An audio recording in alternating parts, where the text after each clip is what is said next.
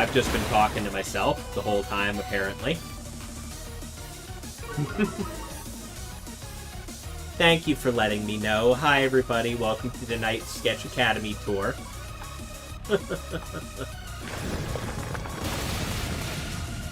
Sorry, just kind of rushing to get in and started at this point. Should have known better.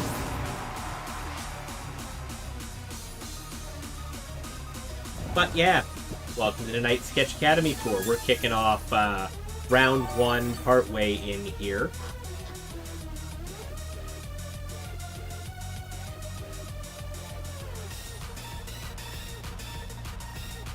Overkill over here busting my chops here about not having my mic unmuted immediately. Man. Well, Aerodactyl's awake and going for the dual wing beat. Not doing a whole lot to the tank that is Melodic currently. But that Garchomp might. Ooh, Melodic surviving on 8% of its HP. That Muddy Water's gonna hurt. Aerodactyl going down, Garchomp living. It's unfortunate, because I'm pretty sure that means that the Melodic is screwed. Because that Garchomp already showed it can do that much damage to it, so... I think, unless it has some way out-of-the-box priority move, I think the Melodic is done for. Alright, we're going for the Protect.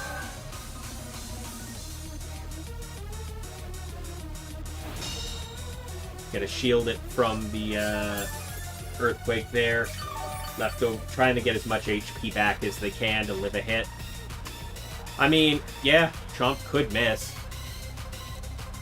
Chomp could miss, Melodic could gain back just enough HP with leftovers to survive. Croc skipping tonight? Alright. Oh. Chomp missed.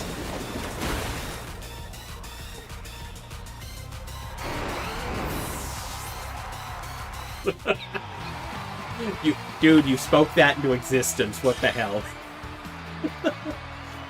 I didn't even know an Earthquake could miss like that. What? I mean, I guess the Muddy Water Drop, yeah. Yeah, the Muddy Water Drop would have been doing that. Yeah. Super has it today. Yeah, no, Muddy Water does do the accuracy drop, so yeah, that's probably due to that. Oh, we're just saying you probably have the tournament today. If there's no Croc, Dialga has it. 100%. You know that damn heal too much.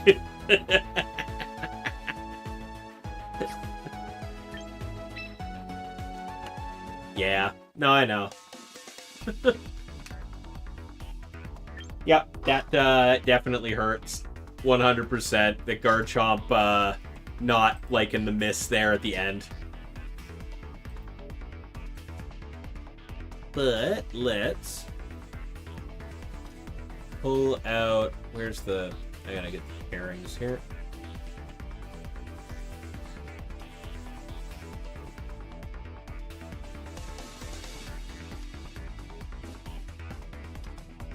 There we go.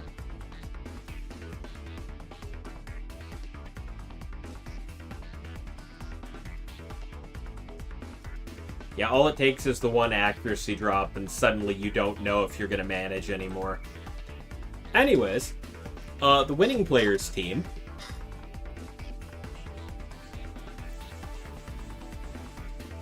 Unless Chomp learned Sacred Sword for some reason.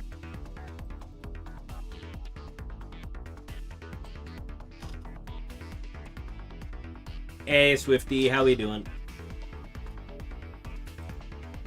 Remember when VGC came out in Scarlet and Violet and they had a set seed after the third move if you went for the first Fishers? Yeah. No, I remember that. I remember that happening, and I remember using, I remember a lot of things in Scarlet and Violet that kind of just worked out like that. Ooh. Alright, Armorhide, you have fun with that. You did war crimes? Like a true Canadian, Swifty.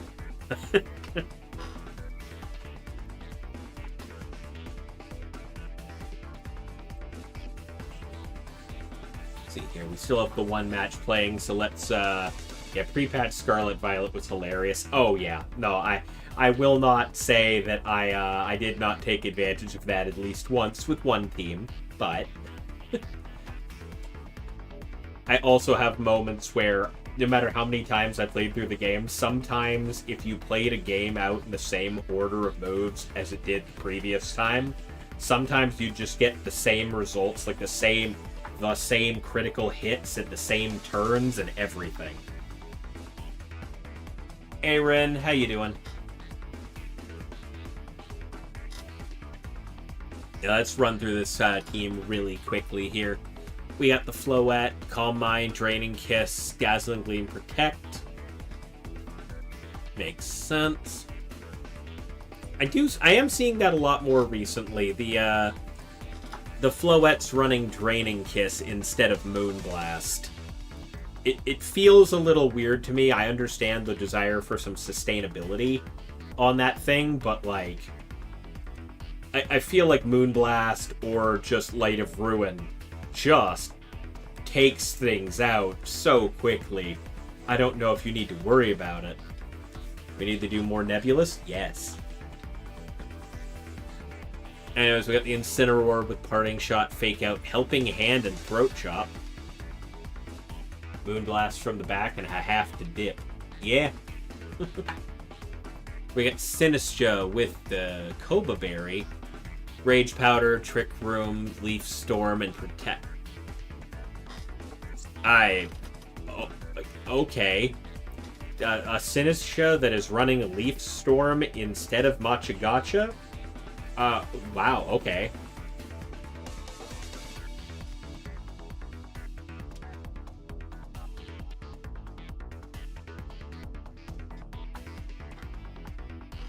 Anyways, we got the Delphox, with the Mega Delphox with the Nasty Plot, Heatwave, Psychic, and Protect. Going actual Psychic and not Psyshock on this one. Melodic with the Leftovers, running Muddy Water, Hypnosis, Coil, and Protect. We saw that work out quite well for them. Focus Sash, Sneasler with Poison Jab, Fake Out, Close Combat, and Quick Guard as well. Alrighty. You saw someone use Drain Kiss to get just enough health to do 3 ruins in one game, so you can see it happening, but... okay, yeah, I understand. It still feels a little weird to me, though. Just doesn't feel like you're gonna be able to, get enough out of that. But, hey, if it's working for them, it's working for them, right?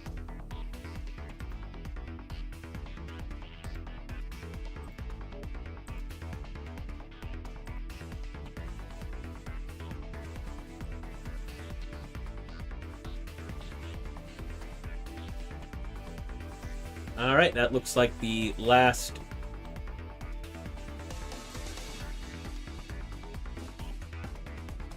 Looks like the last match of the round just finished up.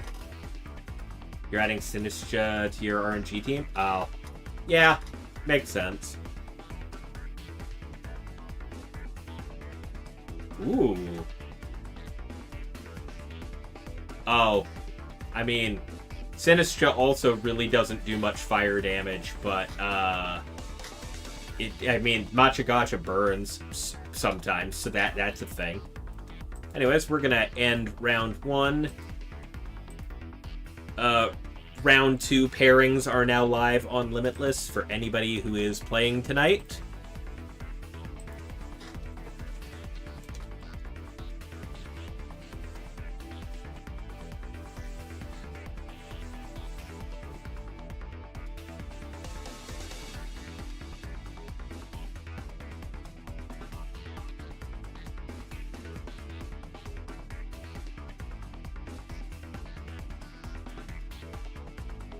It has been announced you're playing Lucas in round 2?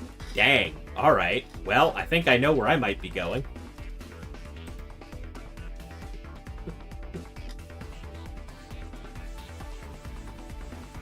Oh no, you playing me? Oh no.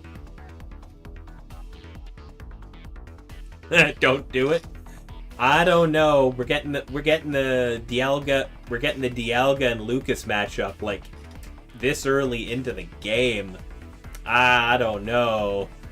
Wait.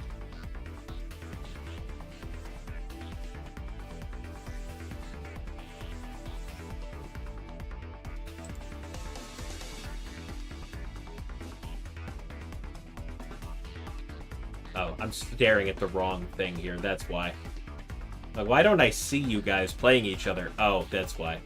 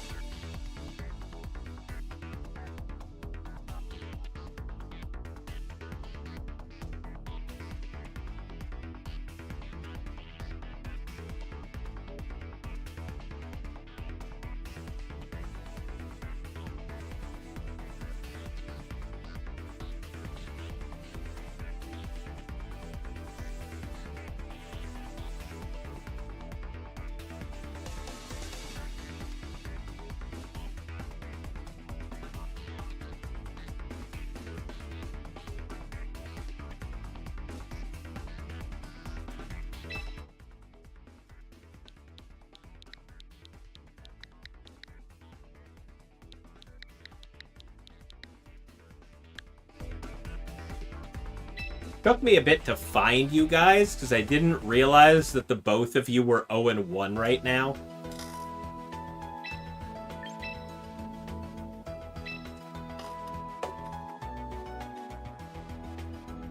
So I had to go digging, because I was like, wait, where'd they go?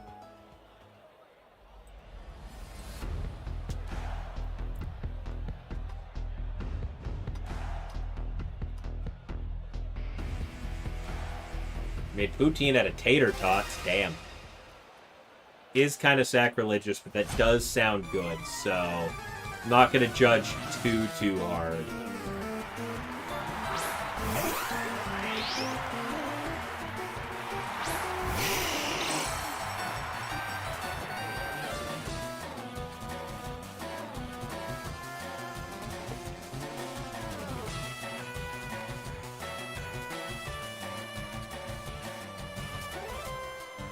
Getting all the things updated here. Give me 1 second.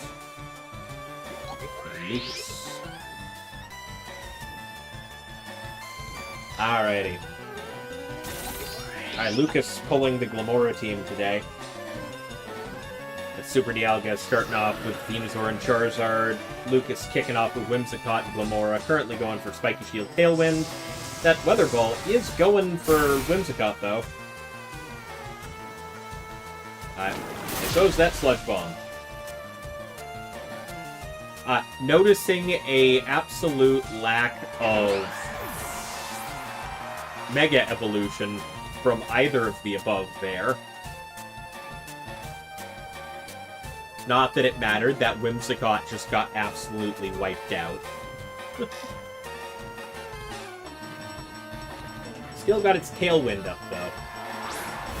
Ninetales hitting the field, gonna get it snowing here. Dialga was probably waiting to Mega Evolve till after the Ninetales entered.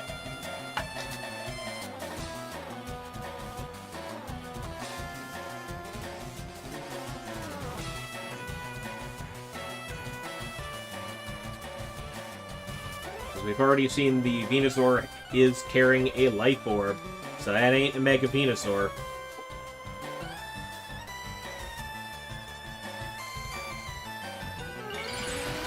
We will see the Mega Glamora, though.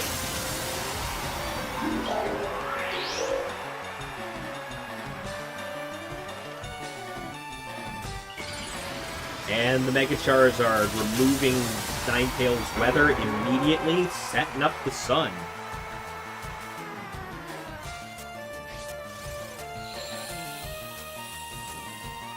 Ninetales setting up a helping hand immediately, though, getting Glamora ready to do some big damage. Charizard going for the Protect this turn. But it's a Sludge Bomb going into the Venusaur, completely KOing it.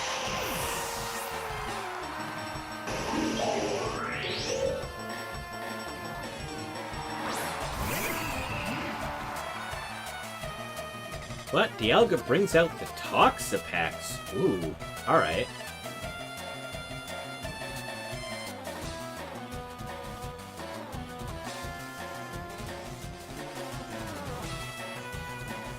Dialga played the 50-50 last turn, protected the Charizard, expecting that incoming rock attack to completely obliterate it, but no. Lucas pulling out the Ninetales, sending in the Kingambit in its place. And that will be the Power Gem this time into the Charizard, just obliterating it without giving it much chance to do anything. But we will see the Infestation out of Critical Infestation from Toxapex into the Kingambit.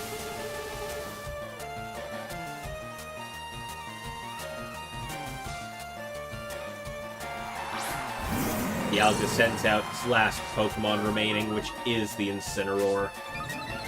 Not going to help hugely against the Glamora, honestly. Yep, that's... Dialga obviously agrees with that sentiment, because that is a forfeit.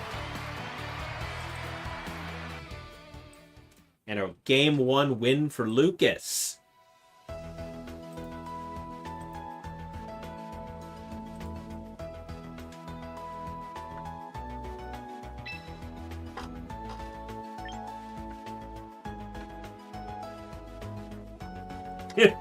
Good round.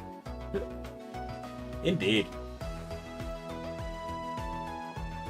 Look, man, when two of our usual top contestants are facing off against each other this early in a tournament, chances are that's where I'm going, right? All right, time for game 2.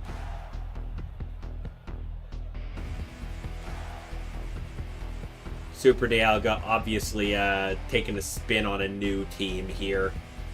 It's like Canada versus Russia in hockey. Yeah, it's going to be a good game no matter what, honestly.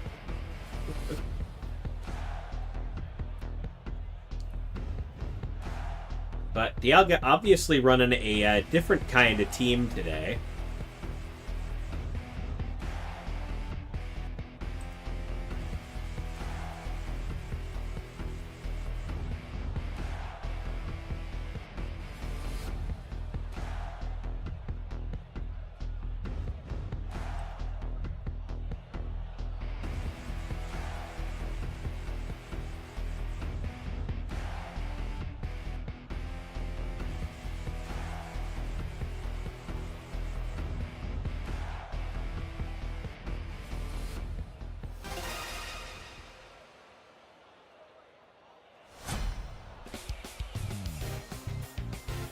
Tell me if you're wrong. Is this a slower team than usual? Because it seems like it's more ramped than the last one.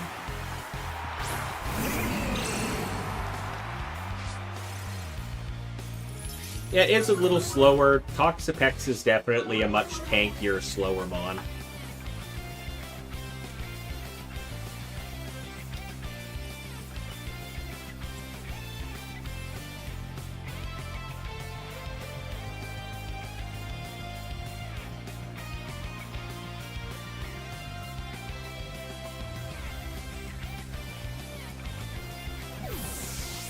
Was dealing with a match issue there. Alright, we immediately have the Ninetales thing swapped out for Glamora, and a fake out from Incineroar, outspeeding Dialga's Incineroar, which can't do a fake out itself. That will be an Infestation going into the Glamora. The Toxapex is definitely a bit of a tankier, slower choice. The Annihilate is definitely a thing I'm interested to see. I know it's fallen off in usage in Champions because of the lack of Final Gambit, but still good. Also, the Rage Fist nerf, which is more just them correcting a bug with Rage Fist, but, you know.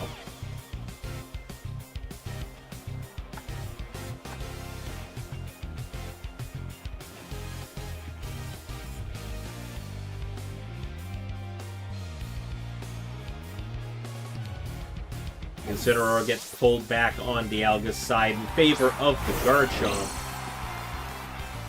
going to be a lot more easily able to deal with the Glamora, I believe. With Glamora being 4 times weak to ground. Glamora going for that power gem into what was the Incineroar. Not going to be able to do a huge amount to Garchomp. Still sizable, though. And it will be a parting shot into the Garchomp slot, just dropping its attack power a little bit.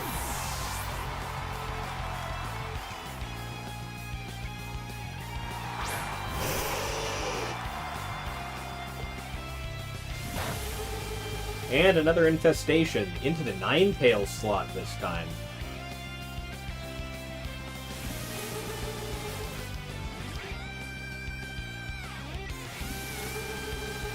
Yep, Ice Tails. Ice Tails is rather decently used in VGC, as I said before, Swifty.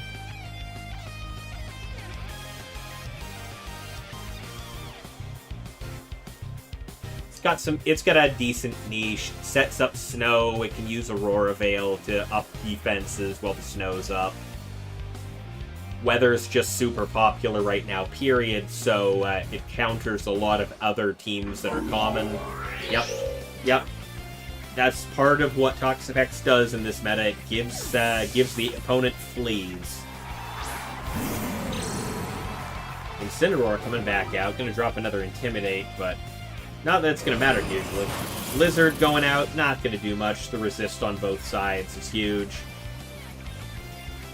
Glamora going for that Earth Power, though, into the Incineroar. Not going to KO it. Definitely going to trigger... Oh, got the special defense drop. That's going to be rough. Citrus Berry going off for the heal, and that is Toxic. Setting up the poison into the Ninetales as well. It is pretty.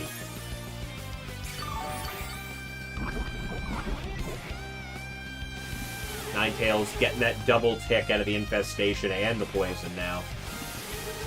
Glamora as well. Because that infestation hurts.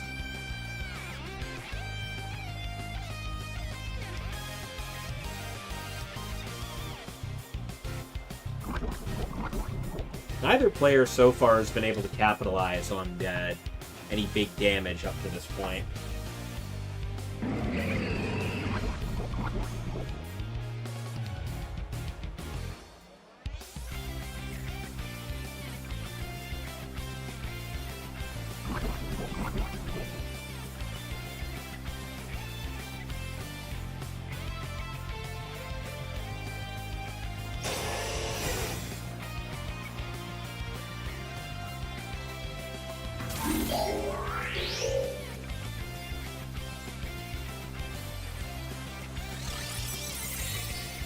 Oh, Toxapex going for the wide guard. Trying to prevent the Blizzard. Incineroar with the parting shot going into the Ninetales, which is protecting. Oh, the ads. Oh, no, I didn't. I didn't even know what to do with that.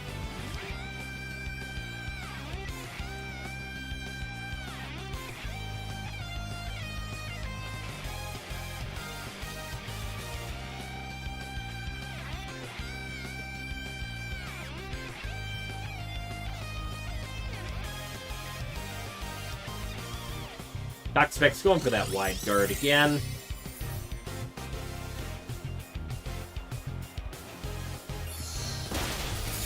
Oof. Going for that freeze dry into Toxapex. Toxapex tanking that surprisingly well. But yeah, no, that Earth Power is going to finish the job with a super effective hit. Toxapex going down, not going to be able to keep up the stuff that it was doing, but Incineroar going to swap out with the parting shot as well there. Going to lower the damage on the Glamora a little bit. Garchomp coming back out. Snow going away. Ninetales taking a good chunk of damage now. Alright, yeah, show me tomorrow so I know what to do with that, so you can switch those off or delay them if need be.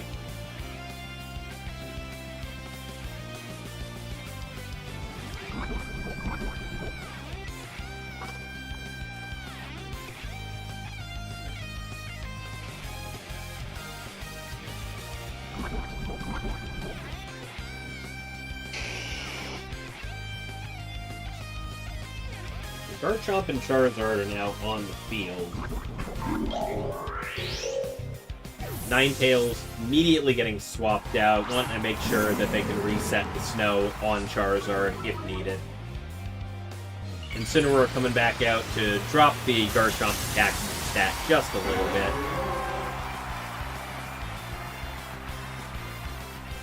Mega Charizard coming out. Lamora's going for the spiky shield, not wanting to get hit by whatever's about to happen.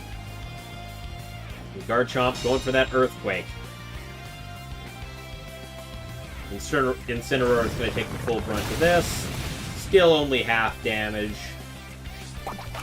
Incineroar tanking it up. But that will be a Heat Wave from the Charizard.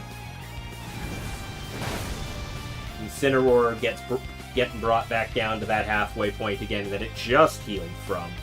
Yeah, this game is such a game of chess, yeah. It's what happens when you get two players who know what they're doing really well and are really practiced with their teams. You get these matches where people are just playing around everything and just trying to position themselves properly for a win. And he can't remove your Garchomp, yeah.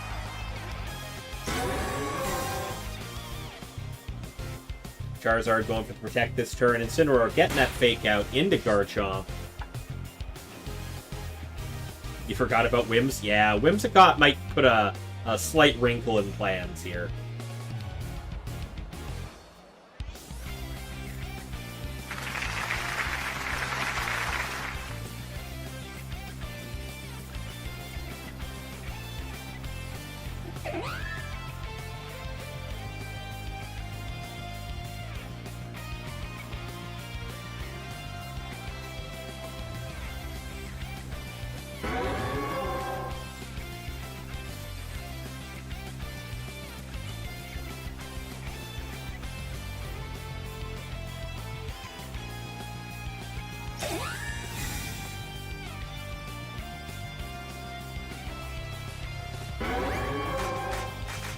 Alright, we got match.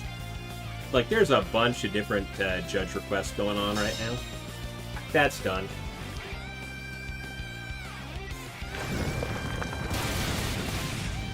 There's that Earthquake. Incineroar not liking that hit. Well.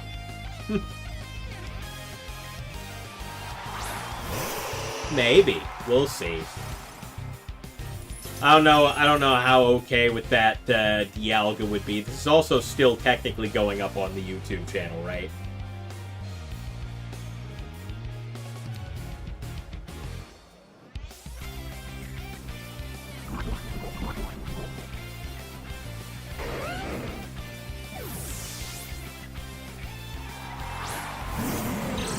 Incineroar getting swapped back in for the Garchomp.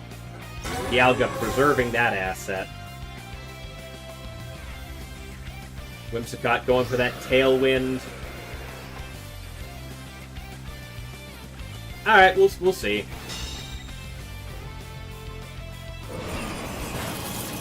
That Blizzard going in.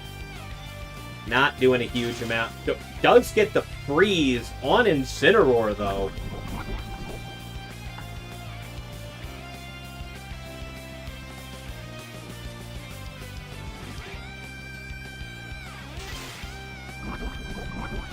I mean, the freeze hurts. However, there's one. I don't know what Dialga's set is on the Incineroar, but there's one really easy answer to that freeze right now that could just work. Nope. Whimsicott goes for the Moonblast. Incineroar can't do what it wanted to. Ninetales going for that Blizzard again. Incineroar just living that on 1 HP. Charizard goes for that Heat Wave. Big damage into the Ninetales, ending that thing entirely right now. Whimsicott getting dropped to 1 HP as well.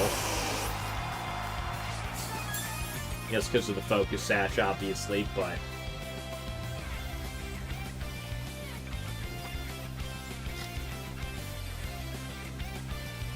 Yeah, that's what I was saying, Dialga. I don't want to say it out loud, but yeah.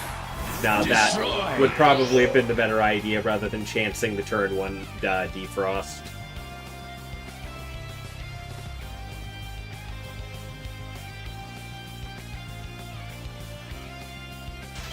But all Lucas has left is the 1 HP Whimsicott and the severely weakened Glamora.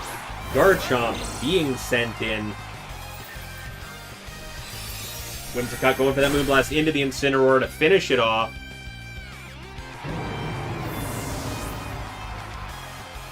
That's Power Gem into Garchomp. Will not pick up the KO. But Garchomp is looking a little weakened here.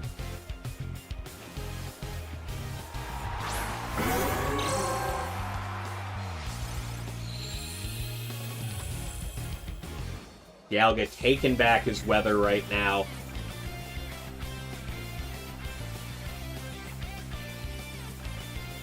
Lucas has his work cut out for him here, though.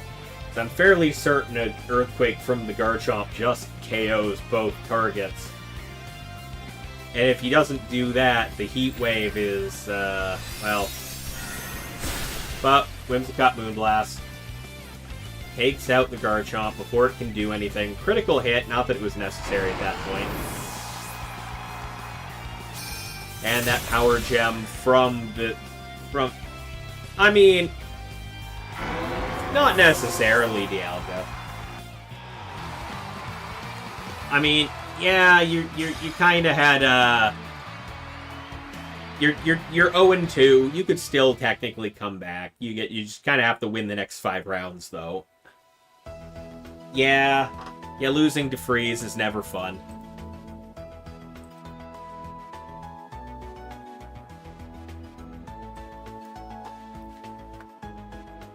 But hey. Chances of you and Lucas running into each other at the 0-1 tables in round 2 are low. But yeah.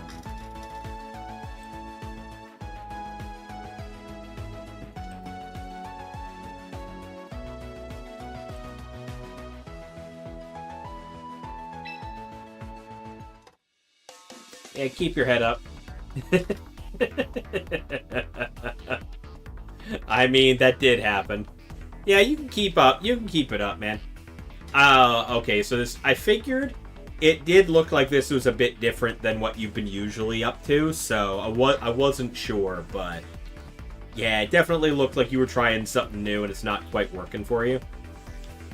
Oh, yeah, okay. That makes sense.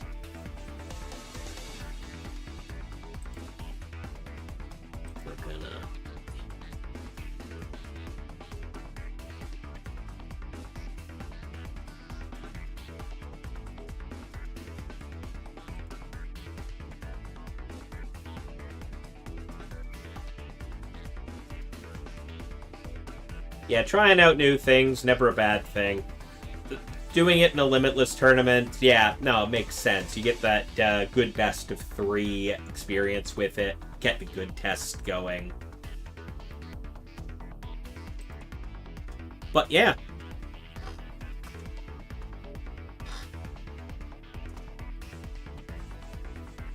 Friendly game, we're here for laughs and giggles. Yeah. Now, you get some good experience with tournaments. I do end up running my new teams mostly in Limitless tours, it seems. Kinda just don't end up laddering as much as I probably should. But yeah, up on screen, we have Lucas's team.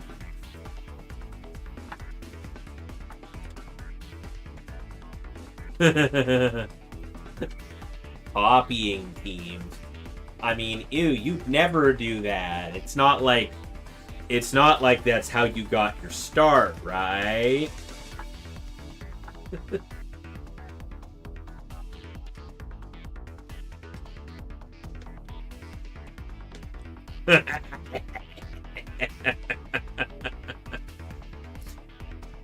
Stop spilling the tea.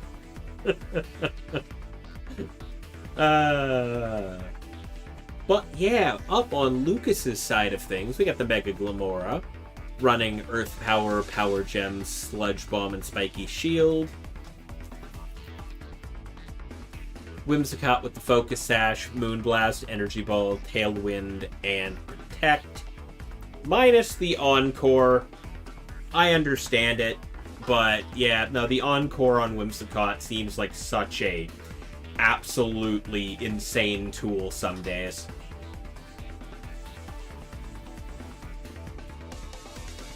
But yeah, Alola Ninetales running the Nevermelt Ice for some bonus ice damage. Blizzard, Freeze Dry, Helping Hand to Protect.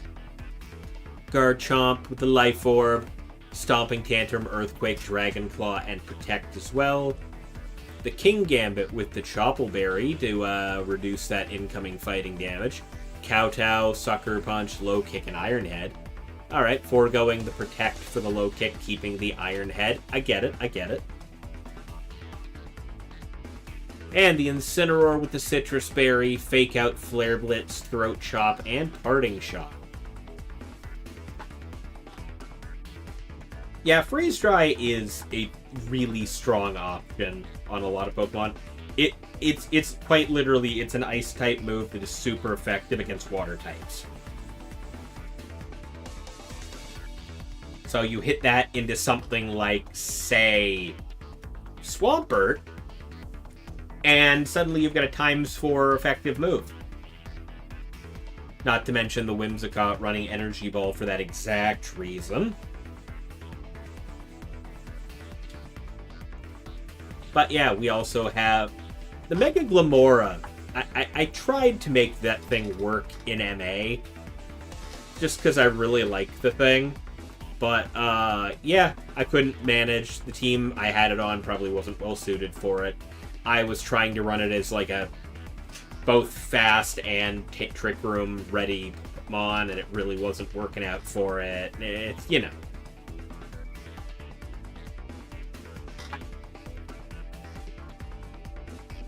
Yeah, it does work if you play Hyper Effects. Yeah, you're running Tailwind and you're to get it boosted up, and you're just blasting with it. Oh yeah, works really well.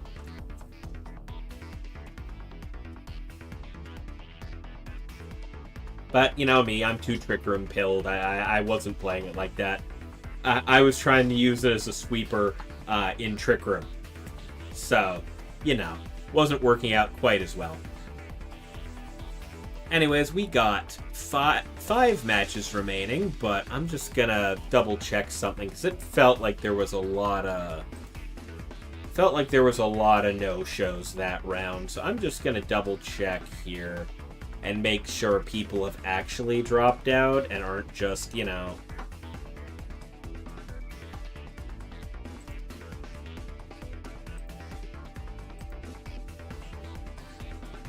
that guy didn't show up.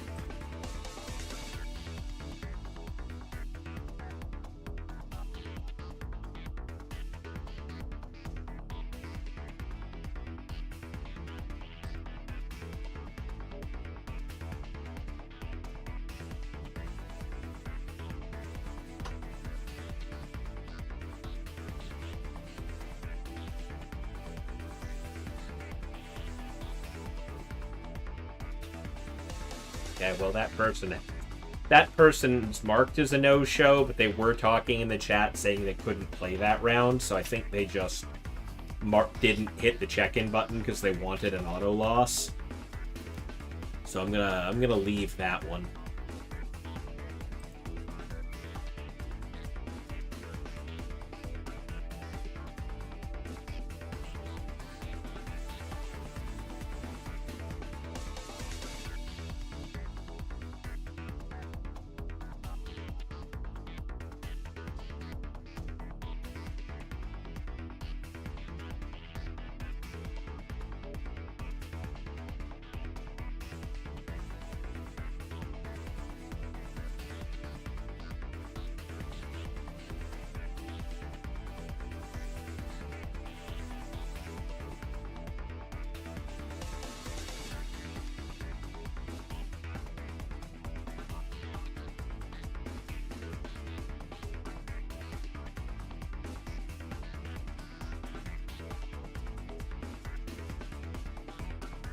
Oh, you just haven't reported. Okay, that's...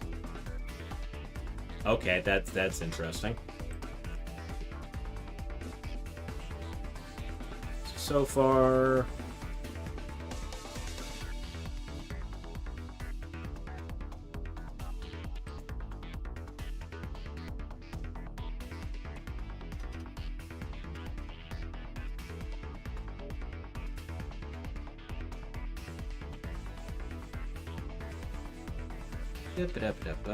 Let's see.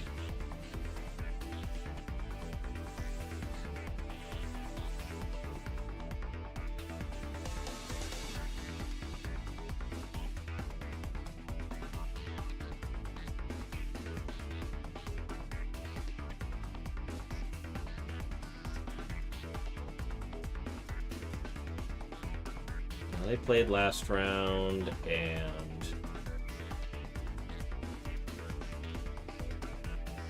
Okay, well, that's a thing. Alright, nobody to remove just yet, but that's, Oh,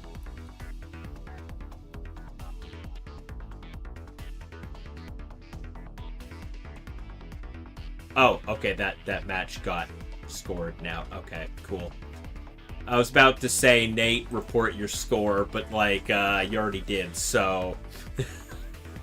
I looked away for 2 seconds and your match got, all your scores got put in.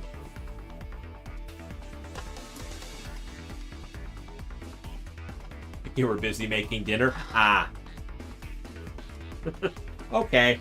I was wondering. I was looking at all the matches that were 0-0 looking for no-shows, and I just saw that you guys were playing, but you hadn't reported your scores yet. And I was getting worried about that. Anyways, we got 2 matches remaining being played at this moment. They are Pilliswine Fan versus Anino. And Joniako versus Danny. You're only half paying attention to the match because you're worried about burning your pasta? Ah, okay, I was wondering. Now, between that and,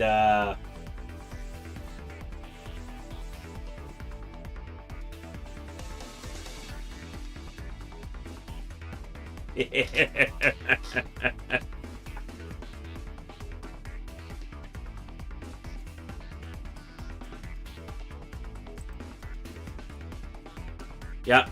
Starting at 0-2, time to sweep. That perfect. Exactly what I was gonna say. Meanwhile, Dialga is making threats.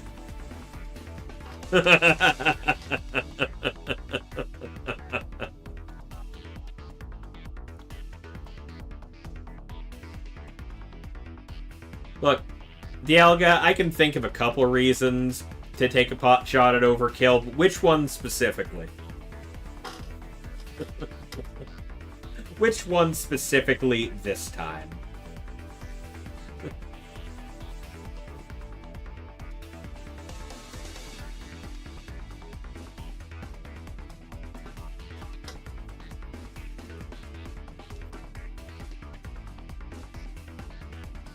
It was a really bad matchup for you? Oh, okay. Understandable, Nate.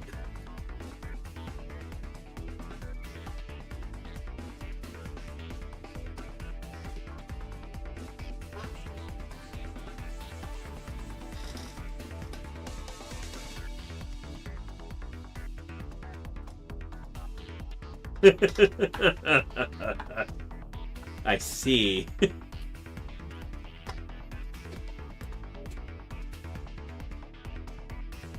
Alright, down to the last match remaining. That's Pilliswine. Joniako won his match against Danny. So now it's just Pilliswine and Nino. Literally could end at any second.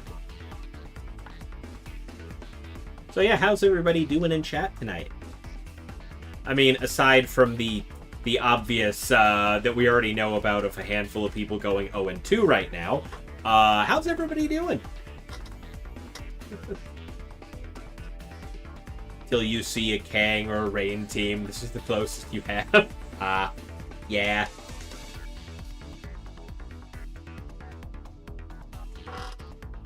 working on D&D stuff. Nice. That reminds me, I've got to actually join the Roll20 link that you sent me.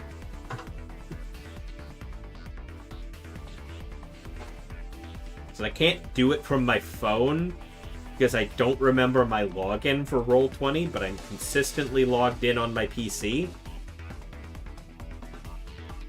Oh yeah, I'm joining.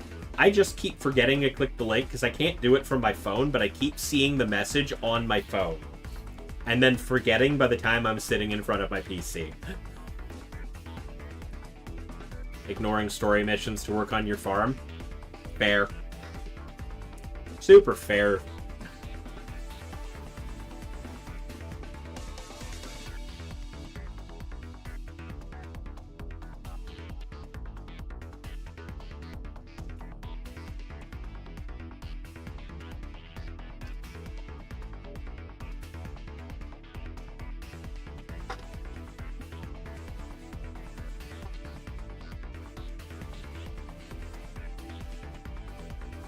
You didn't do your story. Oh. Yes, you were playing that other monster capture game that is currently out. Yes. I need to get back to Pal World. I really do. I haven't played that in ages. I wonder if the tower fights are any less difficult than they were previous, because man, that first one you can do early in, but like, I know you did. I wasn't. Yeah, totally not legally copied Pokemon. I mean, look, man, you could make a whole argument out of that. Some of the ones that were more obviously copied have had their designs changed for the full release.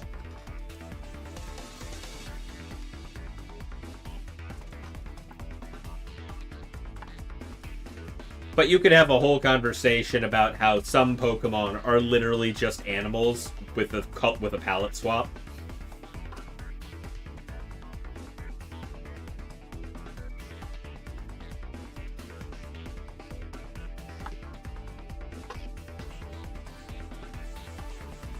You could also make a massive argument for how many original Pokemon designs were effectively copied from Dragon Quest. So, you know. Not like Nintendo's innocent of it either.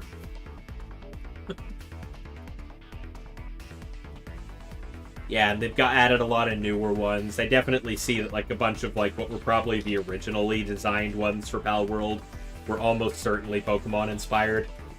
And they definitely rounded down on that as they went.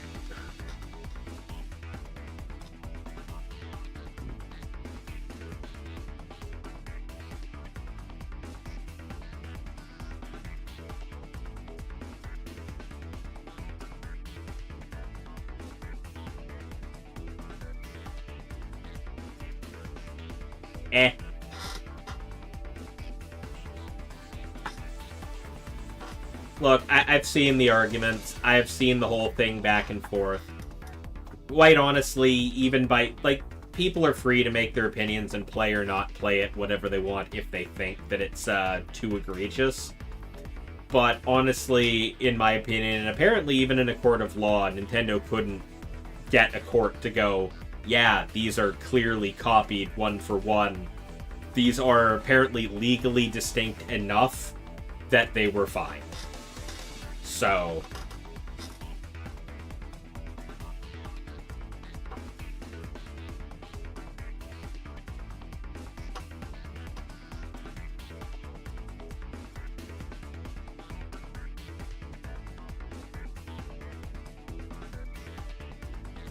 personally, I do think Pal World is different enough. Maybe some of the designs might be similar, but like, everything copies everything. Let's not.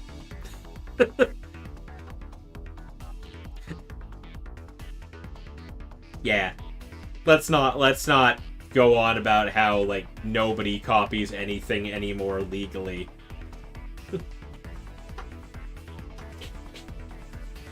Yeah, they did. Because they were desperately looking for any reason to sue them because they knew they couldn't get them on the design end.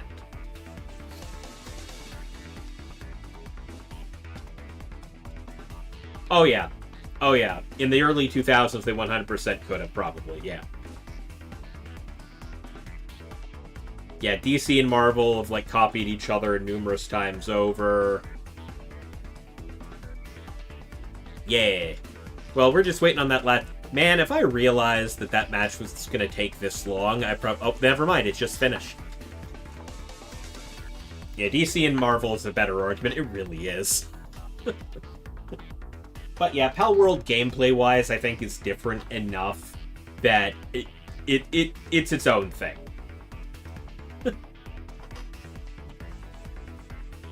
I do appreciate it. I do enjoy it. So... It's a thing where you can enjoy both. You can choose not to if you like one thing over the other. Nobody's forced to play anything. You do get guns, yes. Not till, like, later in, but yes, you do. I want to get back to it. I've been away from that game for so long, and I've never actively finished it, so now that it's done, I can do that. Anyways, round 2 is completed.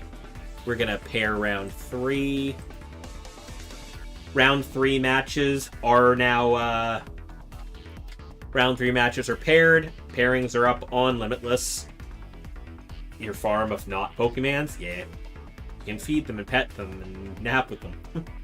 You were threatened to play Pal World or they kill your fish cartel style? Damn.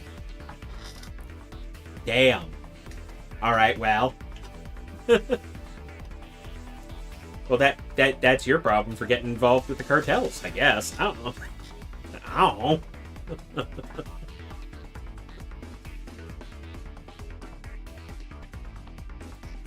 I don't know what to say to that.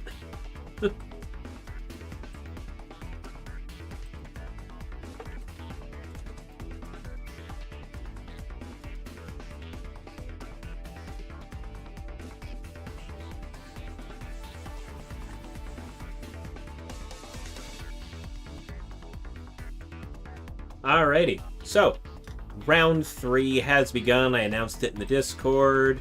So we're going to check the pairings for round 3. Who do we want to look at right now? Okay, well, I already know. I didn't even realize that they were in this tournament tonight. That is 100% somebody we're going to look at. They added fun costumes? Yes, they did. I saw that a while back.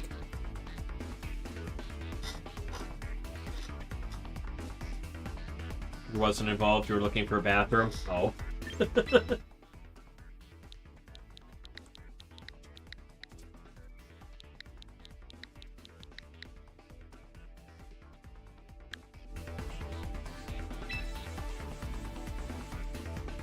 Oh, your dad's playing again?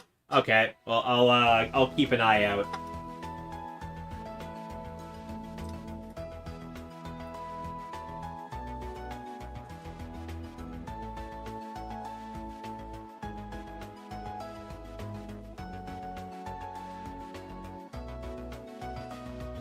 I've already got my round 2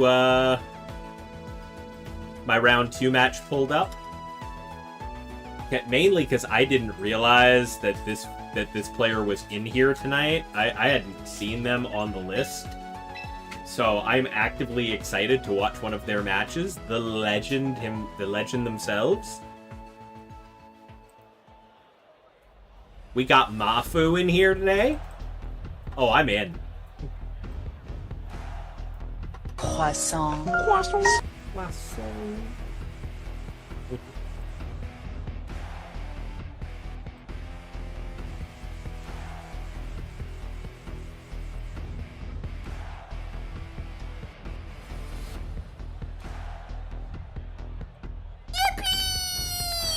Yippee indeed.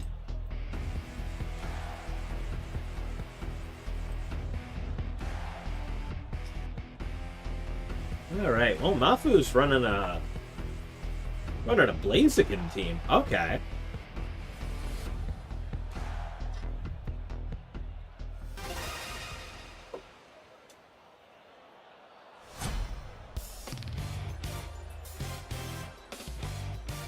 See that NAIC 2026 Challenger title. Oh boy.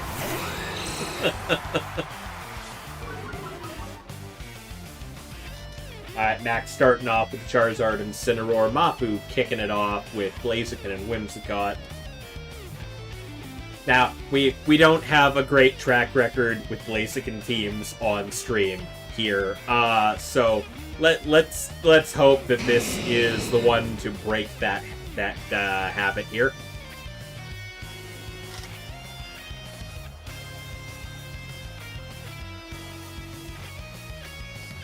I love that the Incineroar is named Ol Reliable.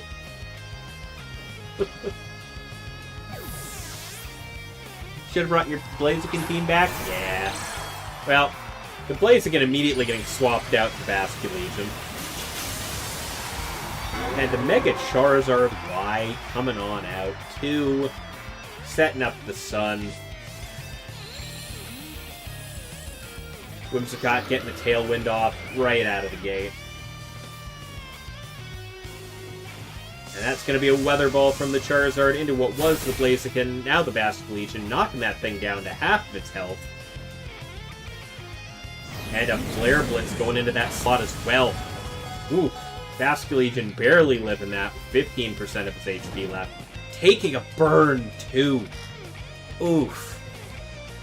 Oh, that Basculegion just got messed up. Oh, wow.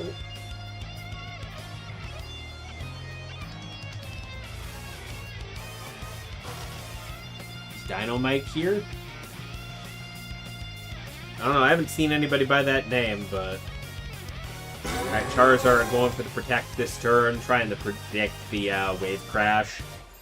Whimsicott goes for the Moonblast into the Incineroar slot, chunking that thing to 58% HP. That is in fact a Wave Crash, but they predict the Protect into the Incineroar. Not quite gonna find the KO though, with that burn taking out that... Ooh. Burn knocking the damage down on that a couple notches. And the Wave Crash recoil finishing the job. That will be a Flare Blitz. Gonna chunk that Whimsicott down to its Focus Sash as well.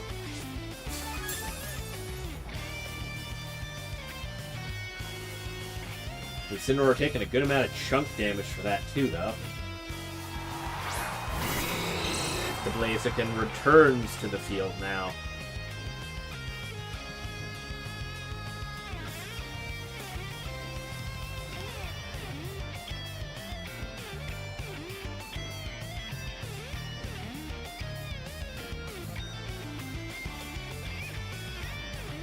Much better position for the Blaziken to be in currently. Yeah, Charizard getting swapped out in favor of the trap. Ooh, okay. In favor of the Toxapex. But we got the shiny Mega Blaziken on the field. Whimsicott going for the Moonblast. Not gonna take up much damage there. But it's a Rock Slide, it's a Rock Slide. Picking up the KO on the Incineroar. Doing a decent chunk again to the Toxapex as well. But the Toxapex, after its leftovers, is kind of unbothered overall here. The Charizard definitely not liking the concept of that Rock Slide right now. Still coming back out regardless. But the Blaziken's got a Tailwind behind it and a Speed Boost now, so I feel like it's got the upper hand except for the Toxapex ready to end it, but...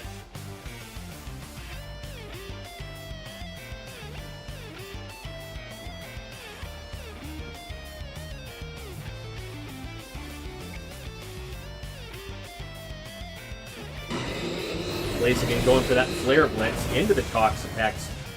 Gonna chunk it down to 26%. I don't know if he was expecting a swap in there, or just wanted to get some damage off. That just wants to end it before it can start doing anything bad, but that's not gonna do enough damage. That will be a Heat Wave. Blaziken dodges it, but the Whimsicott will get taken out by that now.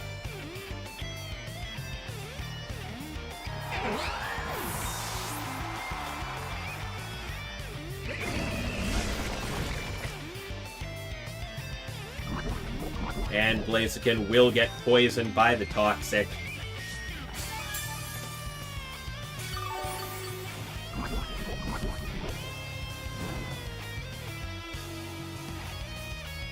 And the Tailwind is gone, but the Blaziken's now sitting on 2 speed boosts.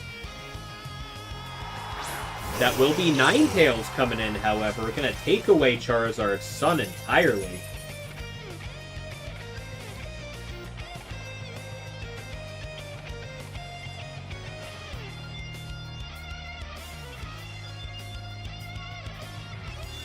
That will be a Wide Guard, trying to prevent the Rock Slide from coming out. Which it does. Getting blocked by that this turn.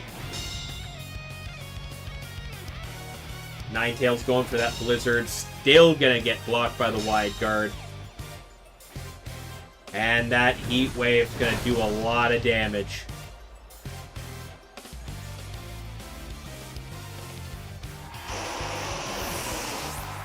Ninetales barely got a chance to do anything there.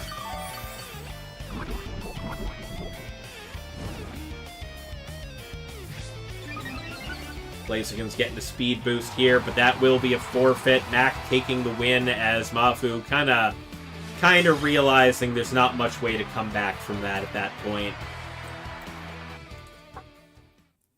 Because let's be fair, all that really has to happen going forward is Toxapex can just spam Wide Guard to prevent Rock Slide, and Charizard can just finish off Blaziken because it can't really KO Charizard otherwise.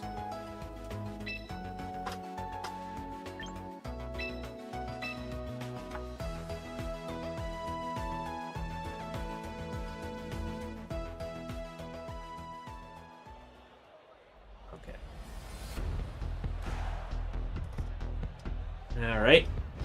The 10-minute mark of the round has come and gone.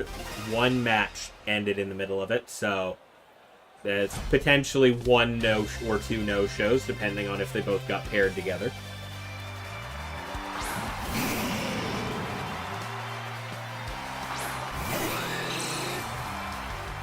Both sides kicking off the exact same way again.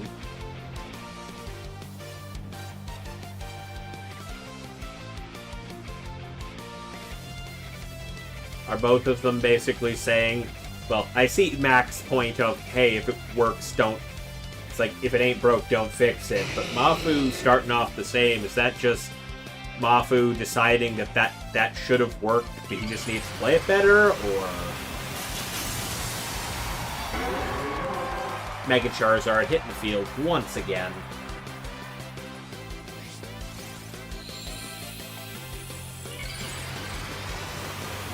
And Blaziken will Mega Evolve right out of the gate. Not looking to swap him this time. Not seeing as what happened last. Whimsicott going for the Protect turn 1 here. And Blaziken going for the immediate Rock Slide. Charizard dodging it.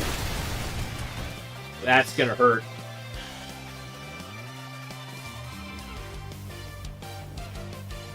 Charizard getting that Heat Wave off instead. Doing a decent chunk to the Blaziken. But Incineroar will get flinched from the Rock Slide, not being able to do anything. Not being able to capitalize too much there.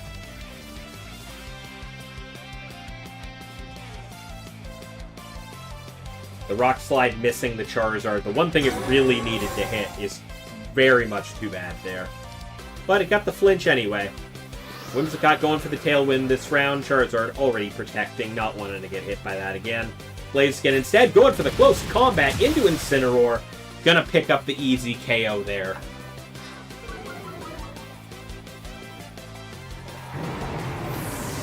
Fully expecting the Charizard to protect that time.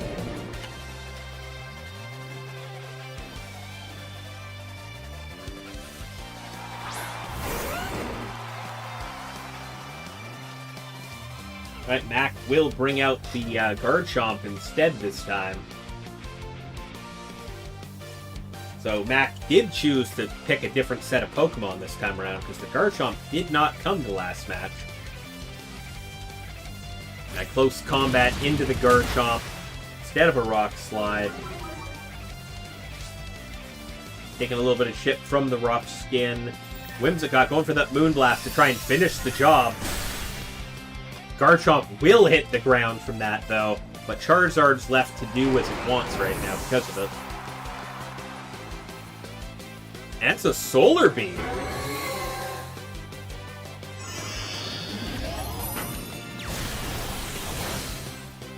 That still finishes off the Blaziken. I'm not sure if...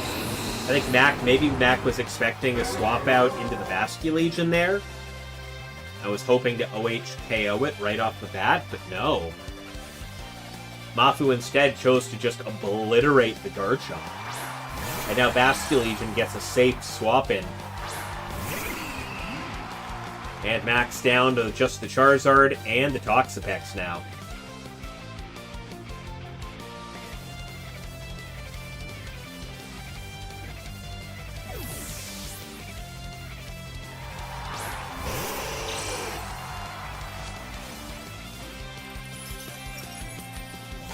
That will be a Wave Crash immediately into the Charizard, just ending it.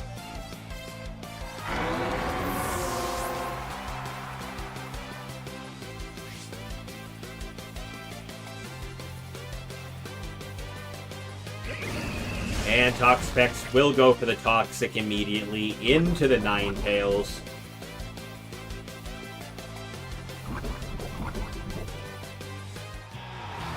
And that will be a forfeit from Mac. Not liking the look of that now.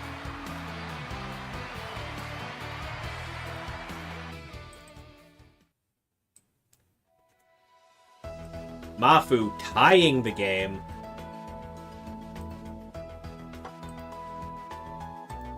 We got what's going on?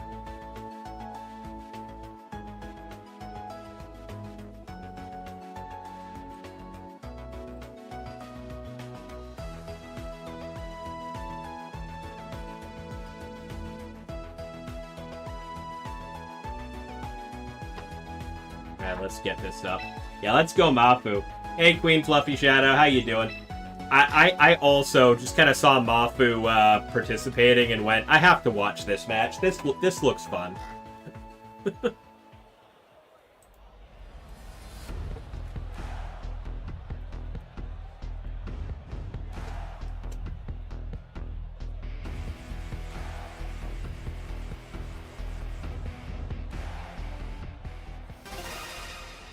Alright.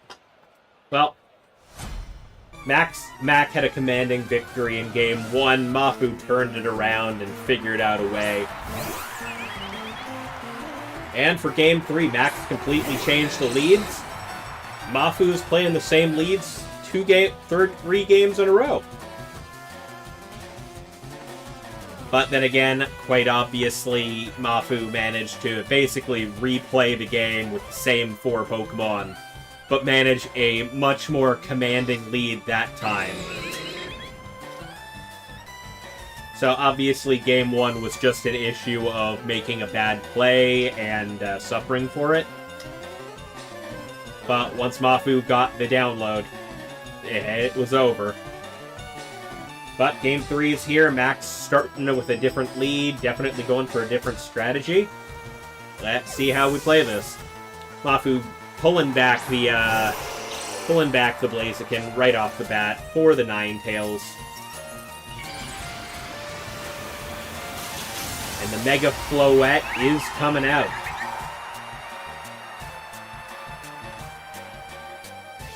$500 Prince.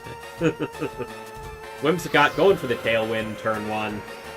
Gonna make sure the speed advantage is ready to go. But that's an Encore from Max Whimsicott.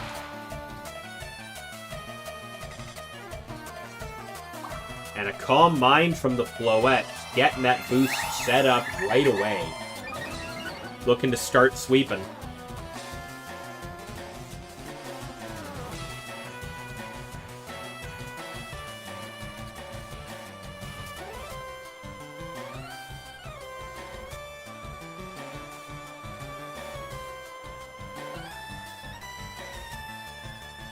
Whimsicott is getting pulled back just to prevent the Encore from making it repeat Tailwind. Basculegion gonna hit the field instead.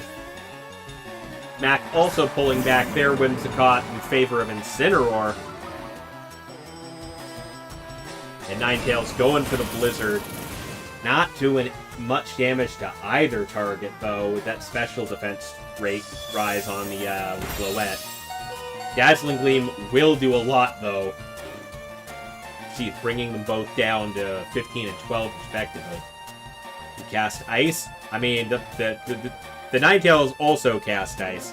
It didn't do so well.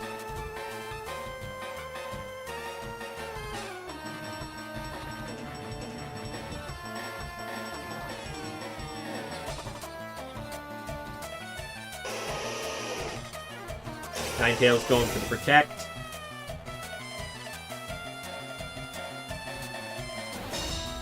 Calling the Fake Out target into the Ninetales. And that will be a Wave Crash.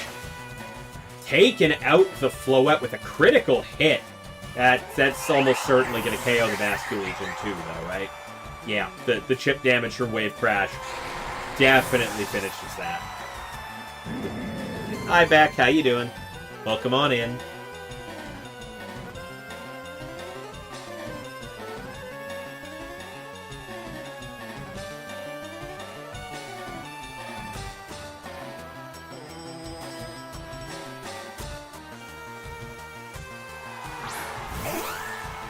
Whimsicott returning to the field, as will Blaziken.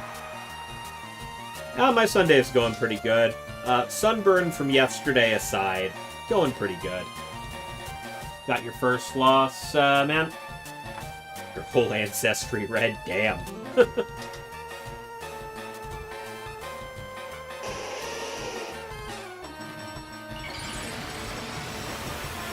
It's still 0-0.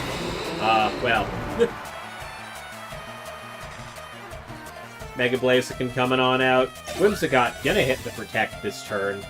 Fully expecting it to go that way. Ninetales going for the Blizzard. Not doing a huge amount there with the Protect. Incineroar, we already saw it resist the hell out of that last time. And Blaziken, once again, Mafu calling the Protect and just blasting the Incineroar with close combat.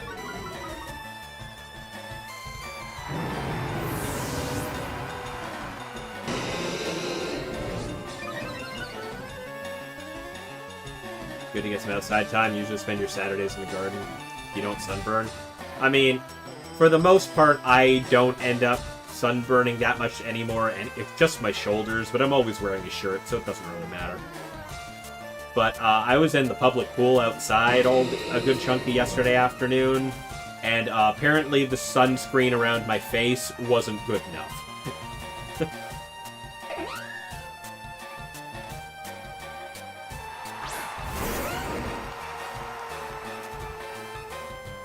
Max sending out the Garchomp in place of the Incineroar.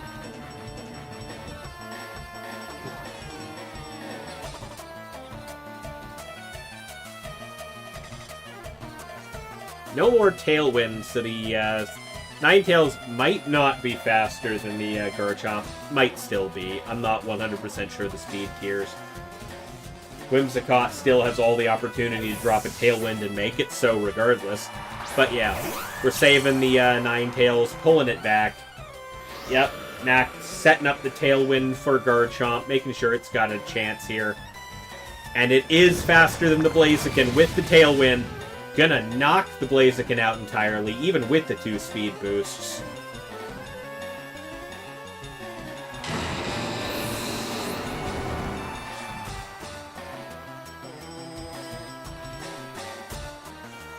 Ooh, just in time. Battle ended to a forfeit. Mac? Oh, Mac forfeited. Knowing full well what's going to happen the next turn. Because now, Mafu gets to send back out the Ninetales, reset the snow, has Whimsicott sitting there. Blizzard's going to completely one-tap both of Mac's Pokemon. Mac knows he's got absolutely no chance at that point.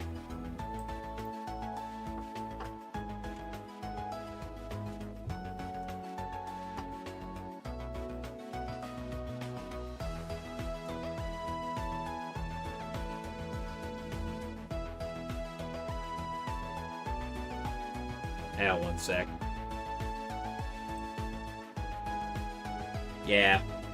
Mac 100% knowing that's not going in their favor at that point.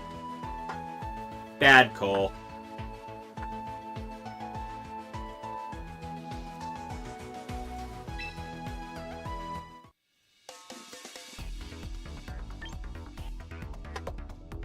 But yeah, that is that match.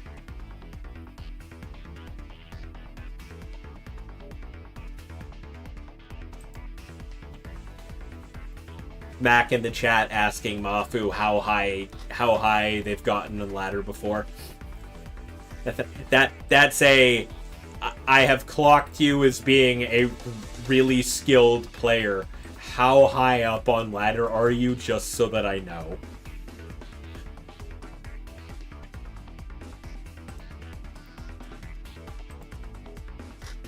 You fixed your you spent today fixing broken Pokemon carts? Nice. Anyways, we got Mafu's team up on stream here. Probably Pokeball tier, like all true chats. You've made 8K before, then went on the most depressing losing streak. Yeah, that tends to happen when you hit like the higher ranks on online at this point. Especially when it's your first time hitting that high on ladder. That's when you start getting the really skilled players. So, yeah, you learn really quickly. Hitting that high on ladder and immediately getting humbled is all part of learning the game. Yeah, champion tier is fun. Never managed to make it up that high, honestly, myself. I got master in the first season. I just kind of haven't had time to ladder since. Did it just play for a weekend like you did? Yeah.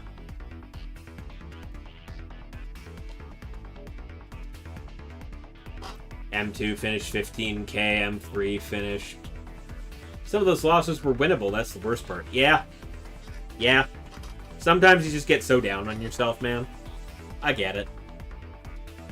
Like, I didn't get a chance to sit down and play, like, I already told you earlier in the weekend, Dialga, that I wasn't playing in Scraw's tournament this weekend because I wasn't around and was stuck at my parents' place. I still managed to sit down here and there and play some ranked matches this weekend, so I got myself into Great Ball now. But I didn't have a chance to actively sit and ladder. I just played like a match here, ran off, did stuff, match there, ran off, did stuff, you know. Enough to finish off my weeklies and move on.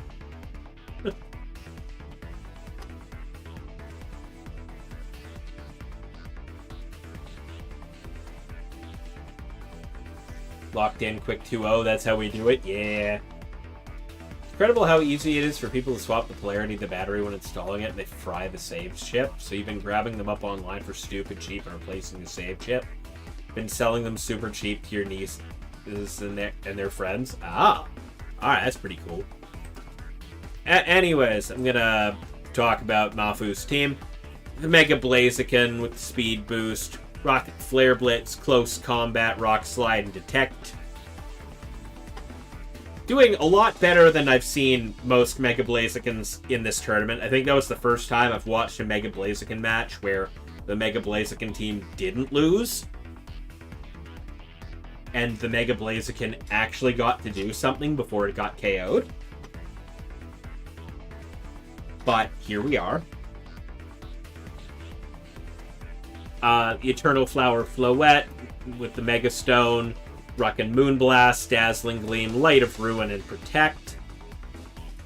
Just going for the full suite of fairy moves on that one. Whimsicott, Focus Sash, running Moonblast, Tailwind, Encore, Protect. That's the more traditional set I'm used to. No Energy Ball, not worried about Mega Swampert. Just Just the classic Whimsicott set. Anyways, we got the King Gambit as well. Black glasses. Ooh, back to the black glasses King Gambit that I like using. Kowtow, Sucker Punch, Ironhead, Protect. That's my set. That's what I run. And have been since Scarlet and Violet.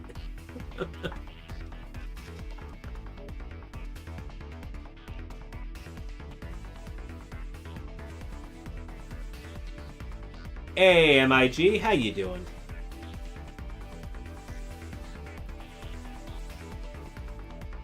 As well, we got the Alolan Ninetales, Never Melt Ice for the extra ice damage. I'm seeing that a lot lately. That hasn't been a thing I've seen a lot for the better part of Champions, but like within the last week, I've seen a bunch of those all of a sudden. Just going for that extra ice damage on Ninetales instead of, frequently it's the Focus Sash or Resist Berry I've seen before. But we're rocking Blizzard, Freeze Dry, Aurora Veil, and Protect. Insult... What, are you 0-3, Dialga? Is that why you're saying that?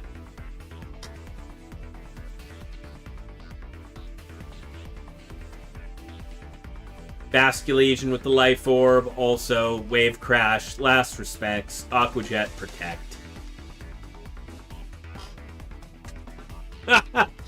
Nope. Uno Reverse. Okay, you're 1-2 now. Got it.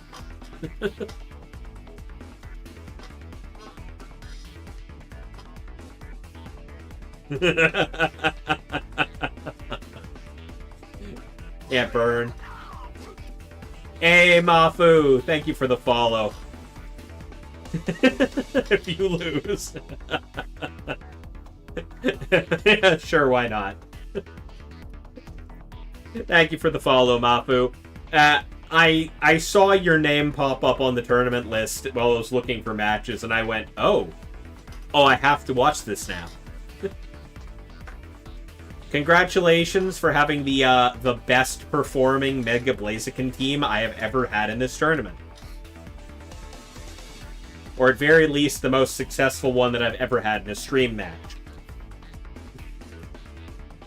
All of the Uno reverse cards.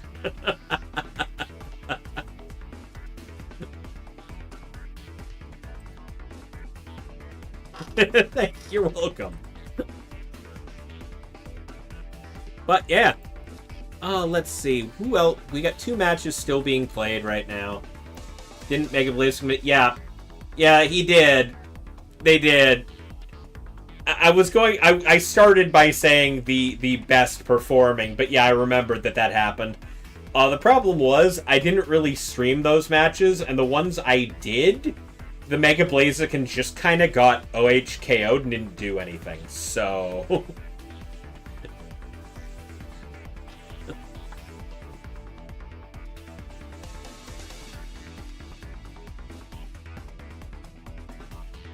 Your partner and you were running the same team in the tournament. We're both 3-0. Nice.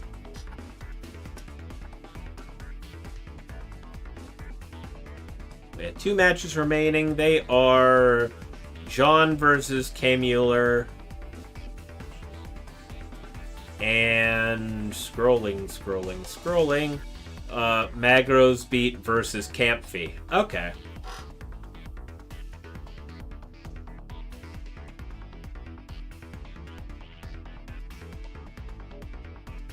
God. God, dude. Blaziken got cockblocked.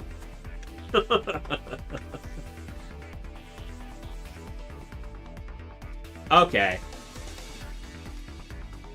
I mean, it happens.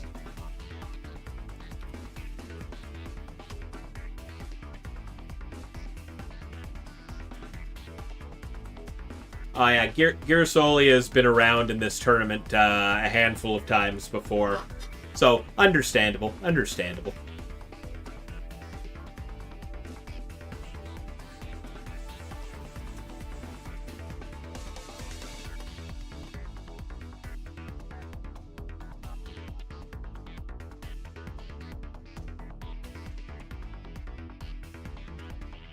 Sparkles, you want to be on stream next? Let's see. Where are you? The evilest to name one of your Sneezlers. I mean...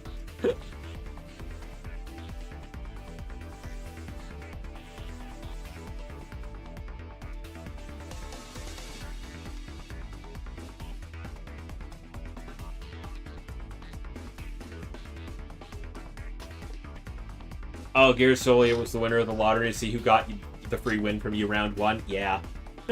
Currently 2-1? Okay. So yeah, if I... Sparkles, so long as your opponent isn't somebody I've already shown on stream tonight, then yes. Yes, I will play your match next. Could have watched you cook. What's that? Nate gonna pull a cooking stream?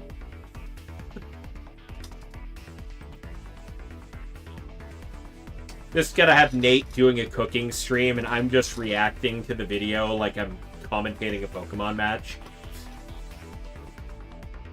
You're making pasta, right?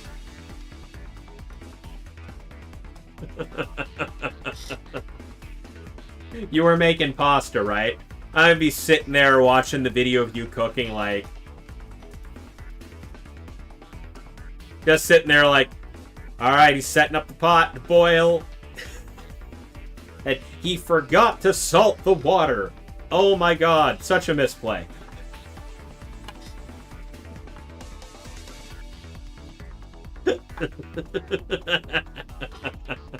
He made lovely chicken penne pasta.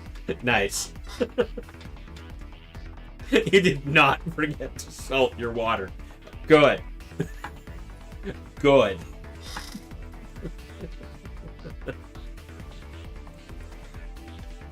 The little Italian Nonas I grew up around would murder you.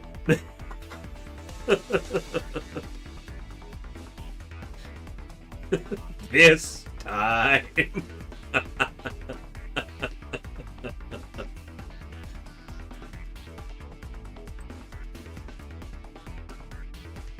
Okay. Who's still playing? It's Magro versus Comfy. Magro's beat is up 1-0 currently, but that could change any second because that score has been like that for a bit now. Do we have any no-show matches this round? Doesn't look like it. Looks like all the people who no-showed dropped last round, so that's actually pretty good. Yeah, watch the game? Yeah. Yeah, at this point, I feel like that's exactly what we do. Taking a little too long, I'm gonna drop in.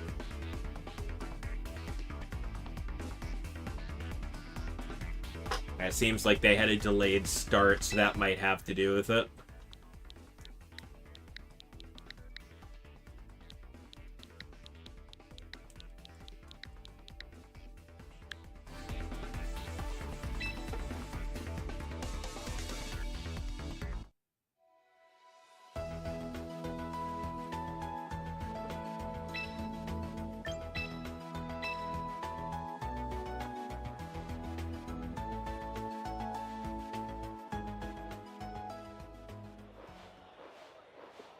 Your opponent almost no shit. Oh, okay, then now I understand. I suddenly understand why this is taking so long. Count Fee is up against a Perish Trap team.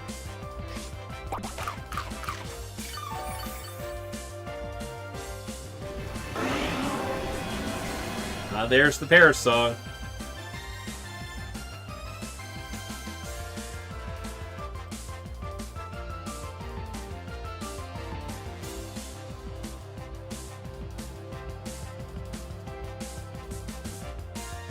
Yeah, it's definitely looking like it.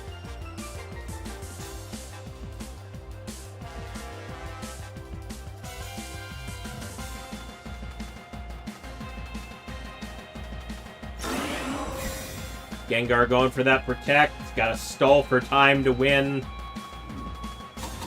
And that is an encore into the Sneasler. Making it repeat fake out even though it's gonna fail. Oh boy.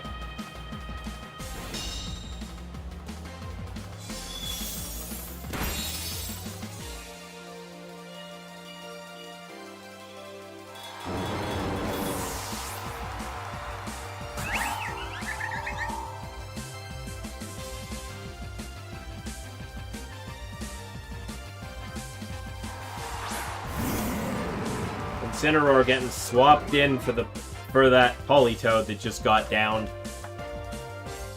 But yeah, nah, this is incredibly over.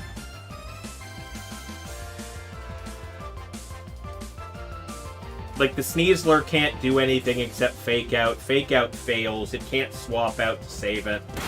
And now the Incineroar fakes out the Floette, so it can't do anything this turn except get blasted by that Sludge Bomb. Which didn't do anywhere near as much damage as I thought it was going to. Alright, that's a struggle out of the Sneasler. But Paris count falling to 1. That, yeah, it looks like it's definitely over here.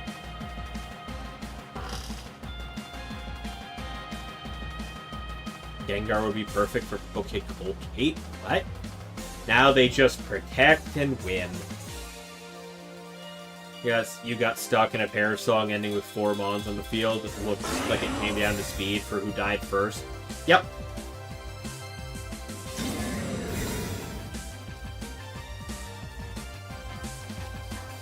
Yeah, sometimes Parasong user kind of just screws themselves over. That is definitely how that works, Benny. Rain stop, Encore over, but hey, guess what? Parish counts are falling to 0.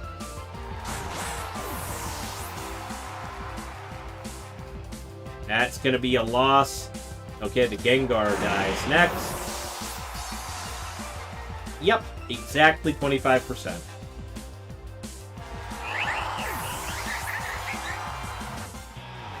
Campy loses that round because the Parasong ends them.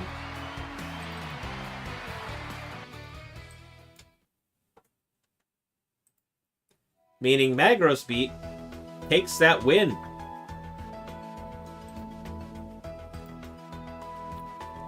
And that is all 29 matches currently going are done.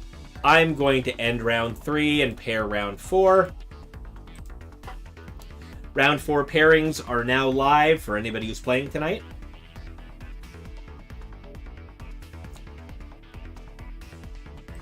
Just gotta go ahead and announce that in the Discord.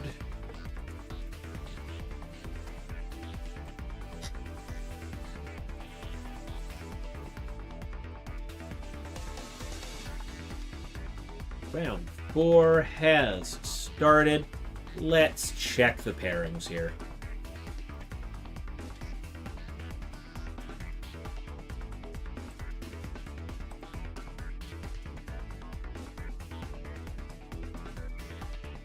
Auto mod. To my understanding, Overkill, the only auto mod on this channel is your bot. So... Alright, Benny. Alright, let's double check your opponent here. Let's see. We got... There you are. Against Canseco. Okay. Good luck. Really? Okay, that's weird. Yep, Sparkles, your opponent, you didn't program it to do that? Weird. Yep, your opponent has not been featured yet tonight.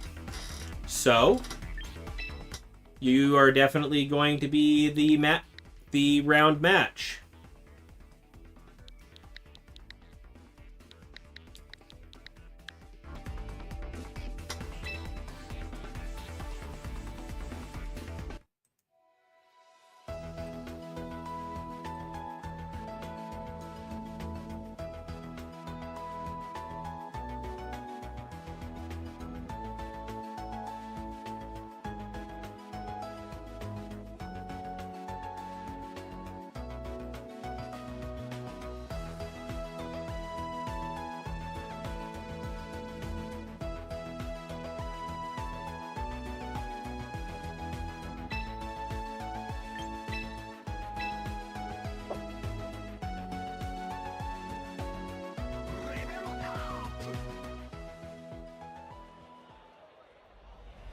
Anonym Le Boss, thank you for the follow.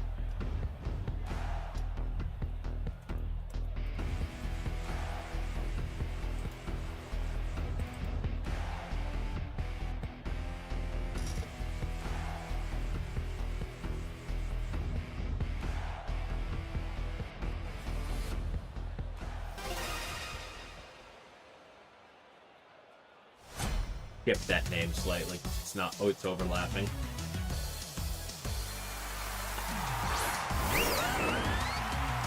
You never get blocked by the auto mod. I mean, considering some of the stuff you say, yeah.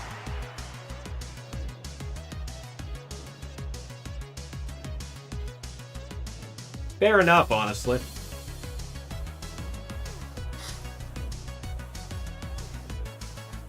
Anyways, Conseco starting the match off with Whimsicott, Charizard. Meanwhile, Sparkle's kicking it off with Sylveon and Garchomp. Sylveon getting called back right out of the gate in favor of Daisy, the Farigiraf. And Charizard going for a Protect. Whimsicott going for the Moonblast instead of Tailwind this turn. Gonna chunk that Garchomp down to 22% of its HP. But that is a Rock Slide. Gonna hit the Protect. And the Rock Slide going into the Whimsicott, knocking it down to 64%.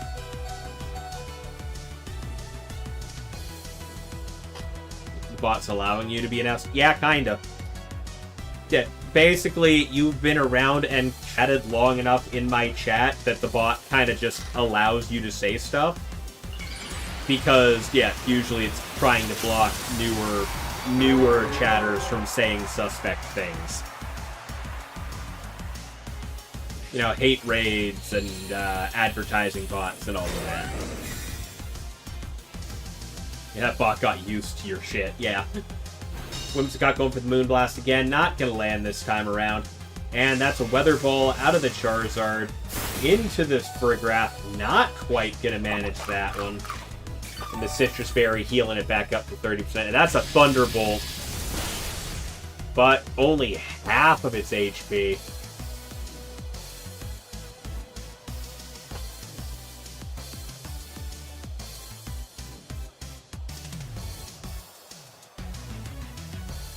Exactly, Beck. And that is the right line.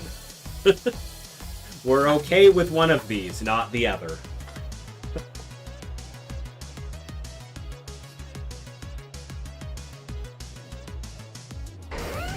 Whimsicott going for the Moonblast once more. Taking a shot into the Garchomp. Gonna pick up the KO on it.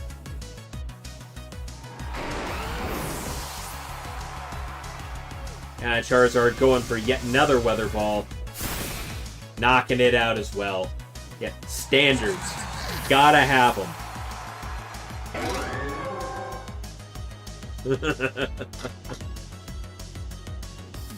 Everybody's gotta draw the line somewhere, Dialga.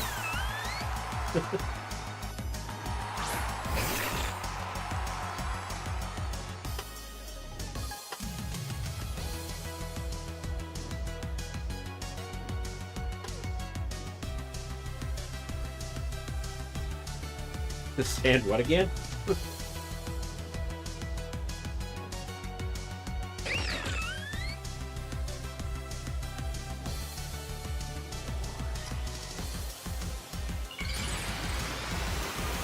Sparkle's got the Mega Mawile coming on out.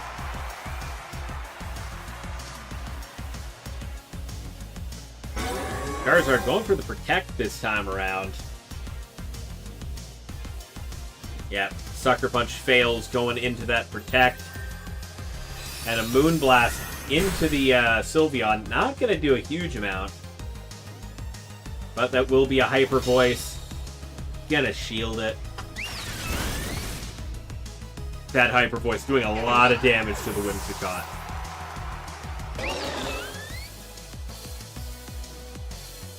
Ilos of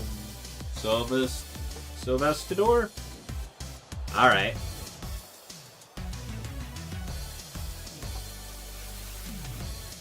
They got an interesting team, or...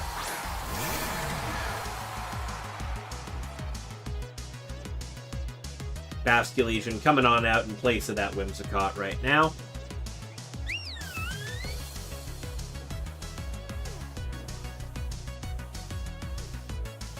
They're a very good player? Okay. Yeah.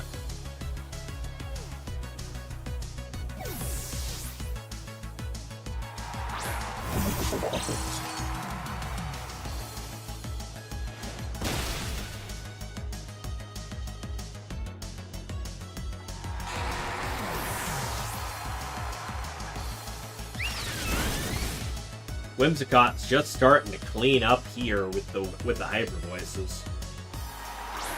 Charizard coming back in. Not looking good. Conseco looked like they had a good lead going off here, but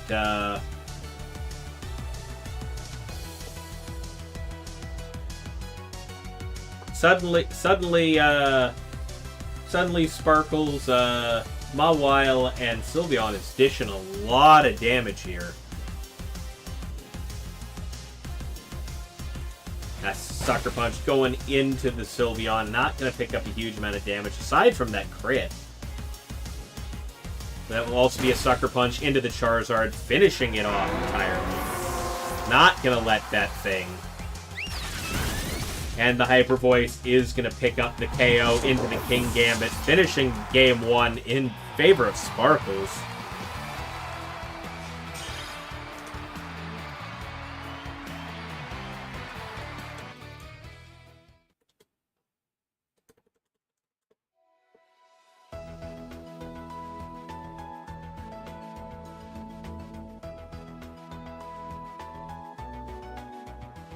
Looked like Sparkles was in a rough spot there, not getting up their Trick Room before as early as they could have, but obviously they pulled it back really well. That shot.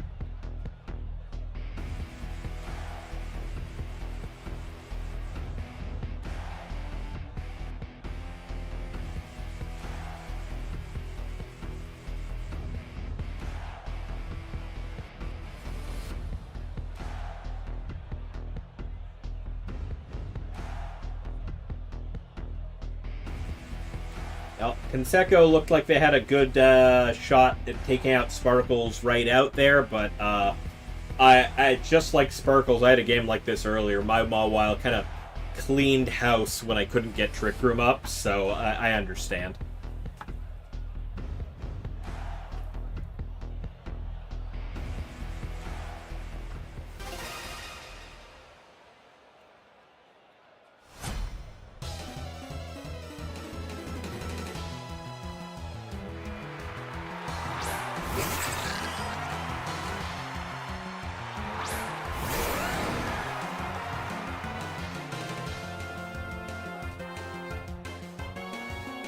Alright, Conseco starting off with Garchomp and Basculesian this time. Sparkles leading out the gate with Mawile and Farigiraf.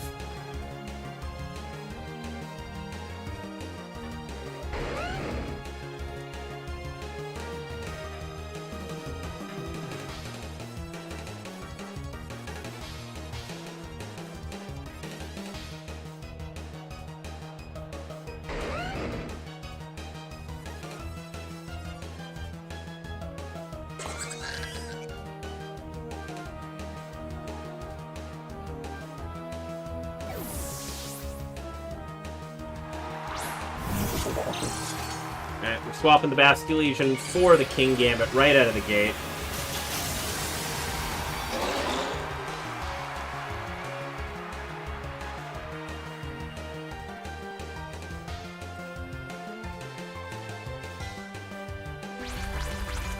A Stomping Tantrum from the Garchomp, just failing to take out the Just failing to take out the Mega Mawile. Trust me, I've been playing that thing. It can tank some hits. Including shit that should probably kill it. But Trick Room is now up. Sparkles has the speed advantage in the majority of cases here. Mawile going for the Protect. Mega Mawile is frail? I mean, it lives a stomping tantrum. Yeah, investing bulk is common. It's a Trick Room team. You're going to invest in bulk. It's not like you have to invest in speed. Thunderbolt getting the Paralyze on the Gambit's not great.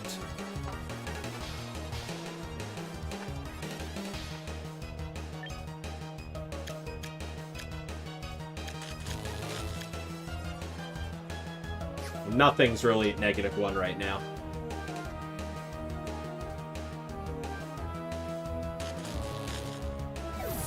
Mawile getting swapped out in favor of Sylveon.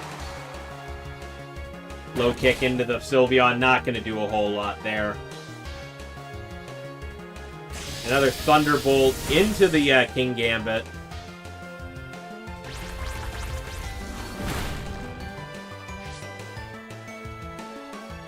Yeah, the Paralysis, I think it... I know it used to be -33%, and just as a down. That Gambit's now going to be slower than a lot of stuff in Trick Room. That's the problem. Sylveon going for a Detect this turn. Still trying to remove the King Gambit from the field. Feels like you're wasting the turns in Trick Room doing that. Kowtow into the Giraffe. Yep, Farigiraf just getting ended there.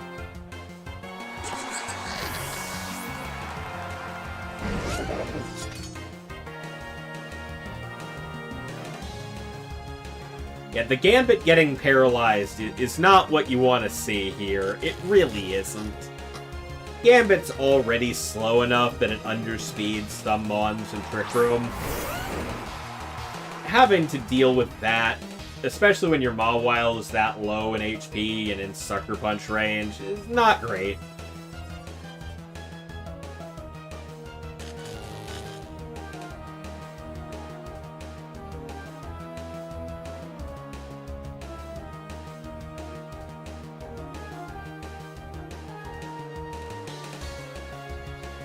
I mean, there's always the chance that the Gambit just doesn't get to move because of full paralysis, but that's like...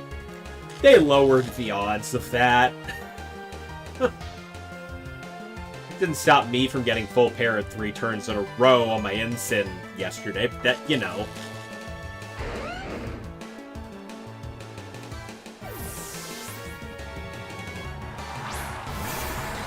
Basculegion getting pulled out. Garchomp going for the Protect. Gambit going for that Kowtow. Not gonna KO the Sylveon. Sylveon going for Hyper Voice. Finishing the Gambit off. Well needed. Your opponent. That's what Toxapex is for, Dialga. You gotta bully your opponent with it. It's the entire point.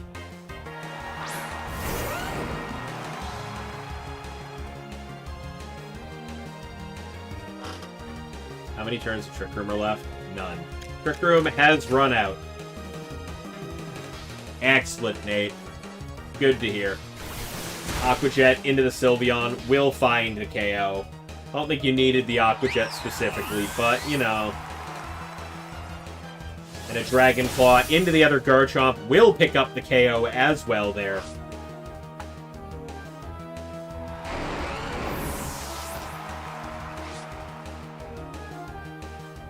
But game is now down to 2-on-2, and that's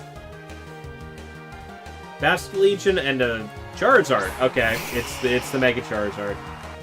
So it's Mawile and Garchomp.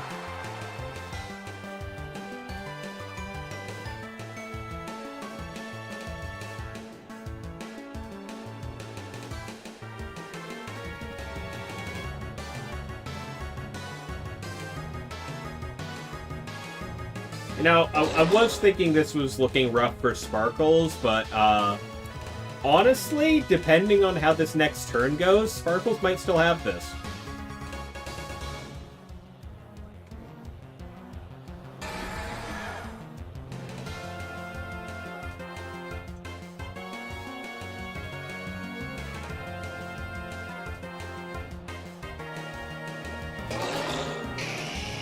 Charizard going for the protects, being the Rock Slide incoming.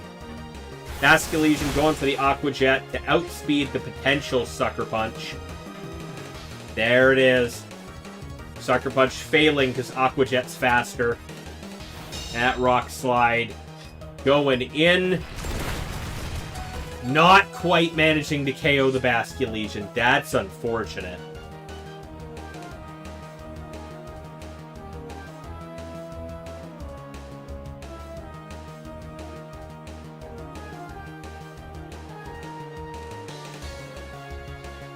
You're 1-3 now, Benny? Ah, that's too bad. There's the Mega Charizard coming on out.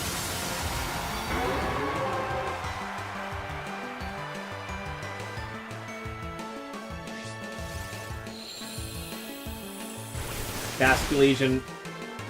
You going for the Aqua Jet. Failing. Ah, but the Sucker Punch into the wrong target. That's fine. The Rock Slide will pick up the KO regardless. Meaning Sparkles takes the win despite the rough second game. Oh, that's good. That's a good way to look at it, Benny. Just try and run out your matches as much as you can. Get the practice, even if you're past the point of making Top Cut at this point.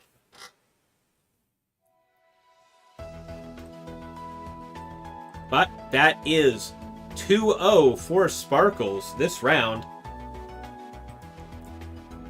Sonic always wins those. Yeah. The Garchomp definitely did that. At the end of the day, the Basculegion versus Sucker Punch is something we've seen a lot. Because both Sucker Punch and Aqua Jet are at the same priority tier. Aqua Jet, well, the Basculegion will outspeed, and Aqua Jet will go first, and because no move is queued up anymore, the Sucker Punch fails. That's why they locked the fish into Aqua Jet. To make sure that you couldn't Sucker Punch it.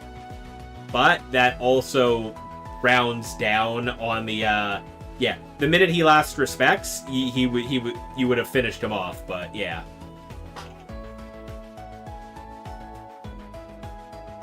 Technically you're still 0-0 because you're 2-2. Oh.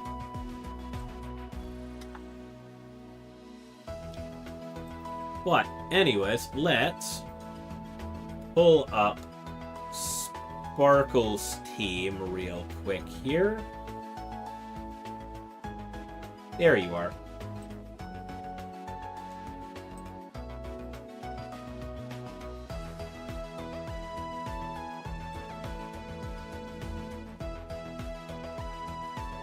Alright. On Sparkle's team, winning that round, now going 3-1 in this tournament, we have the Charizard, Mega Charizard Y, Heat Wave, Weather Ball, Solar Beam, and Protect. The Mega Mawile, rocking the Hyper Cutter as a base ability to prevent it from being intimidated. Play Rough, Iron Head, Sucker Punch, and Protect. Sylveon with the Fairy Feather, going for all that bonus fairy damage. Hyper Voice, Hyper Beam, Quick Attack, and Detect to protect itself with. You're heading to bed, Overkill? Alright, have a good night, man. Yeah, the Life Orb Garchomps named Sonic, Earthquake, Rock Slide, Dragon Claw, and Protect. The Focus Sash, Whimsicott. With the Moonblast, Tailwind, Encore, Protect, the classic set. None of that Energy Ball stuff that I keep seeing recently. And the Farigiraf with the Citrus Berry, with Twin Beam, Thunderbolt, Trick Room, and Helping Hand. I will say, the Thunderbolt paralysis on King Gambit was super unfortunate for you. The minute I saw that Sparkles, I was like, oh no. That Gambit is now the slowest thing on the field, I guarantee you. It happens. You didn't really have any other damaging options on the Frigoraph, because, yeah, it would have been immune to Twin Beam. Yeah, you still win those. I was very worried for the Mawile with the Aqua Jet, but it lives on 1% HP. That was awesome. It was the slowest before that. Was it really slower than Mawile? I thought Mawile undersped it.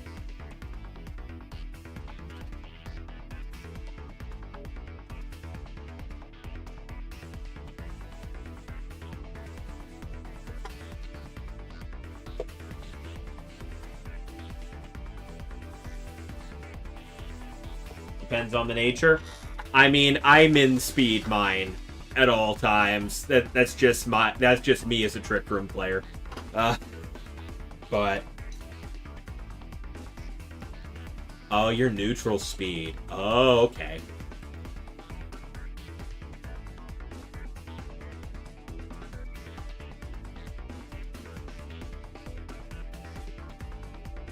Dialga going 2-2 now. Gonna win this out. Just watch. Just gonna go from 0-2 to 5-2 and just barely bubble into top cut. Just watch. Dialga and Nate. Just watch. Just gonna 0-2 to 5-2, bubble into top cut, just barely. You know.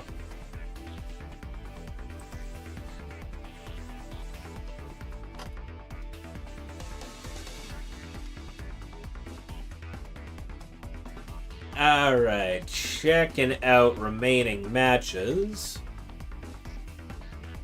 Because there's still, like, another 7 being played. Cravioto versus Alinen. Is in game 3 currently. Gabriel versus K. Mueller is in game 3 as well.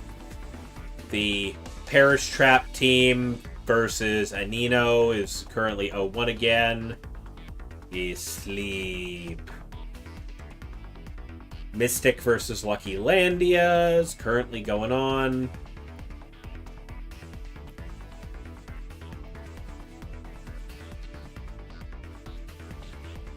Got a couple of 0-0s. I already know Count Fee and Delayed ended the way it did because of a team sheet error. Toadstool versus Charles. That was a close one.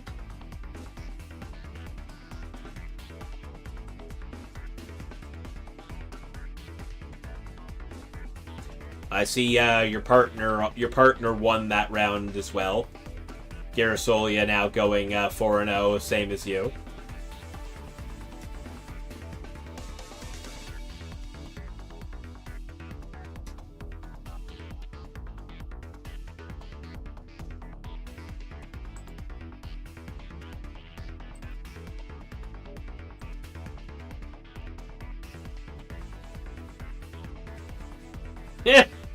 If you get paired up into each other and you lose, it's because you have a bad matchup into their team. Aren't you playing the same team? It's a mirror match. You have a bad matchup into your own team. Dang. I mean, being that your partner plays it too, I feel like that means you should have ample practice in that mirror.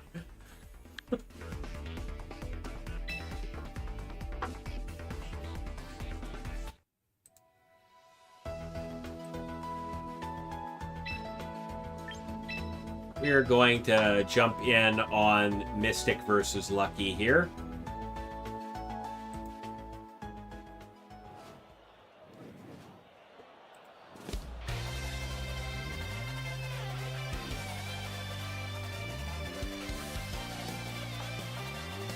Currently, Lucky has this 1-0 at the moment.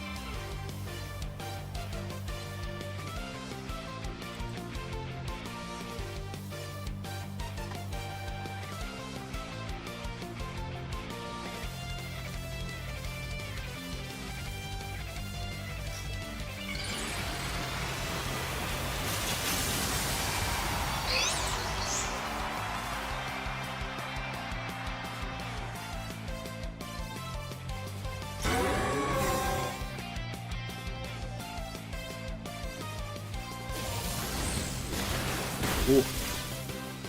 Yep, the Mega Raichu Y shot doing a lot of damage there. Charizard protecting. Rigoraph getting knocked out by the Hyper Voice. You're over here talking shit like you have any idea what's going on. Yeah.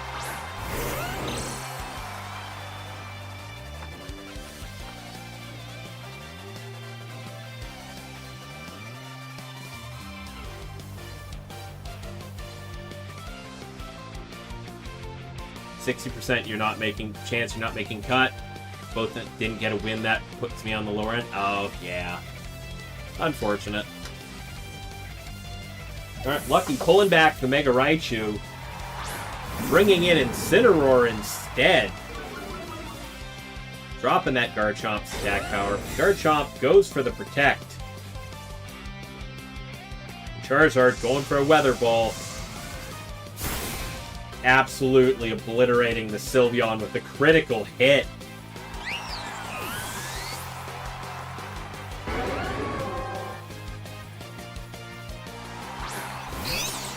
Mega Raichu Y coming back out to the field. Yeah, that critical hit was big.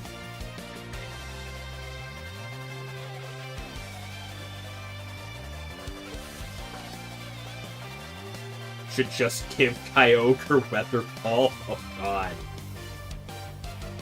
What's the reaction for, Beck? Which part in particular? That Pikachu been choosing. I mean, it's a Raichu, but I understand. The Mega Raichu Y looks more like Pikachu than it does Raichu.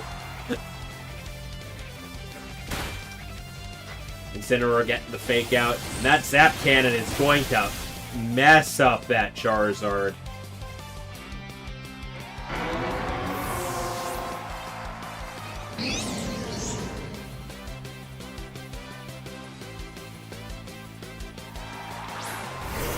Raichu is Pikachu's evolved form back.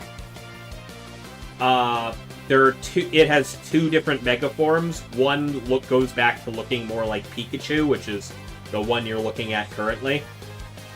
And the other one is looks more like Raichu. So, you know.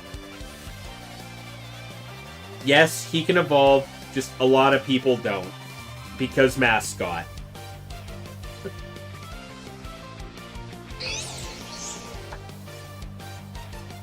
You're not going to take the cute mascot in the anime and turn him into something else. Nah. Pikachu evolves.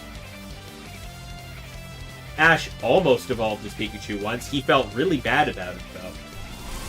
Raichu going for that Focus Blast. Knocking the Garchomp down to 45% here.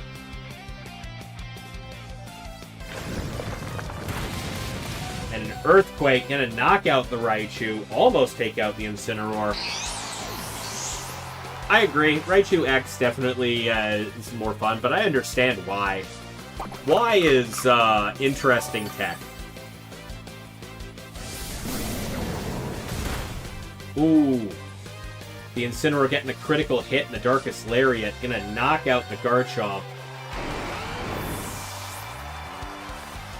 Yeah, Raichu is in the show. Even including like the very first season. One of the gym leaders Ash faces has a Raichu, and it's a whole thing.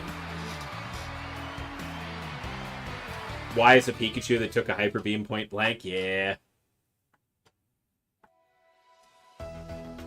Yeah, Lieutenant Surge. Well. Oh, I have this the wrong way. Hold up. I've had this score the wrong way the whole time. It's actually Lucky Landia who had the win so far. Mystic took game 2. So this is going to be game 3.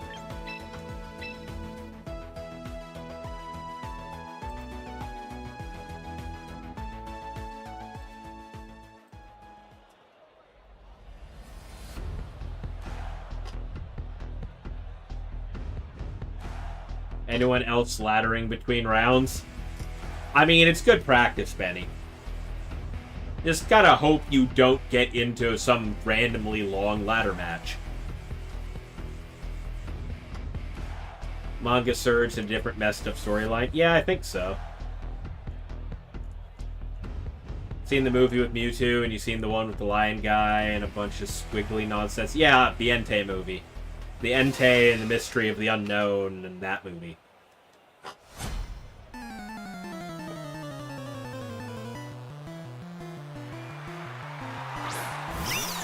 Yeah, sometimes you just want a breather between. Playing on ladder's a lot different to in tournament. Oh, it really is. Don't want to mess up your brain to thinking like you're going be at best of one suddenly. Give the melodic.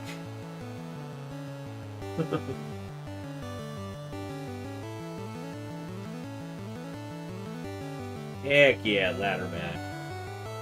Yeah, we got Mystic 2 versus Lucky Landia here. Also Team Sheets. Team Sheets is huge. Yeah. ADHD hitting hard tonight. Tour, ladder, watching stream, playing TCG on the phone. Jeez, Benny. That's a lot.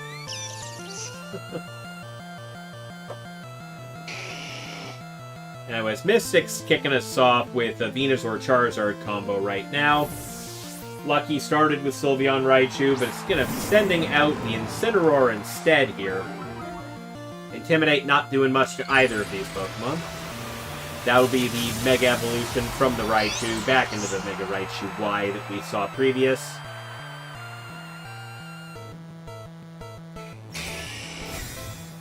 Protect from the Charizard. And the Venusaur. That Raichu has Fake Out, doesn't it? Yep, there it is. I was like, why are we both it has Fake Out, right. Yep, nope, that makes sense. Nah, just ADHD, and addiction would be easier to explain. You're right. 100% correct, Benny. Like, if it was an addiction, you'd be more focusing on one of these things and not drifting between 3 different apps.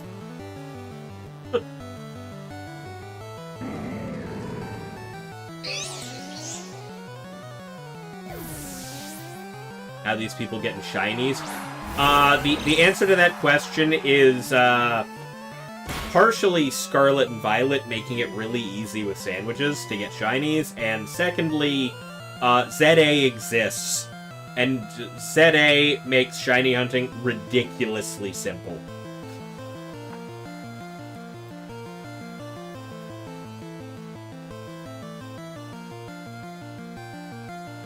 I did a competition with people a few weeks ago, like literally the last day of June, where we had 3 hours to shiny hunt a bunch of Pokemon, and we could build a competitive team with them, and then play each other in a tournament with it. We were only allowed to take 2 Pokemon from each game that we were playing and shiny hunting in, and ZA, I had 2 shinies within 20 minutes. And they were I had 2 shinies out of ZA in 20 minutes, and it took me an hour to hunt stuff in Scarlet and Violet. Garchomp going for that Earthquake, hitting the Protect all around. Corviknight not affected. Other games transferred, including in Go. Sometimes you get shinies from recruitment. Yep, also that.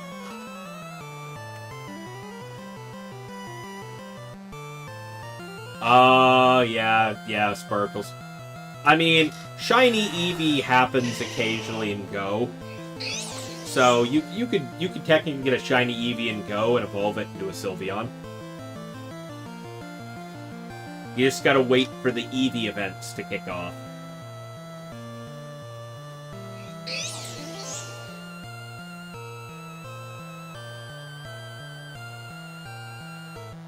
Raichu getting that Zap Cannon off into the Venusaur slot, though. Cool, getting the Paralysis, too. And that will be a Rock Slide from the Garchomp. Not doing a whole lot to either target, though. What with that attack down from the Incineroar earlier. Setting up the Tailwind with the Corviknight. And Venusaur gets the full para. Oh, God. Oh, no. Garchomp doesn't have an attack down. That Rock Slide didn't do a whole lot at all there. Venusaur's got an attack down. Not that it matters. Yeah, it's Shiny Swampert a couple days ago from Recruit. Just never really got put the time in. Yeah. That's one way to do it, Benny.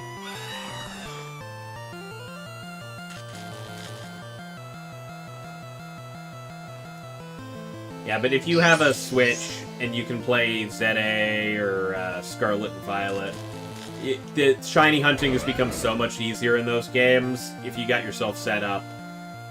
Or, you know, occasionally, you got, yeah, Big Pink, yeah. We got another Focus Blast going into the Garchomp, not quite gonna KO that, but I'm sure that's also, nope. Brave Bird going for the Sylveon. Gonna do a fair amount of damage, but not pick up a KO as well. Another Rock Slide out of the Garchomp, finishing off the Raichu, doing a little more damage to the Corviknight. The Sylveon. Oh, we're not. Yeah, okay, that was it for the turn. As long as the Switch don't fall off the treadmill, we good. Yeah, right?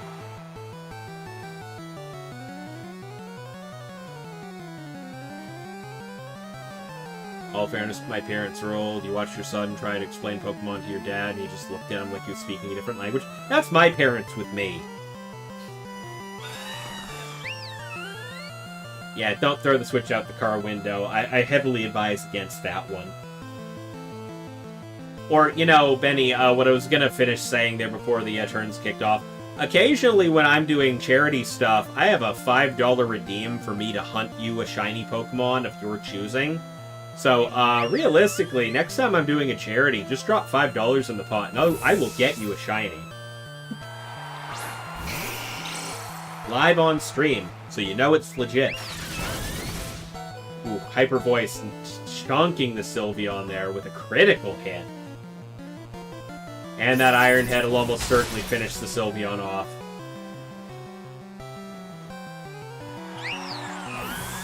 Exactly. Speaking of which, I have to finish those shiny hunts. I owe a couple still.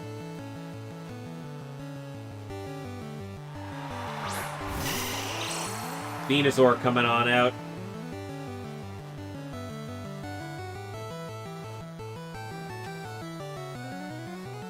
It is paralyzed. I mean, chlorophyll as it might be with the Charizard hitting the field in about 2 seconds here.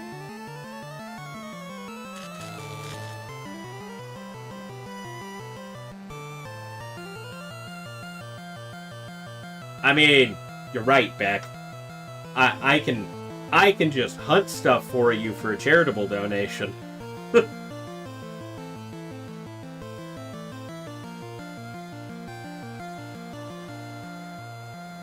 I only really do it during charity events, but, you know. I'm not 100% sure when the next one is. I just wrapped one up at the end of June there.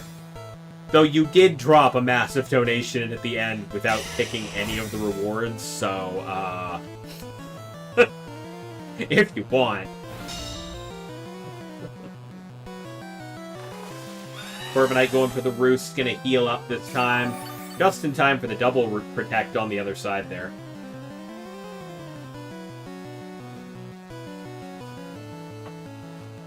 Yeah, that me hunting you a shiny Pokemon of your choosing was one of them. Yeah, good timing on the Roost.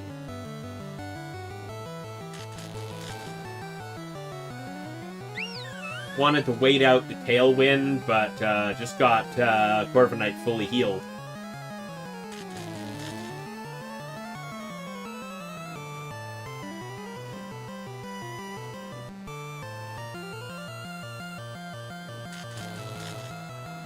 You just sit on that then? Alright.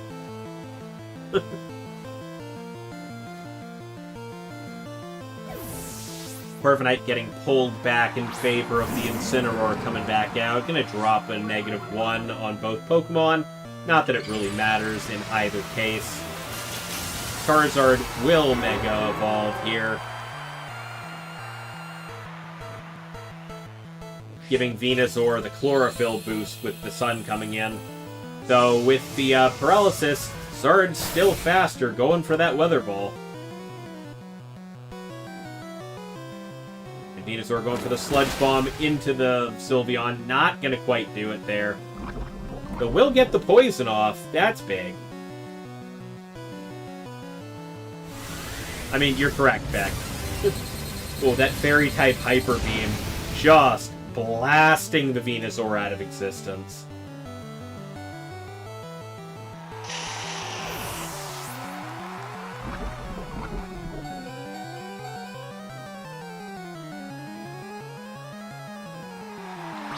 Garchomp coming back out to the field for Mystic. Last Pokemon that they have out remaining. Just the Garchomp and the Charizard left. Meanwhile, Lucky is sitting on an almost dead Sylveon. A half HP Incineroar that probably has Citrus Berry waiting in the back. Oh, Incineroar getting swapped out for the Corviknight once more. Fair enough, Beck. I know what you're talking about.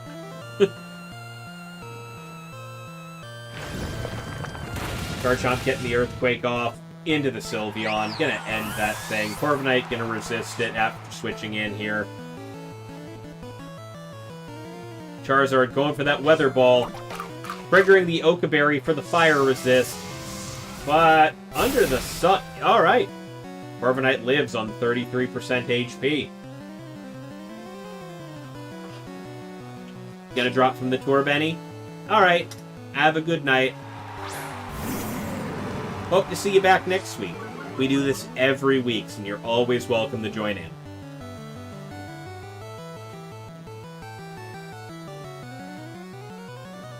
Alright, we're 2-2 now. Lucky's got the Incineroar and the Corviknight on the field. Mystic's sitting on Charizard and Garchomp.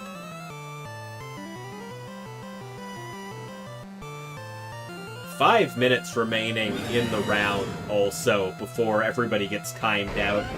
Not that this match is probably going to last 5 minutes still. This is game 3. We're almost done here. I'm concerned as to who the other remaining match is, and I'm assuming it's the Perish Trap team. Incineroar going to fake out the Charizard. Garchomp going for the Earthquake again. Not to touch the Corviknight. But the Incineroar will get taken out for it.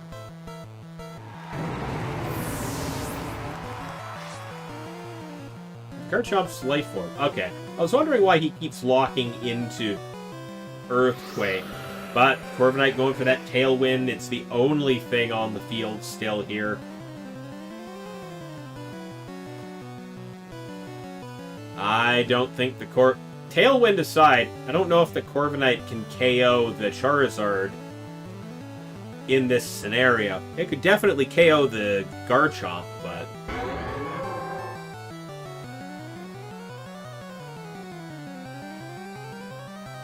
But the Charizard's very threatening to it right now.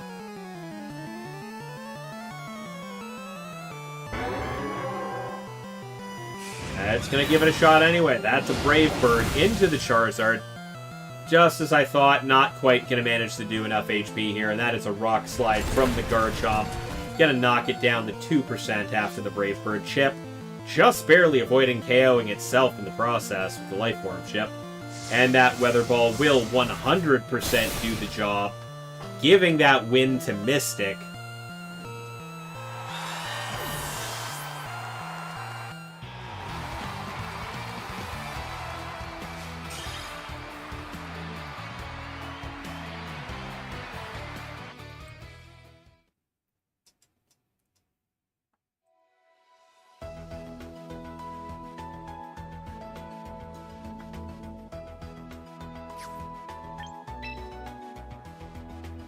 Mystic taking the round.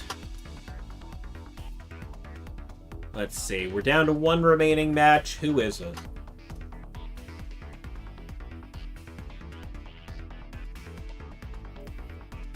Surprisingly, not the Perish Trap team.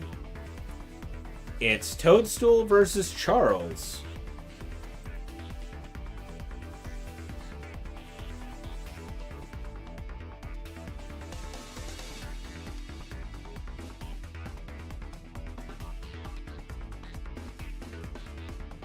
Just currently trying to figure out what's going on in there. It might end at any time. They are 1-1 right now. Nope, they are... Toadstool is running Saraledge, Staraptor, Mega Metagross. Doesn't look specifically stally.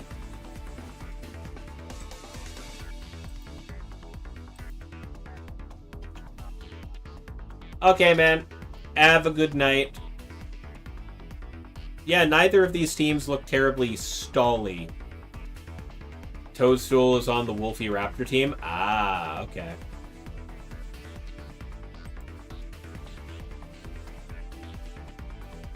Well, not sure why... Not sure what's going on or why they are... Why they're still in Game 3. It doesn't look like... Doesn't look like they delayed it all. Looks like they started right early on into the round. And they're just somehow still in Game 3.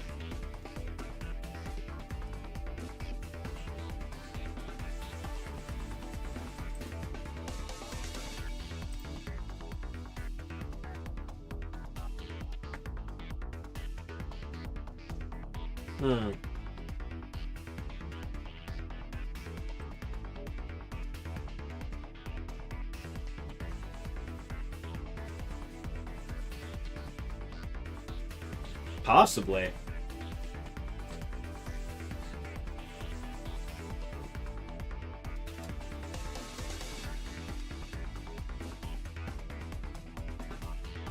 Oh, apparently they just finished just under the wire for the round to end. I was literally about to jump into their match and see what was going on. But yeah, they have finished off the round. So we're going to go ahead and pair round 5.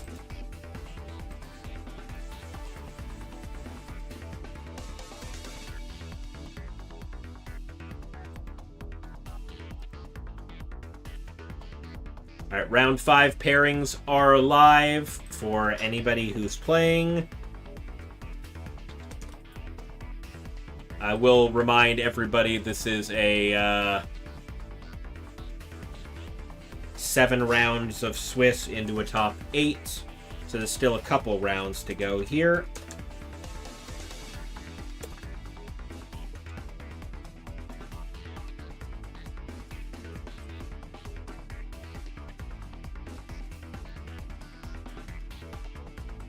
The top pairings. Okay. Alright, here's... You know what? Imafu, you're you got paired up with your partner like we were talking about earlier. Well, since I've already would be interesting to watch that. Unfortunately, I have shown you already. And the other undefeated table right now is Eloso Devastador versus Pravioto. So the player that Dialga told me to watch out for is currently undefeated and about to play a match as well. So I am going to go ahead and drop Sparkle's team back up on screen for a moment while I get this match ready, so I'm not showing off the room code.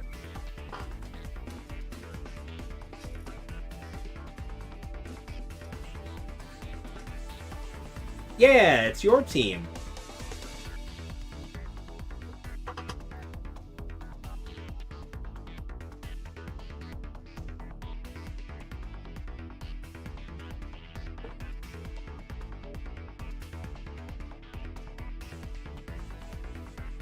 Just waiting on these two to pick a room code and get ready to go so I can join in.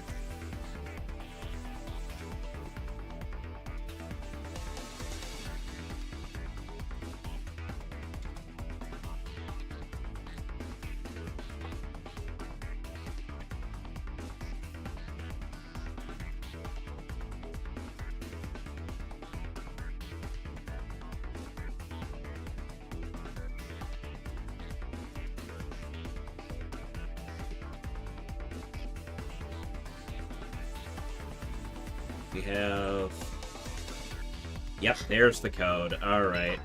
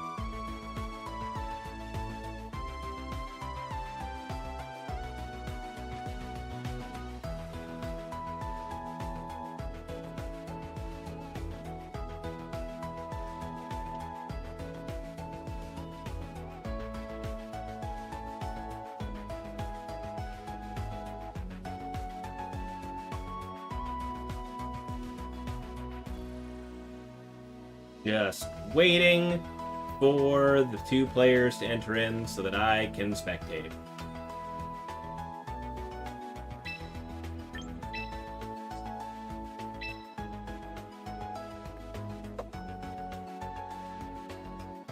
Alrighty.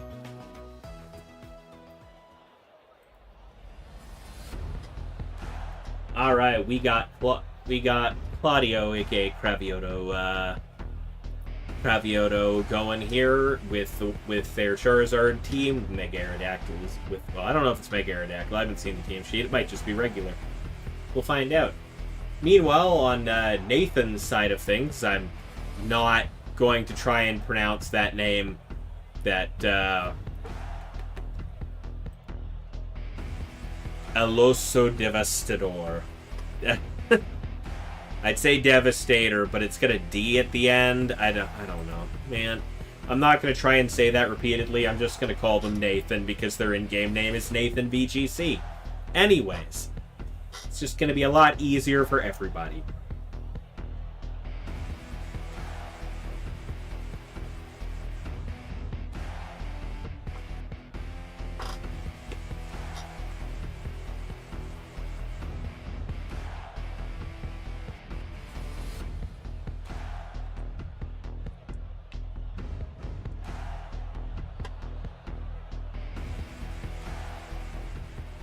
Alright, kicking this round off.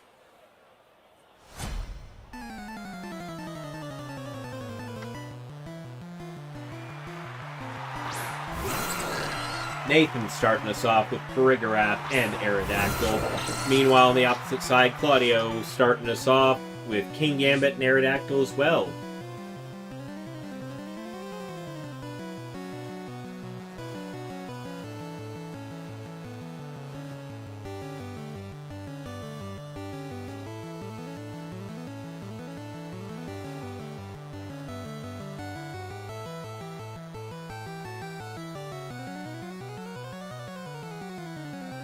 Yeah, classic battle music. Let's go.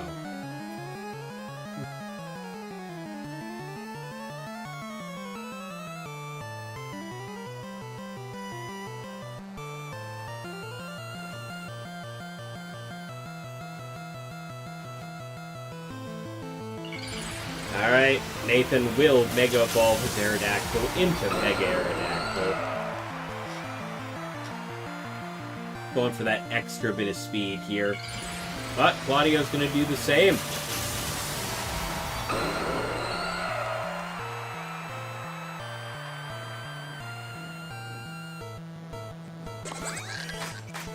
Farigiraf going for the helping hand. Gonna boost whatever's coming out, and it will be the Rock Slide. Immediately wiping out the opposing Mega Aerodactyl. Doing not a whole lot to Kingambit, honestly, for a helping hand boosted Rock Slide. But King Gambit going for the Iron Head, and that obliterates the Aerodactyl as well.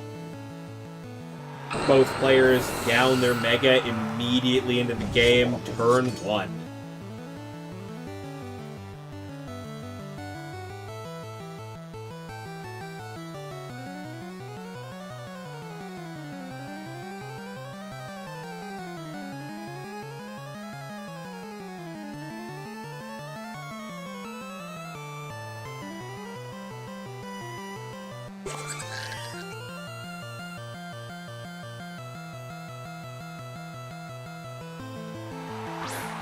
Nathan now bringing out their own King Gambit here.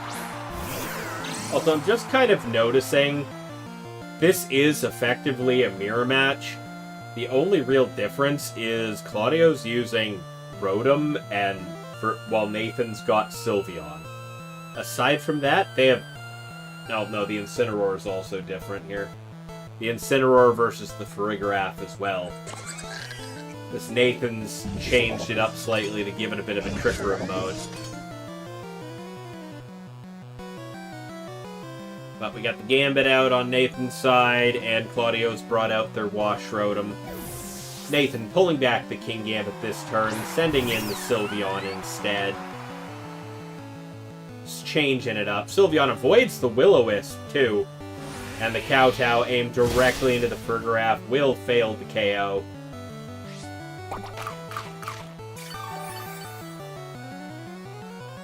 And that will be the Trick Room.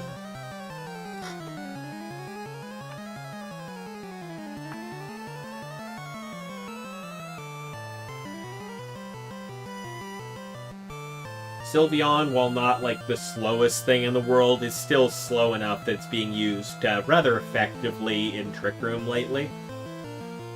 So it's nice to see. And it hits like a truck also, so... obviously, it's worth it. And it's a helping hand from the Farigiraf.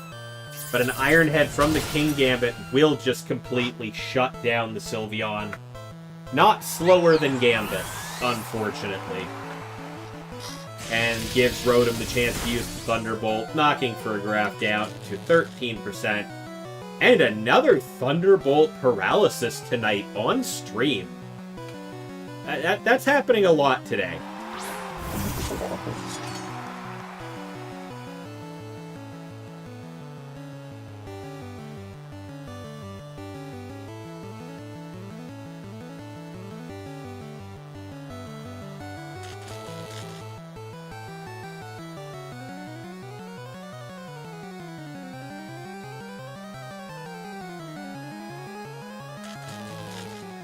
Claudio's Gambit just not having that Sylveon shit right now.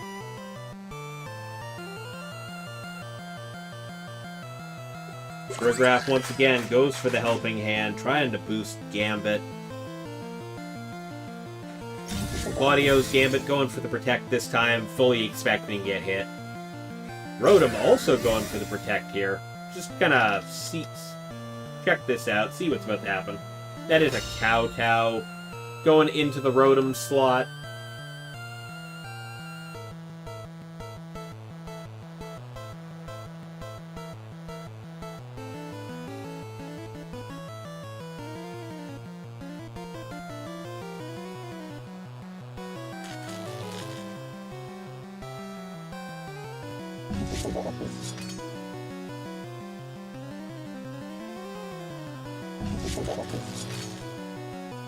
Farigiraf, once again, going for the helping hand into King Gambit. Just for Claudio's Gambit to underspeed with the Kowtow. Taking out Farigiraf entirely here. Leaving Nathan with just a King Gambit. And that doesn't quite KO the Rotom, triggering its Citrus Berry, gaining back 25% of its HP. Getting the Will-O-Wisp burn off as well.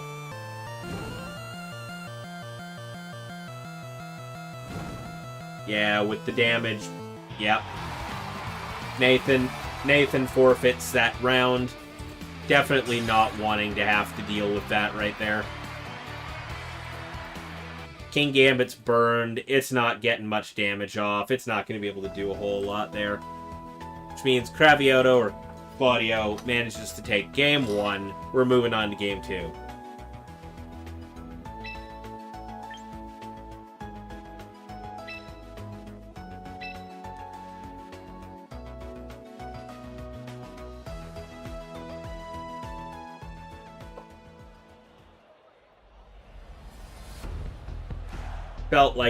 Felt like after the two of them traded turn 1, Nathan's game plan just kind of fell apart. Also didn't seem to realize that the King Gambit on Claudio's side would underspeed the Sylveon. Going first in the Trick Room, just completely ending it before it could do anything.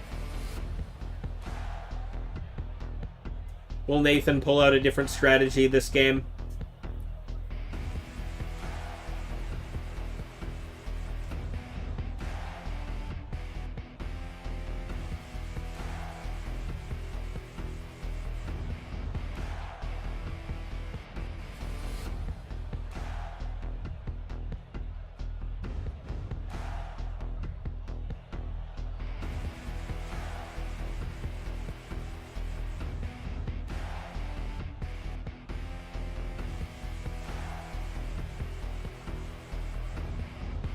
Both players seem to be taking their time thinking about their options there.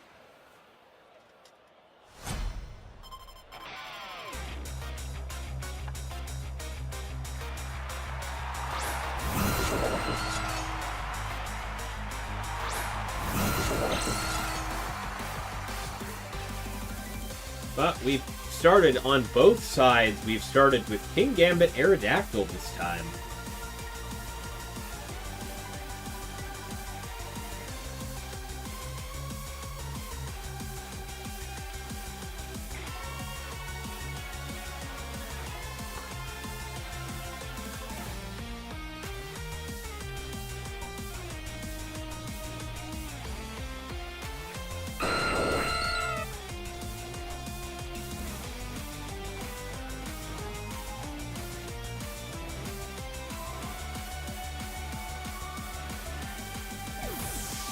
Aerodactyl getting pulled back on Nathan's side in favor of the Garchomp coming out.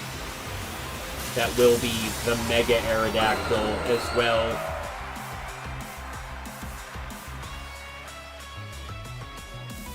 Aerodactyl going for the Rock Slide, not picking up huge amounts of damage into either Pokemon here. But that will be the Iron Head out of Nathan's King Gambit, picking up the immediate KO into Mega Aerodactyl, like we saw happen to Nathan the last time.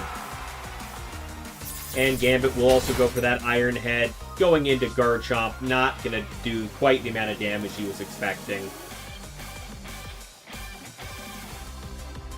Forcing out the Rotom instead.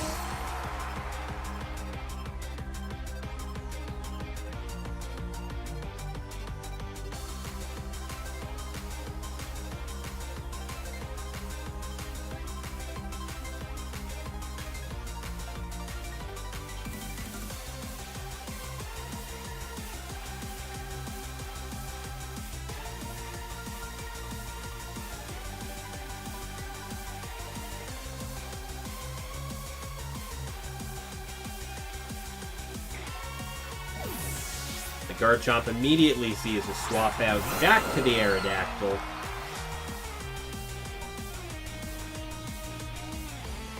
And that's where King Gambit Sucker Punch was directed.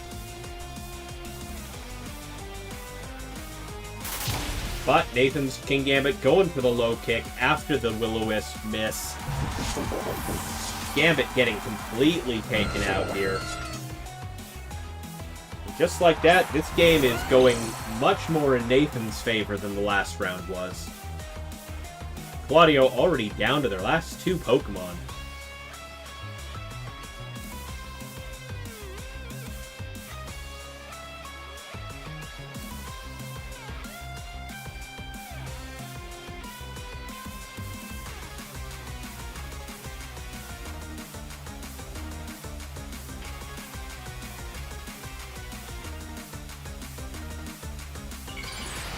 And we will see Nathan's Mega Aerodactyl make its way out to the field now, no longer having to worry about the King Gambit. Garchomp going for the Protect, though. And Aerodactyl takes a turn to set up Tailwind. Gambit goes for the Kowtow into the Rotom, chunking half of its HP, triggering the Citrus Berry, though. And Rotom going for that Hydro Pump and landing it into the Aerodactyl, knocking it down to 1% of its HP. But the Aerodactyl lives that. And now with the Tailwind up, it is 100% the fastest thing on the field.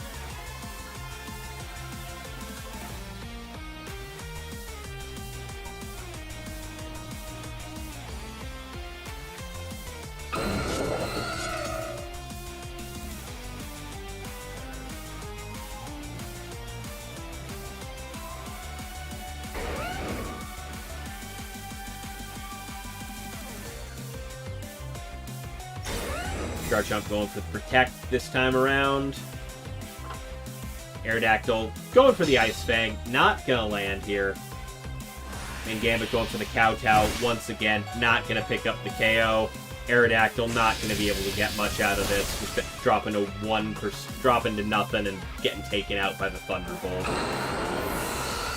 Garchomp was definitely trying to avoid the Ice Fang.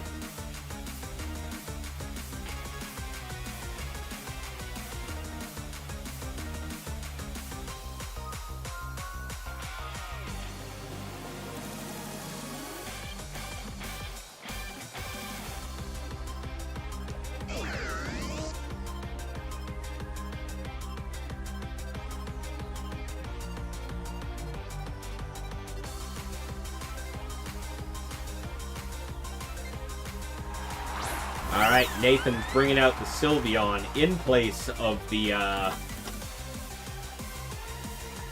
Aerodactyl. Garchomp definitely doesn't like the look of that, neither does the Rotom, honestly.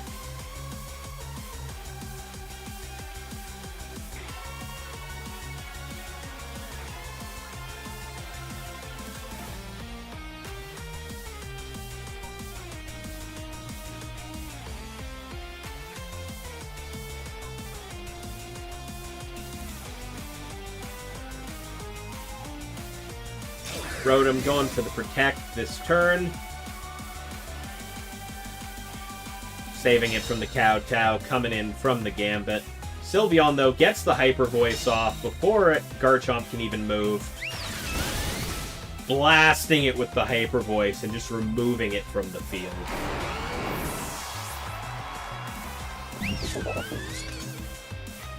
That leaves Claudia with just the Wash Rotom remaining. And a Sucker Punch will finish the job, ending that Wash Rotom. Ooh. Lost into a double protect into losing to a speed tie. Ouch, Sparkles. The minimum for moving on to Top Cut, X52 will make it. It's going to be down to resistance, though. There's a good chance that a lot of 5.2s are probably going to bubble out of cut.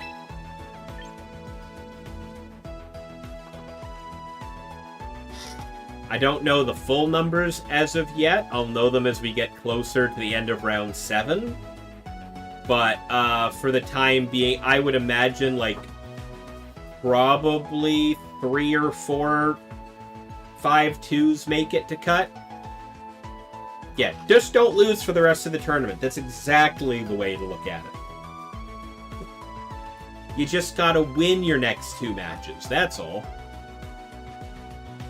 Easy stuff.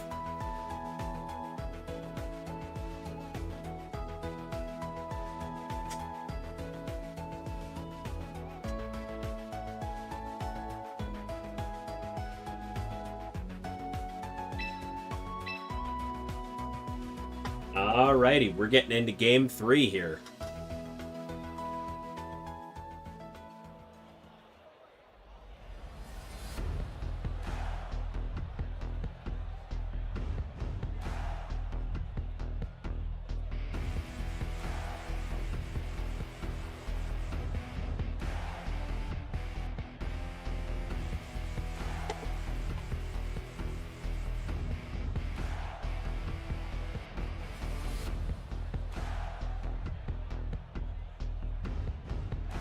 Alright, Nathan turned that around and did a lot better the second game around, so...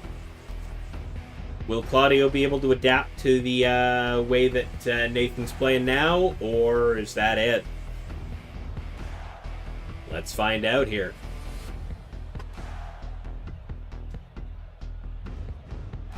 I think game 1, Nathan was assuming too much that the Trick Room was going to help out, but...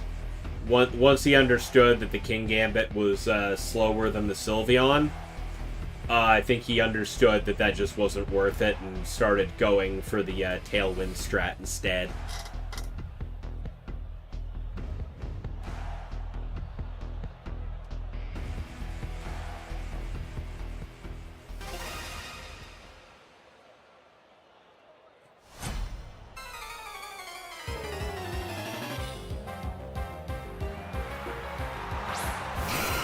Alright, we got Nathan kicking things off with Charizard and Aerodactyl on the field together, whereas Claudio's kicking it off with Garchomp and Rotom.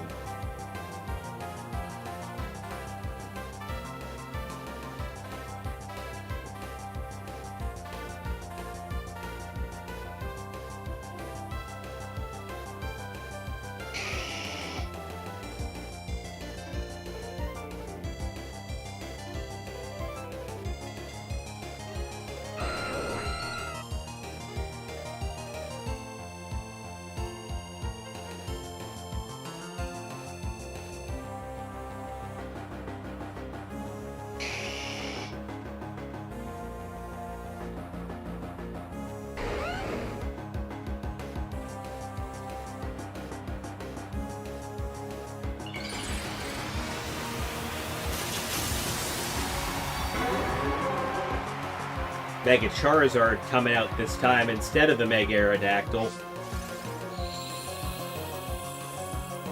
Aerodactyl instead opting to set up the Tailwind for the rest of Nathan's team. Charizard going for the Solar Beam to start off with. Into that Wash Rotom, nearly KOing it, dropping it to 8%. Bit of a risk with the Garchomp rocking the Rock Slide here. Charizard lives that. Hey, Armorhide. You can about see. Garchomp taking that chip damage from the Life Orb. What's the Rotom doing? It's a Hydro Pump into the Aerodactyl slot. Landing, even, and with that reduced damage, it's still gonna KO. Rotom's gonna take that little bit of chip damage there and gonna eat its Citrus Berry now that Aerodactyl's no longer on the field. There's no longer the Unnerve to worry about. And that's Sylveon coming on out.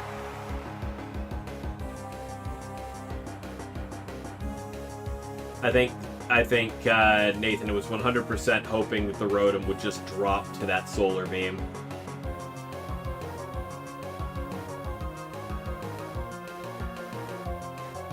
Garchomp going for the Protect, knowing full well what's about to happen. Rotom going for that Protect as well.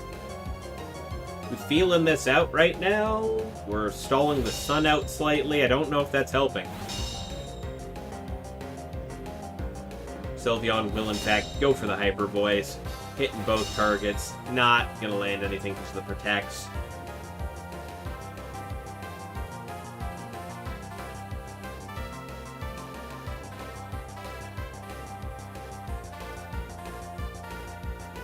We know from past, the Hyper Voice will just end the Garchomp. And under Tailwind, the Sylveon is more than likely faster. Whether or not it'll KO the Rotom is another story. It probably does, but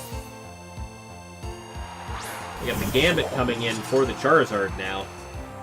Sylveon going for that Hyper Voice immediately. It does, in fact, KO the Rotom, picking up both KOs right there. Giving the Kingambit a really safe swap in.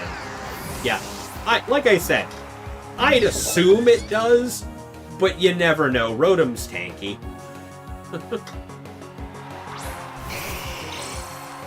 Especially tanky. Rotom Wash can live some stuff. So, I wouldn't put it past it to live on like 1 HP.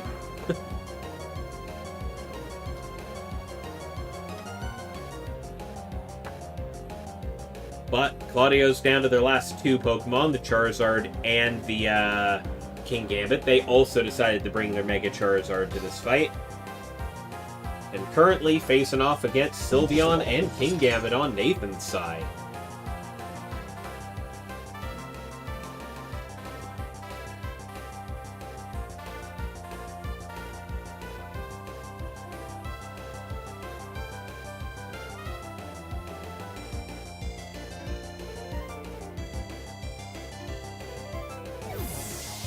Nathan pulls back the Kingambit, bringing Charizard back onto the field. Claudio's Charizard going for the Protect, assuming that there's probably a Sucker Punch or something coming. Gambit's also going to Protect this turn. That is a Hyper Beam into the Kingambit slot there. And that's the Tailwind gone for Nathan's side of things. Putting this back into a slightly nicer looking position for Claudio.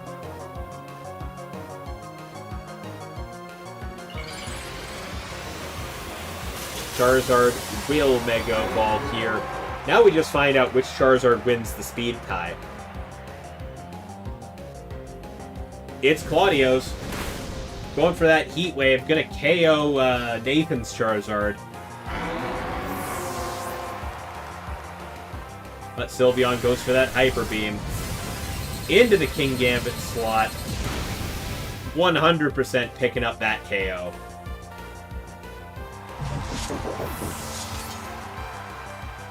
Because we know from Game 1, the Sylveon is faster than that Kingambit. Meaning Nathan's just got their Kingambit and Sylveon versus Charizard here.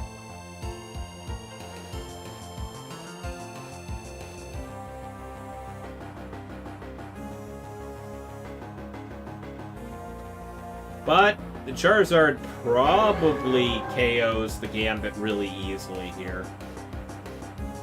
Though Sucker Punch would probably... Both Pokemon... Crit on the Sylveon. Both Pokemon living on, like, 1 HP. I mean, it's a Sash Gambit. Okay, that explains that. I was expecting the Sucker Punch. I was not expecting Sash Gambit. To rock the Kowtow. Charizard now 100% in Sucker Punch range.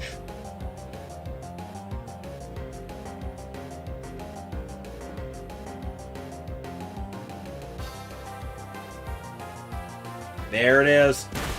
The Sucker Punch knocking the Charizard out of the sky and ending this game. Yeah, Sash Gambit is kinda him. You're right. Rocket. I sat there like, okay, so this is a Sucker Punch and praying the Sylveon lives another turn, right? No. Oh. This Focus Sash Gambit just wins the game for him. Okay. I understand. Nathan taking that game 2-1.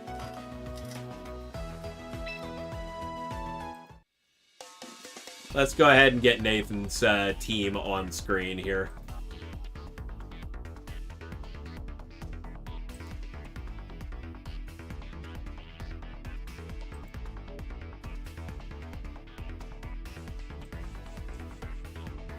You know what? I after that, I will never talk shit on stream about Sash Gambit ever again. It has now proven itself in my eyes.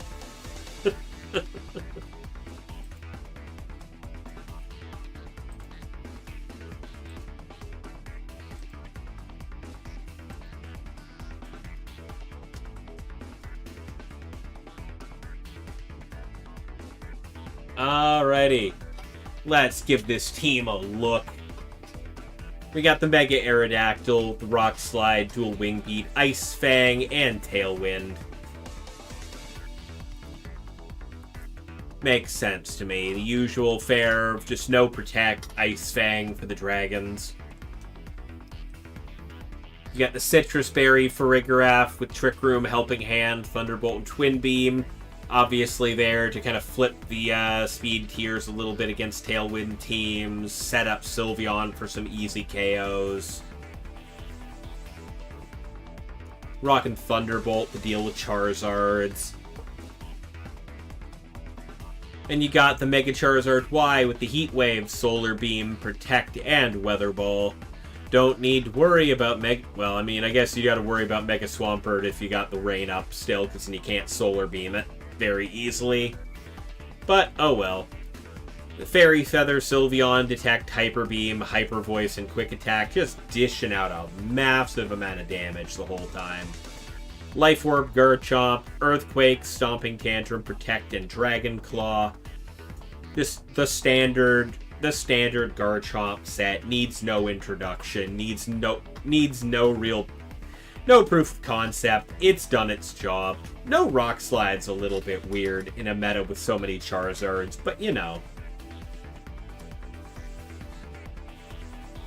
And then you got the Focus Sash, King Gambit, the winner of that last round there. Iron Head, Kowtow, Sucker Punch, and Low Kick. Just taking a beating and just dealing it right back.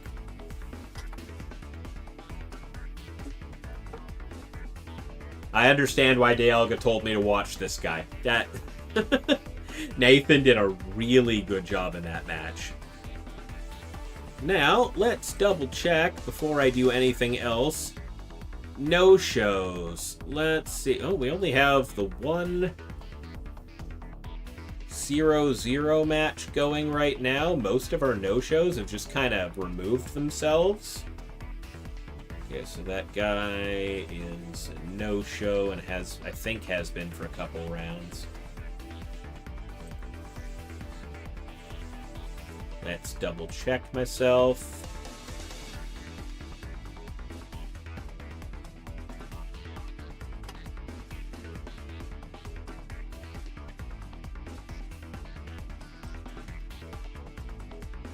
Yeah, that guy is a no-show 2 rounds in a row. He's out.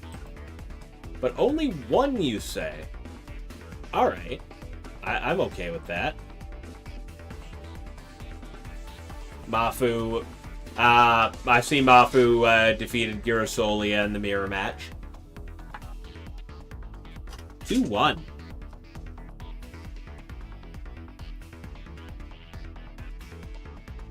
Oh, you're a Cravioto? Oh, no problem. No problem. You did really good in that game.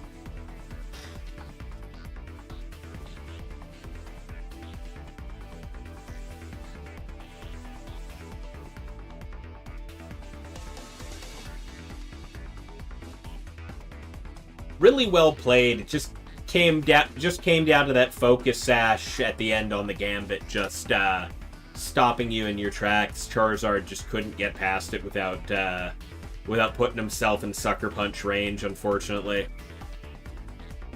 Kept it really close right to the end. I gotta remove someone from this. Where is he? Oh, no, can't. I don't want to do that. No, you're okay, you're okay.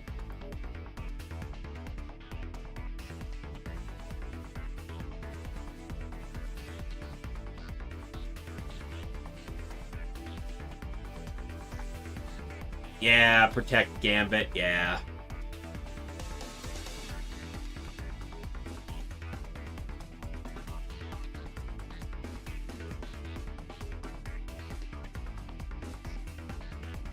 Oh, they already dropped. Okay.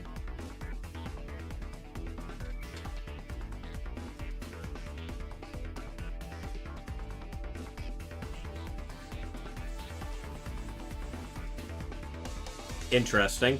Alright, apparently the person I was about to drop from the tournament is already dropped. Okay. That's a thing.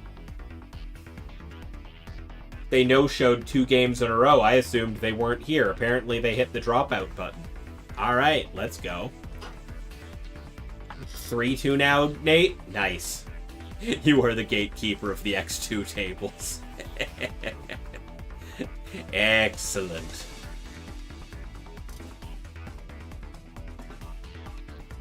Let's see, who else? So the only match remaining being played is RWZ versus Smeargle Goat. Hey, Dialga. You came back?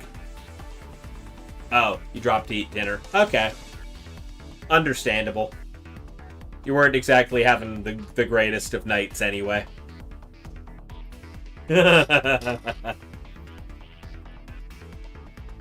Oh yeah. Yeah, no, he, that was a really good round.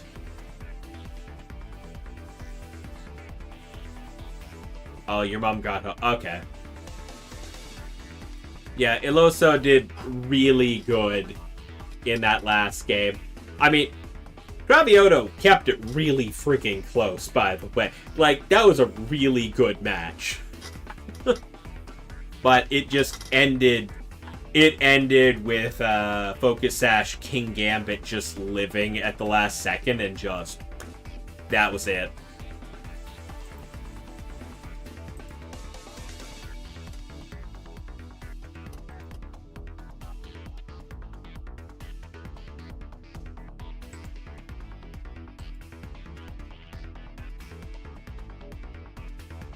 You gonna watch it back on YouTube later? Alright. We got... Okay, RWZ versus Smeargle Goat. Currently...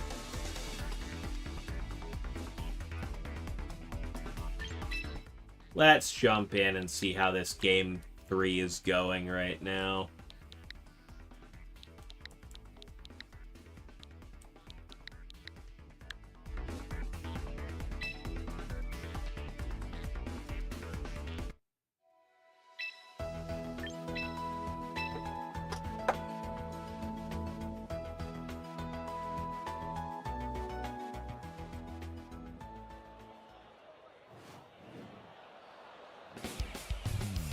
Okay, game 3 is not looking great for looking great for Smeargle Goat right now. They've only got 2 Pokemon left, and one of them is asleep.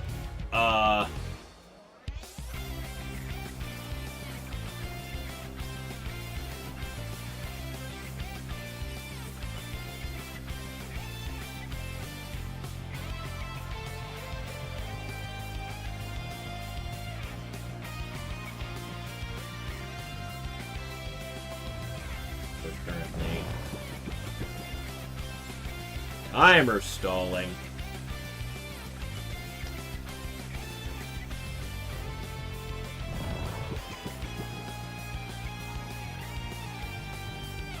Aerodactyl going for that rock slide. Will finish off the melodic. Sinistcha's still gonna have, still gonna be able to do some stuff here.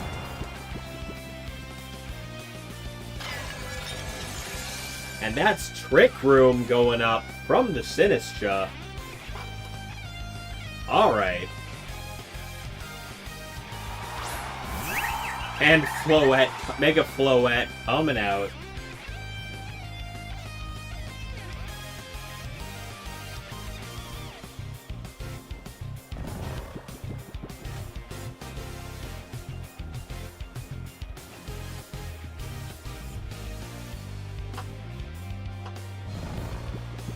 Sinistcha going for a Leaf Storm into Basculegion. Picking up that KO rather easily right there. I forgot RWZ's team. And that's a single target Dazzling Gleam into the Aerodactyl. That's picking up that KO real easy as well. The Leafs... I forgot. The Leaf Storm Sinistra that does not have Matcha Gotcha. I forgot. We saw it earlier.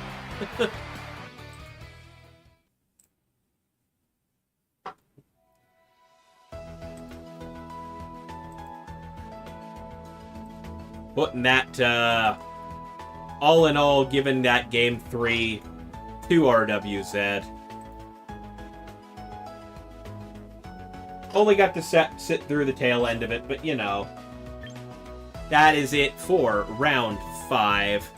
We are going to... I'm going to throw up the window up, the team up again for Iloso.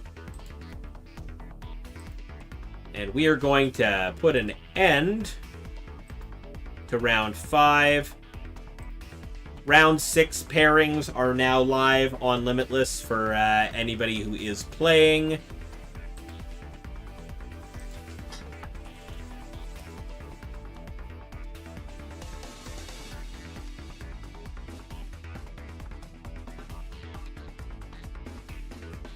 Just announcing it in the Discord. Alrighty, let's see who's playing this round. We're down to 14 matches, so we've had a bunch of people drop there. We have our 2 undefeated players playing each other, obviously. Mafu versus Oloso. I've featured both players, so I'm not going there. The next table down is Mystic versus Cravioto. That's a no. RWZ versus Joniaco. Also a no.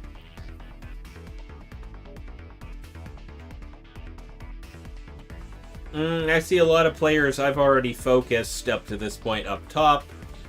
Which means... You know who I haven't shown at all? Both of these two. And I feel like it is super fitting, all things considered.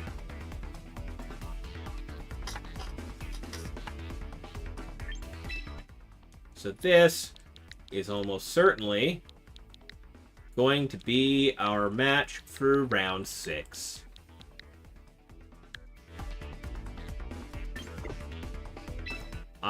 Yep.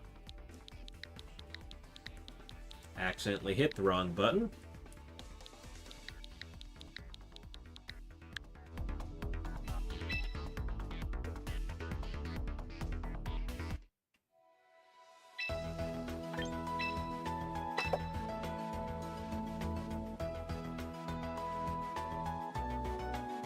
We're gonna watch Girasolia's match.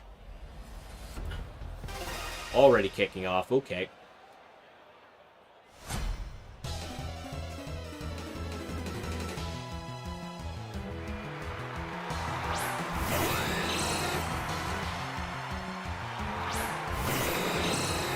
I've already shown their partner Mafu on stream earlier. Oh, I already like this. There's an Araquanid out of the corner of my eye right now. I do like that. I love seeing that.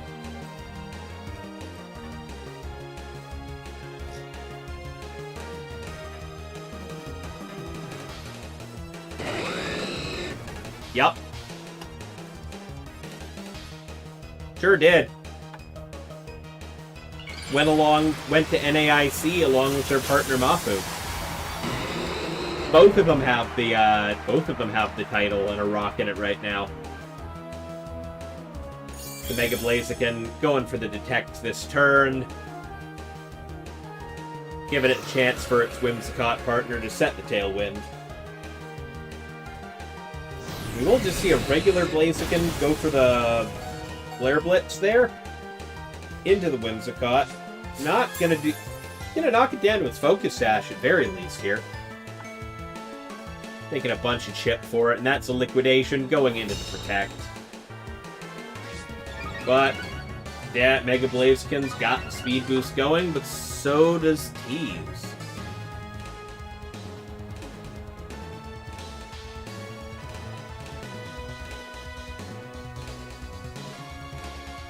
And you're right, Dialga, that title has so much aura behind it. When you see it, oh boy. Just wait for the inevitable Worlds Participant one.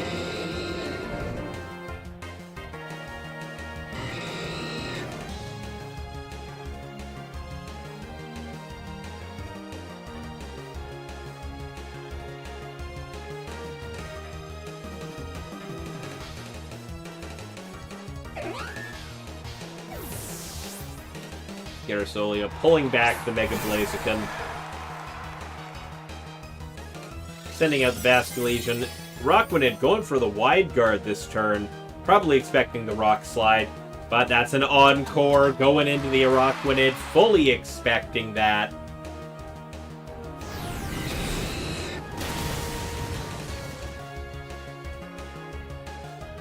And the Blaziken will put an end to the Whimsicott, though.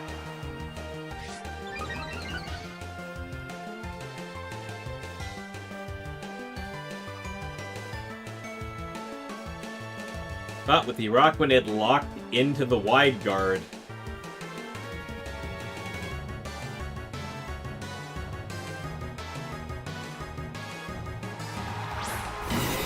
Blaziken can come back out pretty safely. Though it is probably about the same speed, if not maybe a little higher than T's because of the Mega Evolution. T's is sitting on 2 speed buffs right now. Though that Basculegion is incredibly threatening to it at this moment, so who knows if it stays on the field.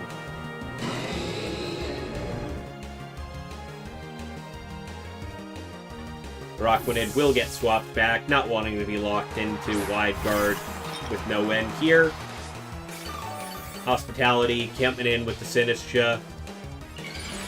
And T's Blaziken will also Mega Evolve.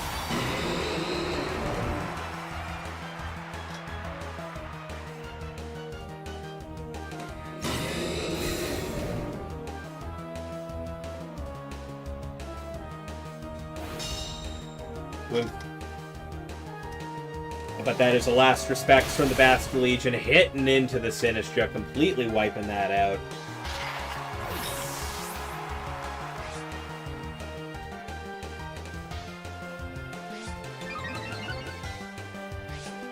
And both Blaziken getting a speed boost here.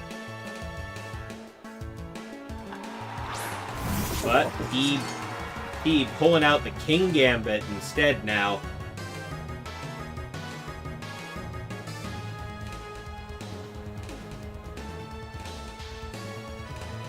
Gonna find out rather soon which Blaziken's faster. Or if it's just a speed tie that nobody wants to worry about right now.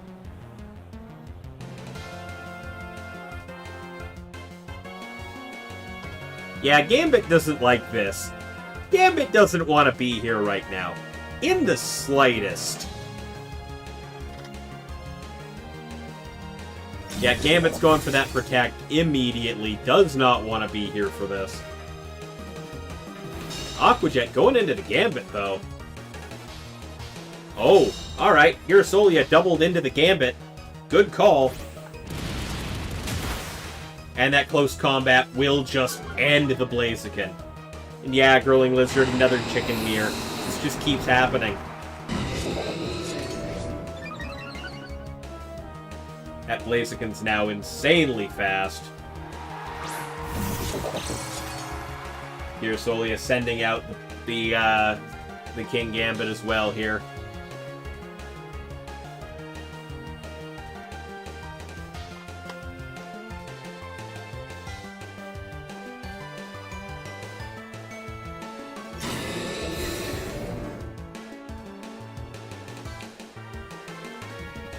Blaziken gets the Protect, Aqua Jet goes into it, and Gambit goes for the low kick, taking out Gyarasolia's Gambit before it can do anything. That Blaziken's just, yep, that's it. T is playing that incredibly well. And for that, that's going to be game 1.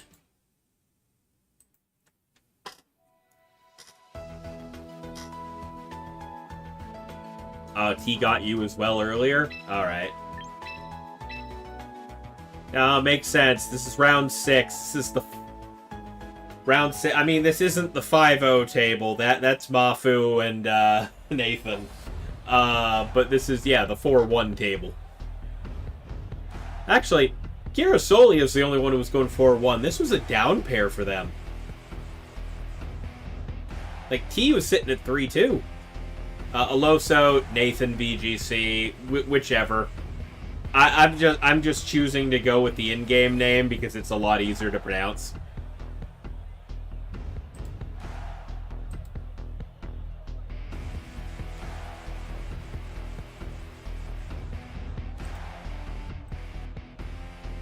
Yeah, no. T's sitting at 3-2. Girasoli is 4-1. This was the down pair.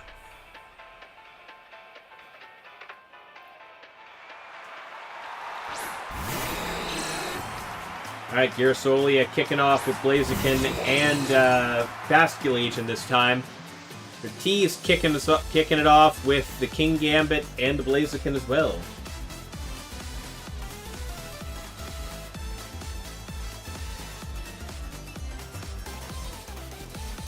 It would have been a 3-2 as well right now. Yeah.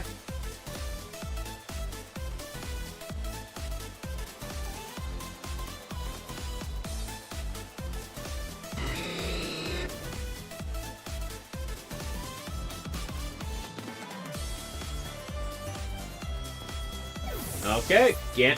We got the Basculegion getting yanked out in favor of the Whimsicott right now.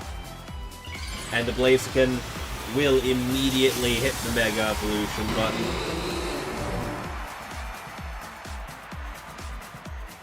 Yeah, you need to find a new team that you can actually stick with, Dialga. Both Blazikens now Mega Evolved. But Girasolius will hit the Detect this turn. King Gambit will also Protect. That will be a close combat into the Blaziken. Not going to touch anything because of the Protect, though. Speed Boost will go off. And it looks like Girasoli is planning on getting the advantage here speed-wise by setting up the Tailwind. Make sure their Blaziken set the advantage here.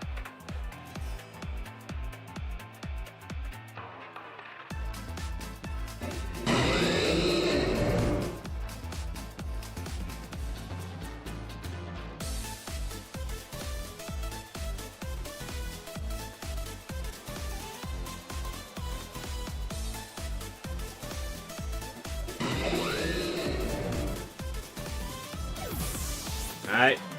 He's pulling the Blaziken back in favor of the Araquanid, knowing full well this is probably going to be outsped very quickly. And that's a close combat into the Araquanid. Going to pick up a decent amount of damage into it, but not enough compared to what it would have done to the Blaziken.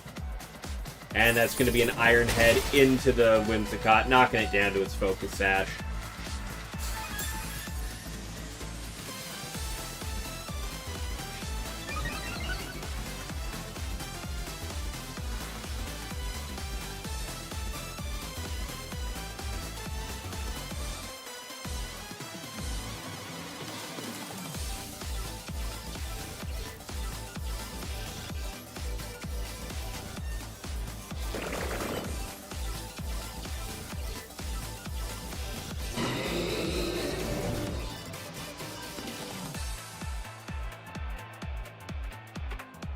Ads over? Alright, good.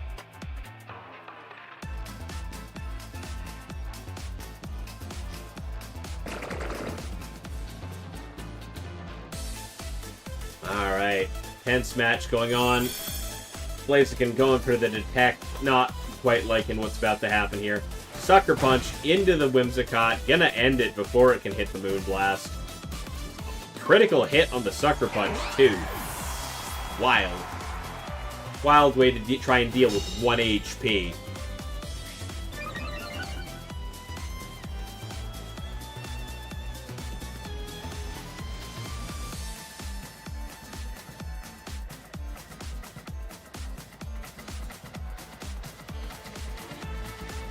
Crit mattered? Yeah, totally.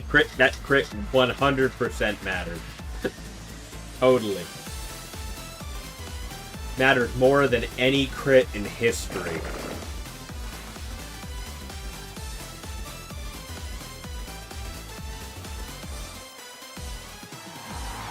Girasolia sending out.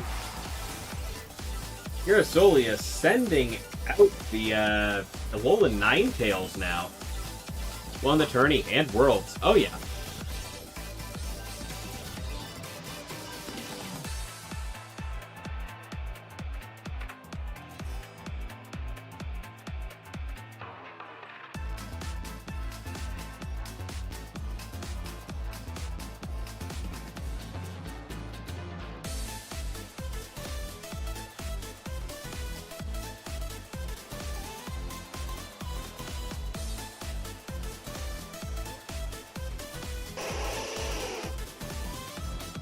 Araquanid getting pulled back in favor of Sinistcha coming out here. Gambit going for the Protect. Blaziken going for the close combat, hitting the Protect. That's a Freeze Dry going into the Sinistcha slot. Gonna knock that down to 39%.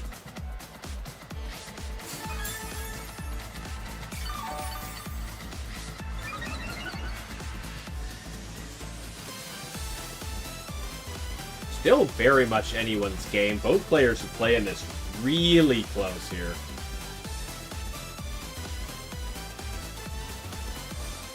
Neither wanting to try anything too overt and to risk getting taken out.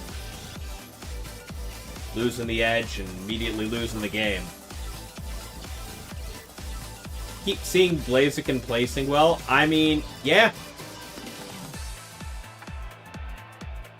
I mean, to be fair, today is the first day I'm seeing the Blaziken teams actually use Blaziken properly. Most of my other streamed matches previously, they just kinda...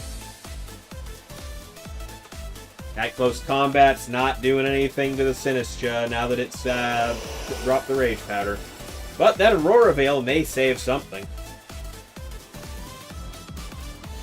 Gambit going for that low kick. Just kind of hitting Blaziken in the shins.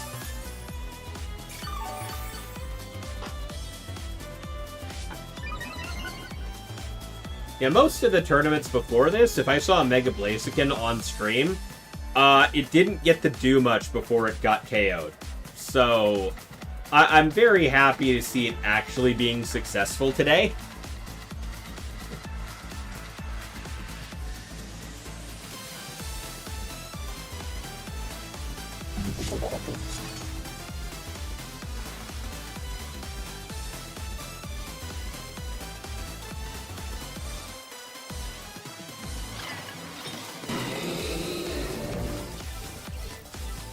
I mean, it kind of... You see, most people running Mega Blaziken are playing, like, serious chess with it. Nope. It went for the close combat again and got Rage Powdered. But that's a Blizzard. Sinistcha is going to go down to that.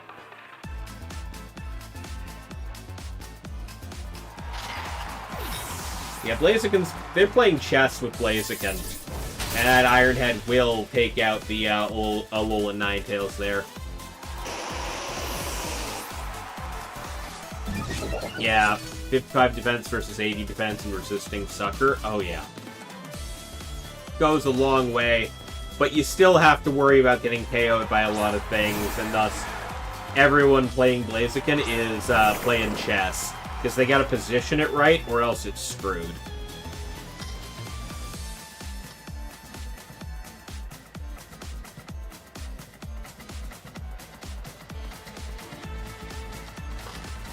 It's a strong Mon, but you gotta be able to position properly.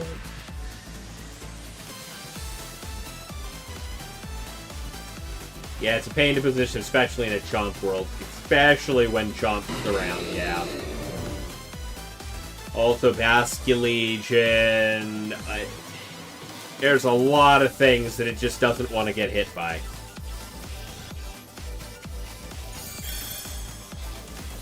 That's a Detect from Mega Blaziken. And from... Okay, and from, the Basculegion here. And Ninetales, yeah. Rockmanid's trying for the double protect, it fails.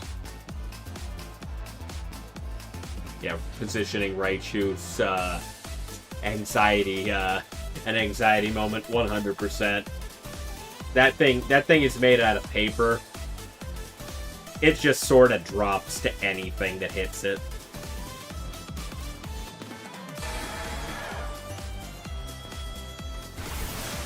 Aqua Jet into the Araquanid, not doing a whole lot there.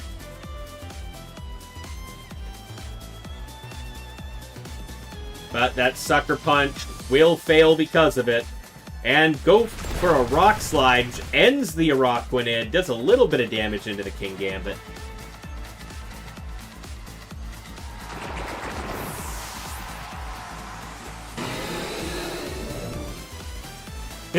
Fourth Protect always fails, yeah. Eventually.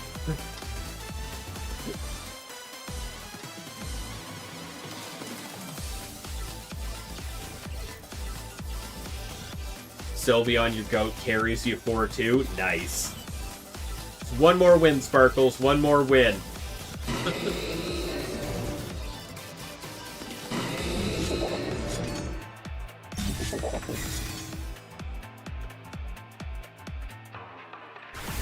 There's that Aqua Jet into the Blaziken.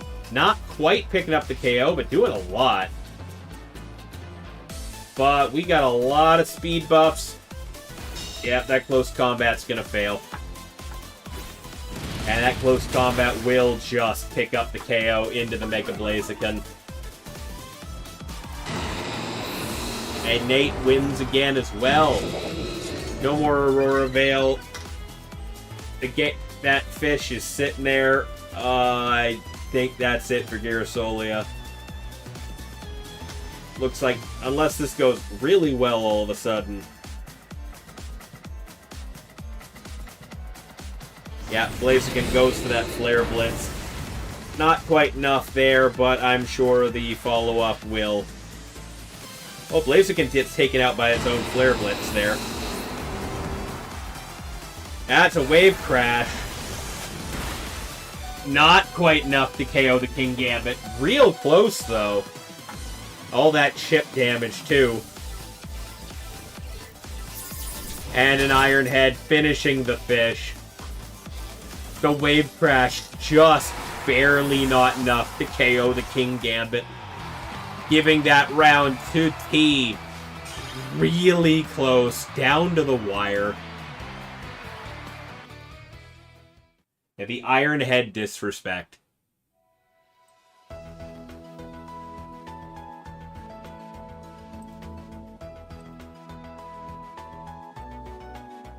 Alright, Swifty, have a good night.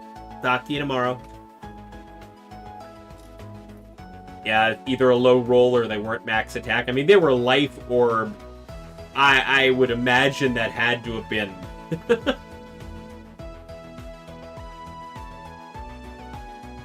And Kowtow wasn't even worthy of the fish's time.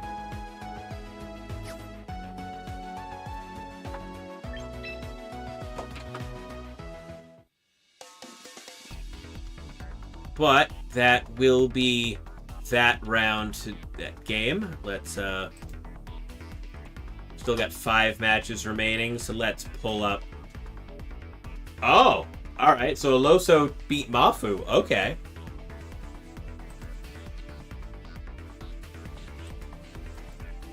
All right, let's get T's team up on.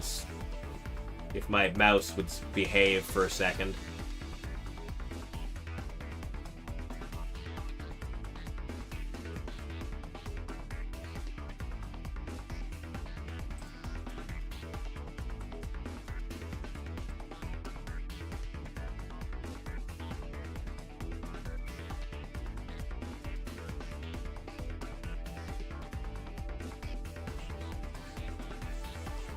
All right, we got T's team up on stream here.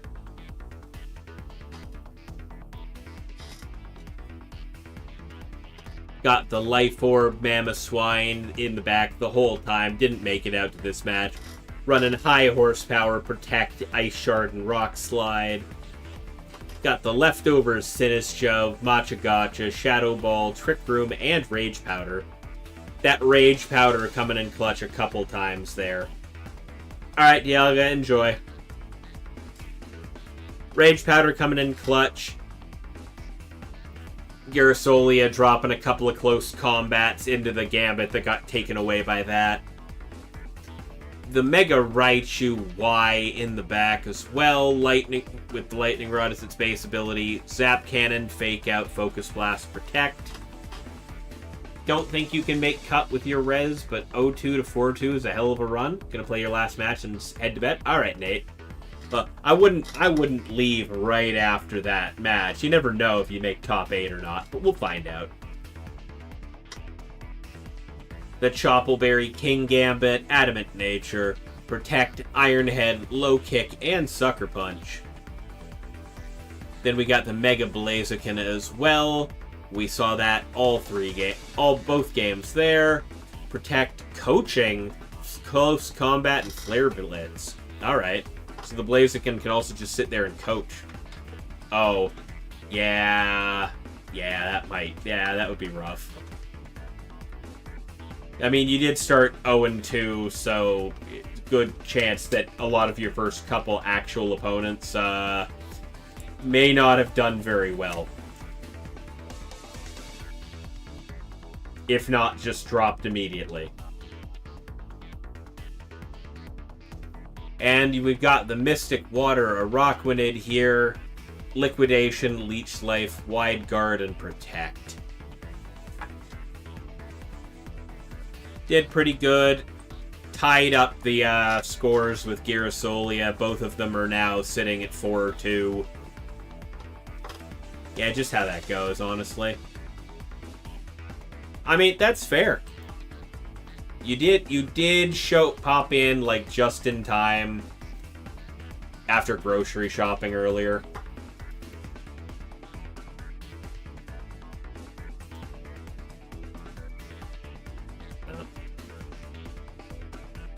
That guy didn't show up.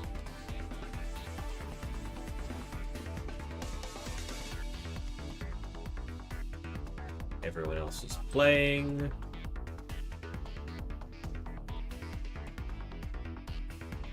They did show up for the previous round, so I'll give them another run.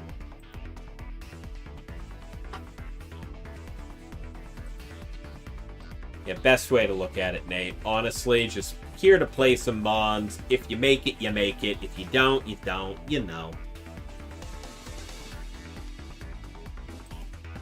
I should probably flip that one setting so we don't end up with the same issue as last week. Just in case.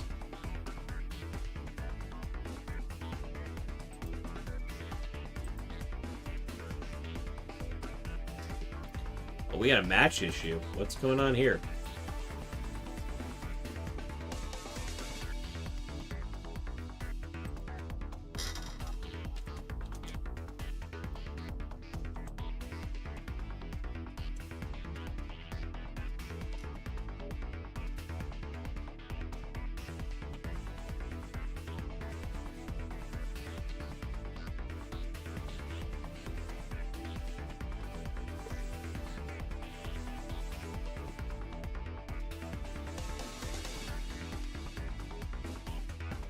Oh, it is too. Oh,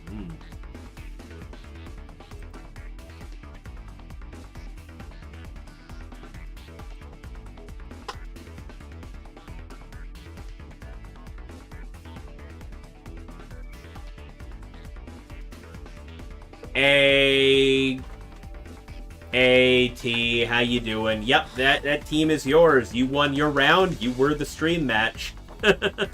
So I pulled up your open team sheet and went over it. Kind of how we do on this stream.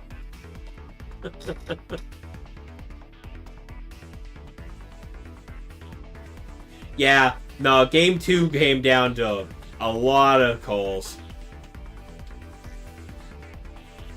Is this stream sniping?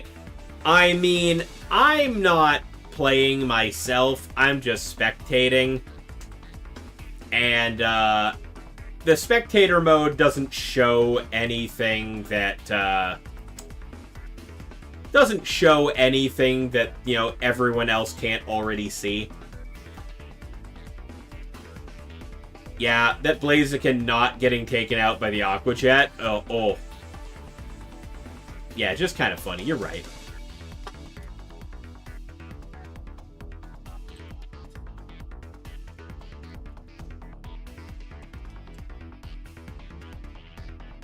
Yeah, opponents just see the team sheet anyway. You need to watch the VOD after. Alright. Yeah, I don't get to see move select. I don't get to see full HP amounts anymore. I used to, though.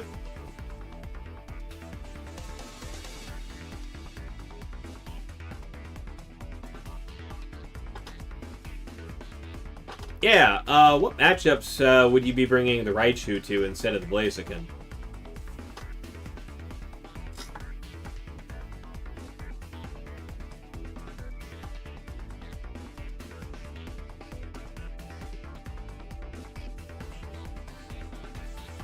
Yeah, the full HP amount is, that being information that we had on stream was, for spectators, was, not a lot, but it tells you things. So I appreciate the fact that they patched it.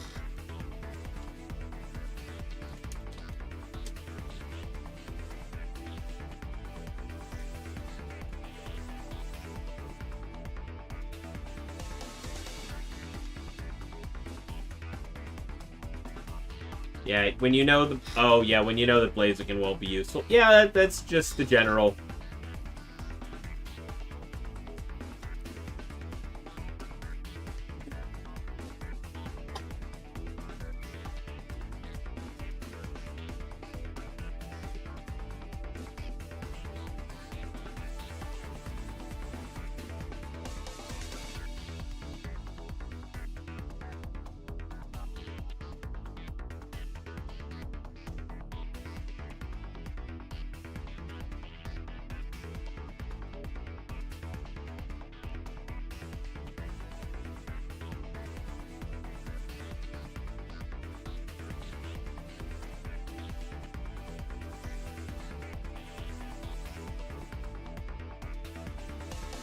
Oh, yeah, when you have a Rockwanid coming out, yeah.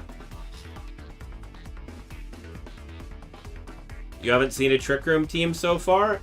I mean, there's a couple kicking around. At very least, there's like some partial Trick Room teams kicking around we've seen on stream already.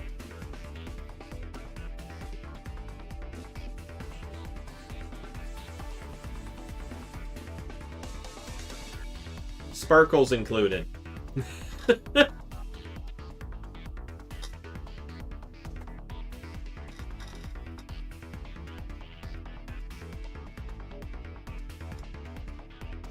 Nate. Well, I mean, Nate, you also started 0-2, so, yeah. That's because Trick Room is, admittedly better in Best of 1. Because once somebody adapts to it, you have a much harder time winning.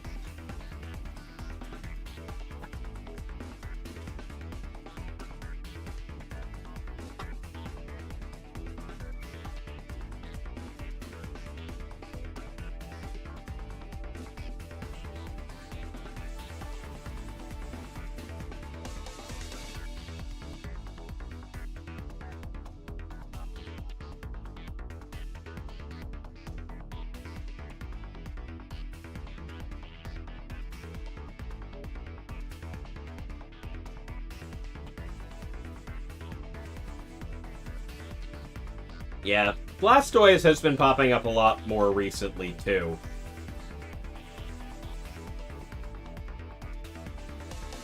Yep.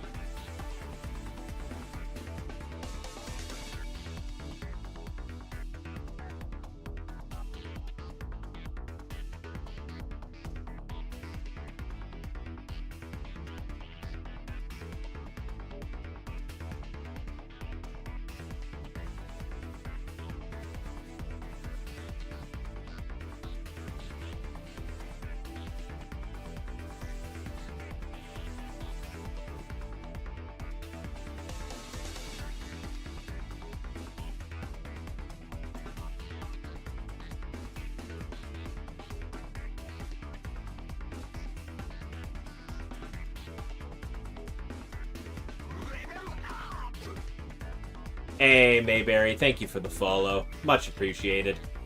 Sorry if I'm being quiet. There's a team sheet error going on in one of these rounds currently going on. So yeah.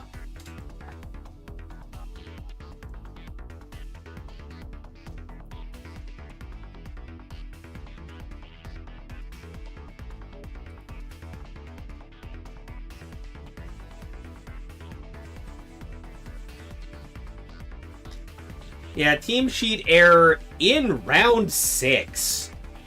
Nobody apparently noticed this up until this point.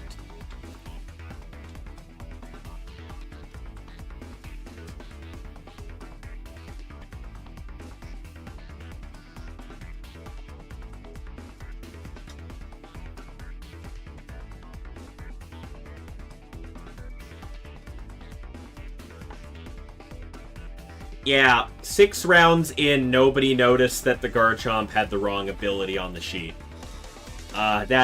Yeah.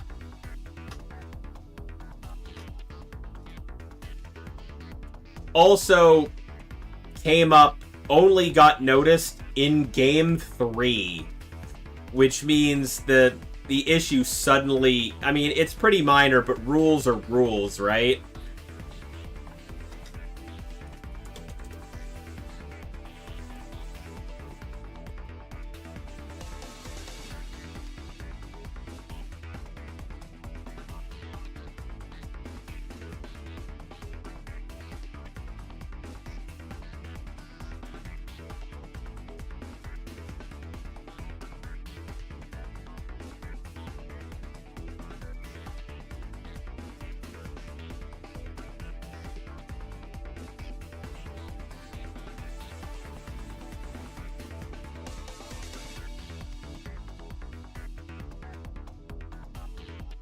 It is a game loss, but it happened in Game 3, so, that means that's a match loss for the discovery of it, too.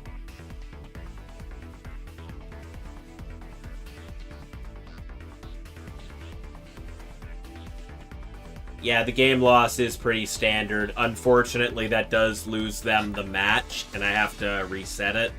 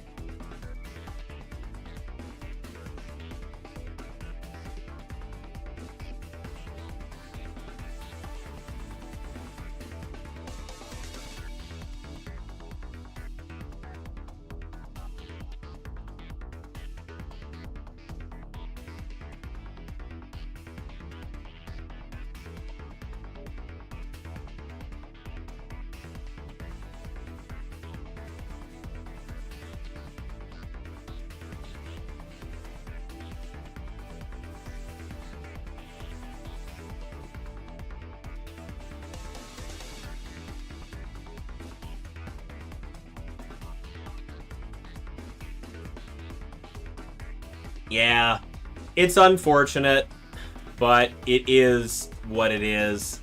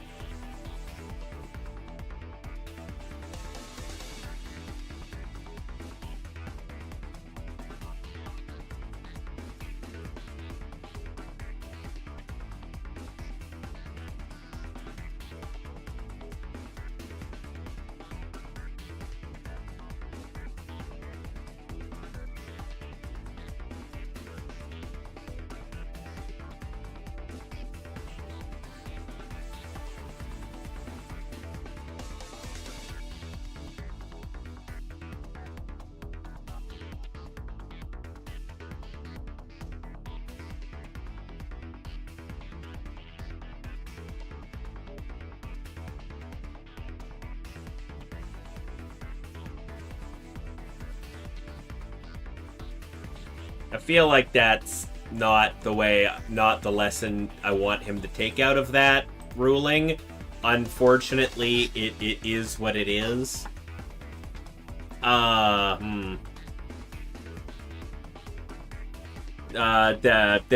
calling that their opponent is rule sharking to try and overly enforce the rules because they lost the game. Because realistically, that team sheet error did only get called after the end of Game 3. So it feels like they only started looking for an excuse when they lost, but, like, rules are rules, unfortunately. Thank you for the follow. Yeah, it was after the end of right as Game 3 ended. So it does feel kind of bad. But, like, because the judge call happened just before Game 3 got finalized and scored on the thing, I gotta call it, man. I gotta. It sucks. I hate to be in that position on all sides of it. But, yeah, no, that's... Also, thank you for the follow, Glitteric Vamp. Much appreciated.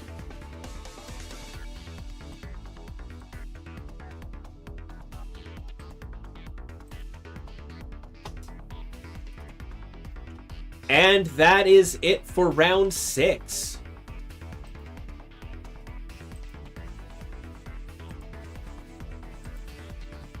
Round 7 pairings are now live on Limitless for all playing.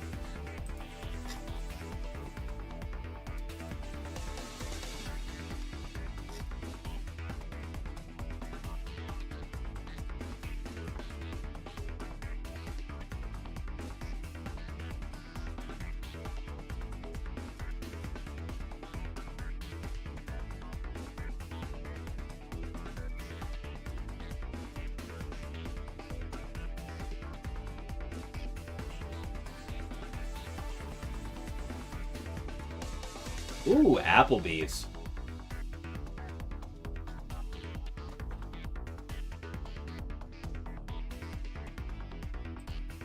Alright, pairings are up for round 7. This is the last round of Swiss tonight. May all of you have some good luck here. Oh my goodness, is that Nate versus Sparkles I see? Is that Nate versus Sparkles I see? I've already shown Sparkles on stream, but, like...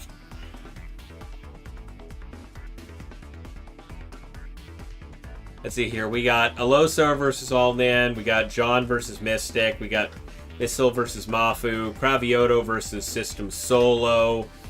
Sparkles versus Nate. All things I've shown everybody. RXZ versus Glitter. Lux versus Smeargle Goat, Lucky Landia versus Girasolia. I've shown all of these people already. I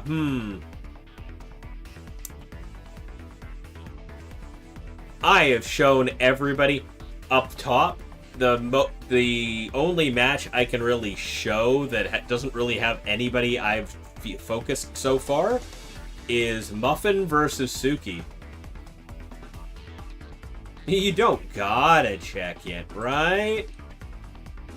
I mean, I don't think either of these players are gonna make top 8. So, like, I don't think the Suki is definitely not. Muffin Gamer could win and go 5-2, but I don't think their resistance is good enough. But you never know.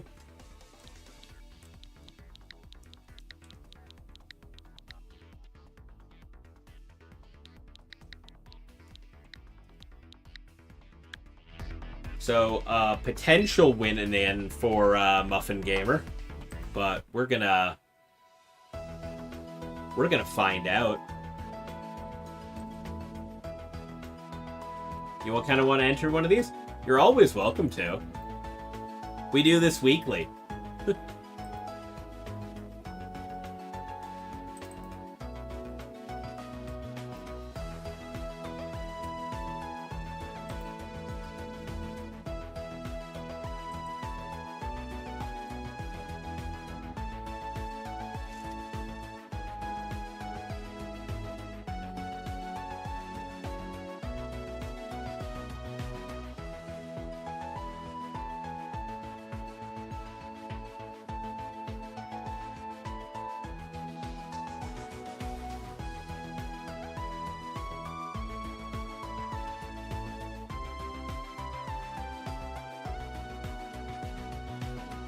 Tournaments look fun, but also they look long. Yeah. If there's enough people involved, there definitely are. Yeah, that's why a lot of the major tournaments take 2 days, because they do all the first rounds day 1, and then they round it down to the top cut and do top cut in day 2.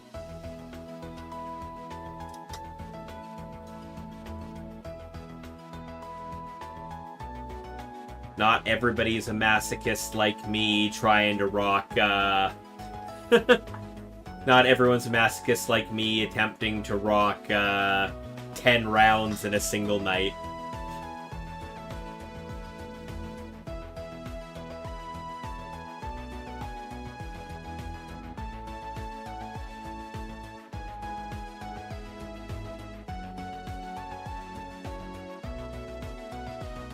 You're insane, by the way.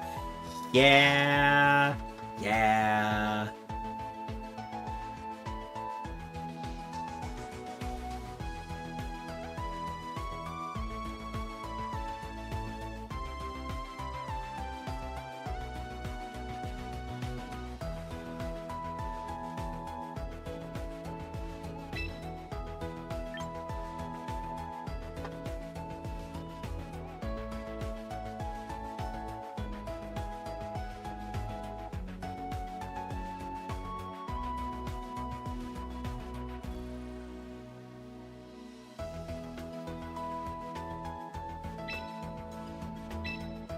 I can switch the names again.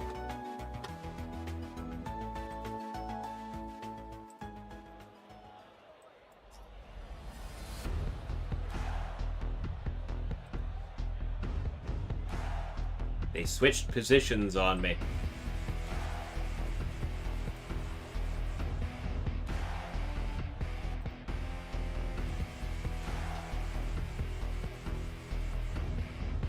You're yapping a lot because sometimes just tell when the vibes are good. You feel that here? Oh yeah, this one's for the love of game. There is absolutely nothing on the line tonight. Everybody's just playing to have fun and see how far they can get.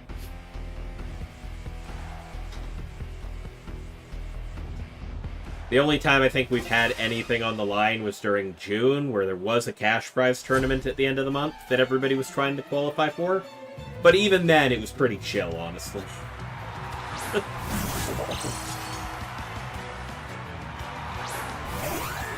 Alrighty. Suki kicking us off with Whimsicott and Glamora on the one side. Meanwhile, Muffin is pulling out the King Gambit and Sneasler.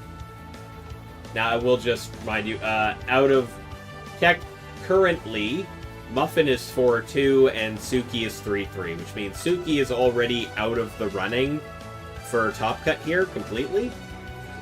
Muffin still has a chance of making Top Cut if they win.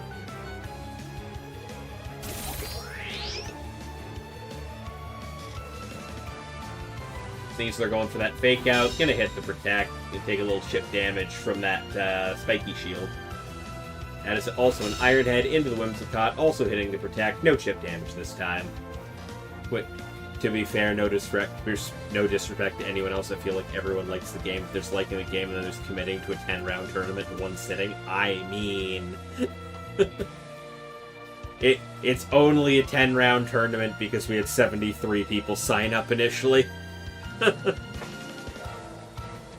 Yeah, technically, the number of rounds is dependent on the number of people who show up. I don't know that until the last minute.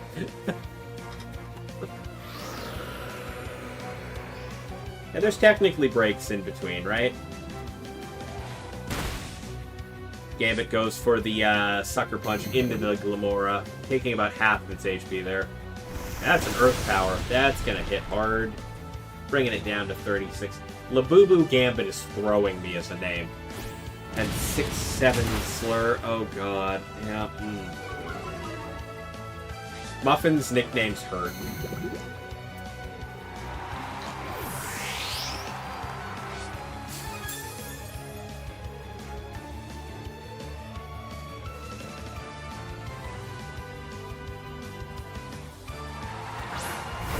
And Suki pulling out the Garchomp now.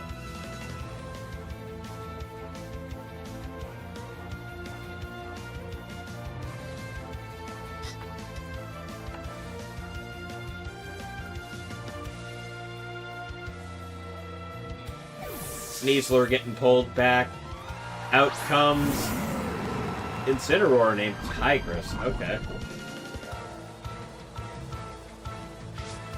Intimidate gonna go off, lowering the Garchomp's attack power. King Gambit gonna go for the Protect. That's a Stomping Tantrum into that slot. Gonna do a good amount of damage to the Incineroar.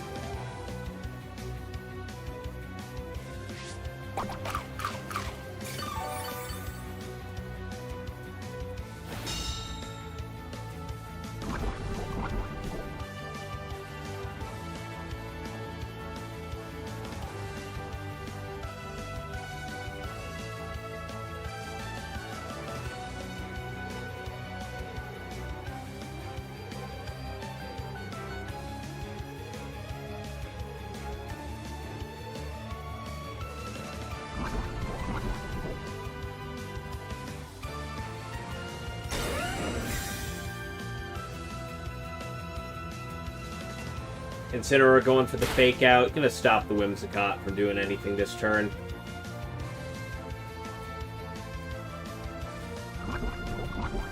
Sucker Punch not doing anything because of Protect. Poison gonna just tick down that Incineroar a little bit.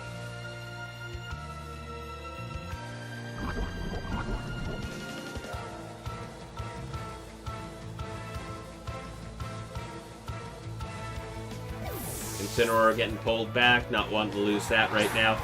Charizard going to come out instead. Whimsicott going for the Protect again. And that Sucker Punch will hit the Garchomp. Gonna take a bit of a chip from the rough skin there too before hitting a Rock Slide into the Charizard before it even gets a chance to do anything. As he was hoping for another Stomping Tantrum.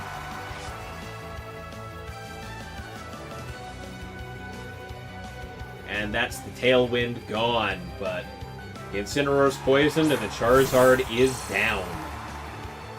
Muffin's not looking like they're having a good time here.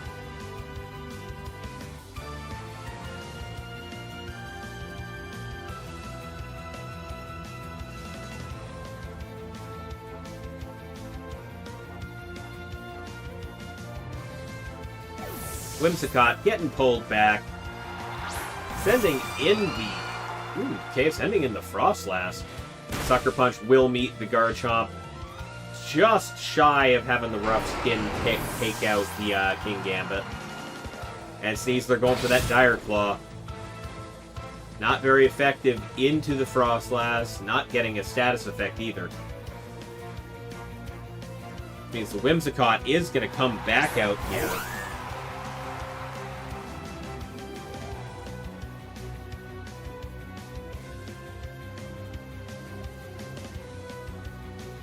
Now, I'm assuming this is a Mega Frostlass, but I'm also fully under the impression that a Sucker Punch from Gambit is fully capable of KOing that Frostlass.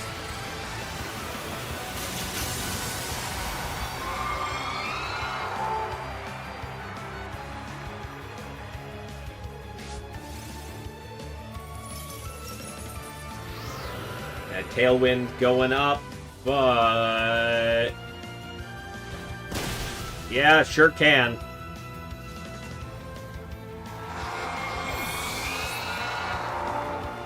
And that Dire Claw will just end the Whimsicott. That's the game right there in favor of Muffin. You've seen Sneasler's trending towards Poison Point, Poison Jab recently. I mean, that's definitely one of... It's a good tech. I mean... Sneasler traditionally does run the Dire Claw and kind of hope for one of the random status effects. Technically, Dire Claw is stronger as well. But yeah, Poison Point with the Poison Jab does make for a huge possibility to poison.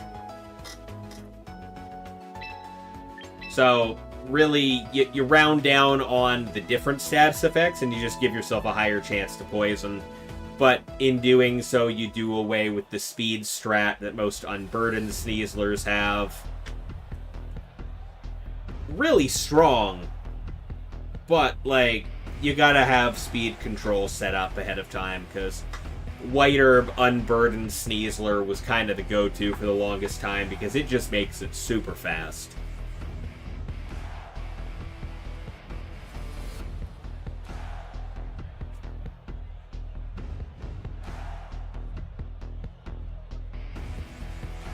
Anyway, Suki looked like they had a good run in that match, but the game one inevitably went to Muffin at the end there. Suki not being able to capitalize on the starting momentum they had. Will they adjust and be able to deal with Muffin? We're starting again with the King Gambit and the Charizard this time. But Suki changes it up and goes for the Gyarados Whimsicott.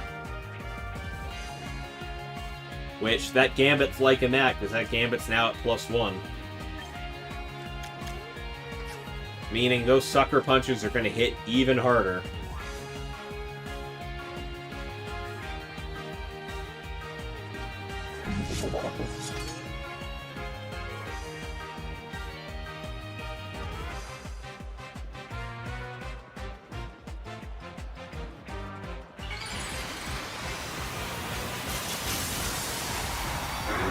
Mega Charizard X, though. Alright. Whimsicott going for the Tailwind. But that will be a Sucker Punch from the Gambit, chunking the Gyarados down. Though it's a Citrus Berry Gyarados, apparently.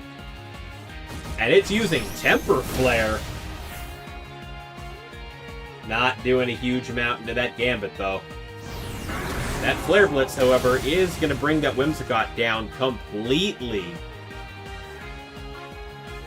Suki's not running Focus Sash on that Whimsicott. Alright.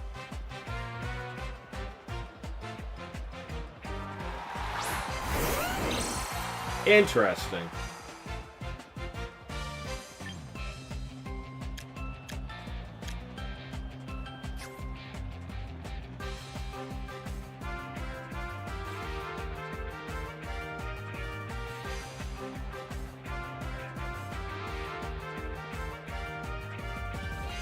We got the Garchomp now out on Suki's side.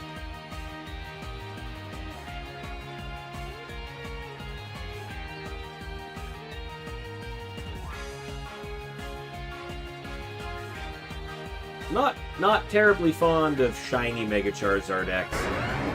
I know regular Charizard X is already the black, but turning it green, like the green instead of black, is weird.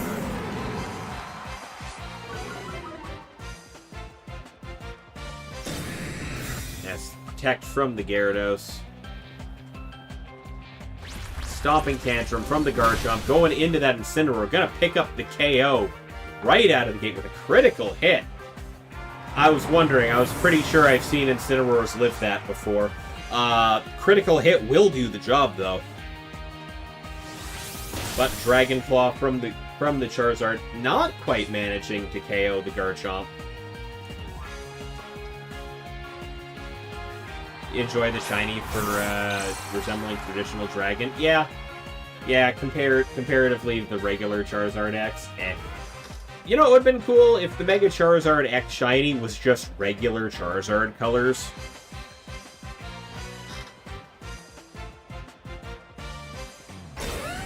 Just to reverse it. Sneasler going for the Fake Out, gonna hit the Protect on Garchomp.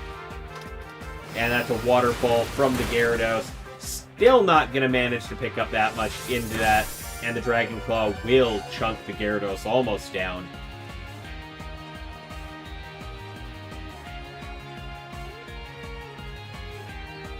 The Galarian Birds. Yeah, no, those, I love the Galarian Bird shinies.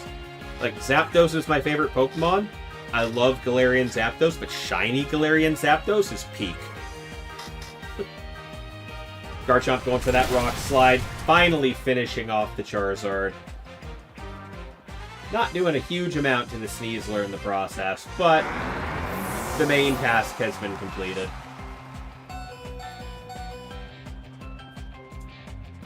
And a waterfall from the Gyarados. Will do a fair amount, and there is the close combat. Gonna finish off the Garchomp, do a little chip.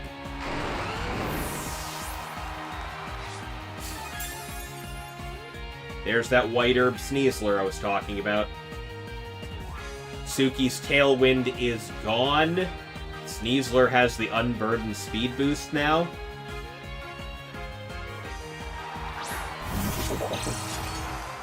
But Muffin is down to King Gambit and Sneasler alone. And we already know how that Gambit feels about the Mega Frostlass.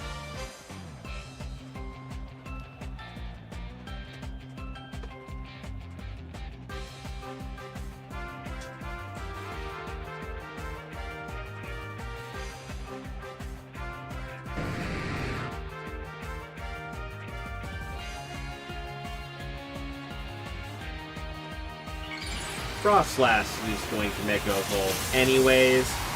Let's see how this goes, because if this goes like last game...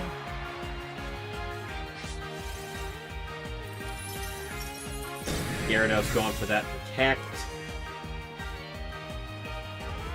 And that will be another Sucker Punch. Ooh!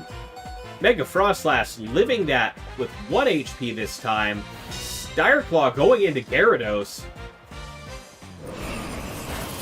And a Blizzard from Mega Frostlass taking out the Sneasler and chunking down the Gambit. That's Muffin's Gambit against the world, but both Pokemon are looking rough. This could very easily come down to miscalling a Protect. The Suki is still in a bad position because, number one, if the Frostlass attacks, it drops. If Gyarados attacks, I don't know if it can KO. And then Gambit just KOs it next turn. Nope. Going for the Gyarados this time. Gyarados getting dropped by that Sucker Punch. But Frostlass going for that single target Blizzard, which will pick up the KO. With a critical hit, that would do it. Crit matters, probably. Meaning, that's going to make this game 1-1. Suki tying it up. We're going to game 3.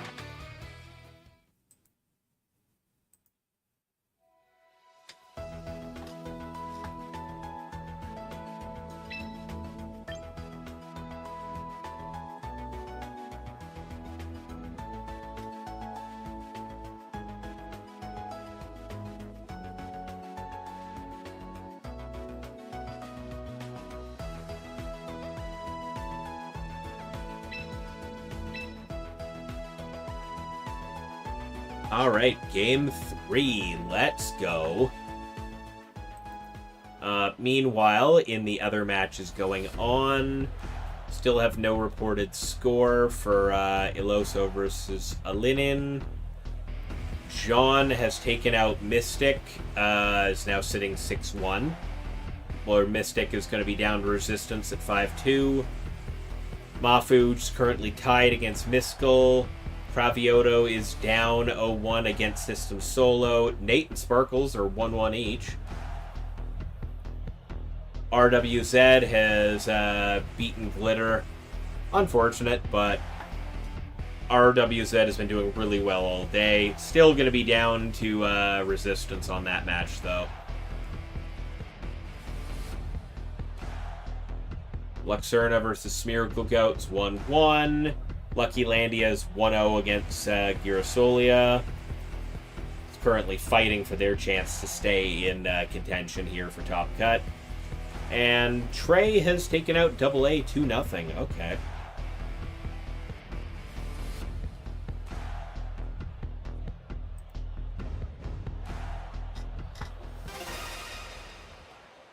You'd rather just outplay all 8 suckers. 6-1 with Fox Slop. Let's go, Lizard.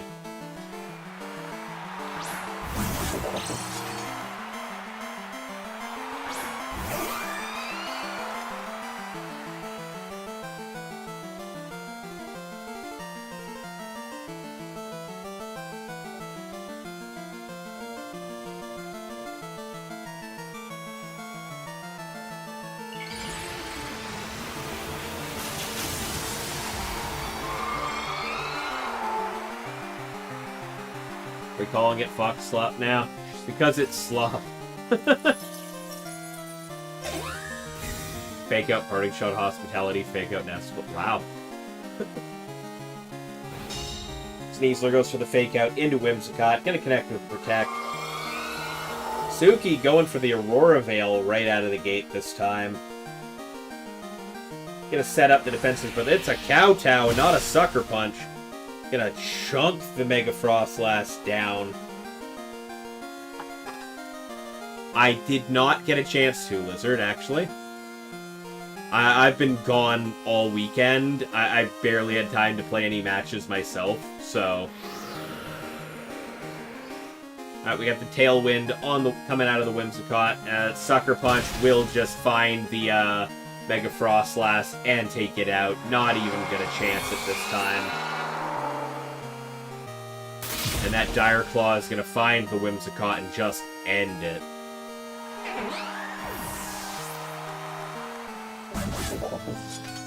Thanks, Suki.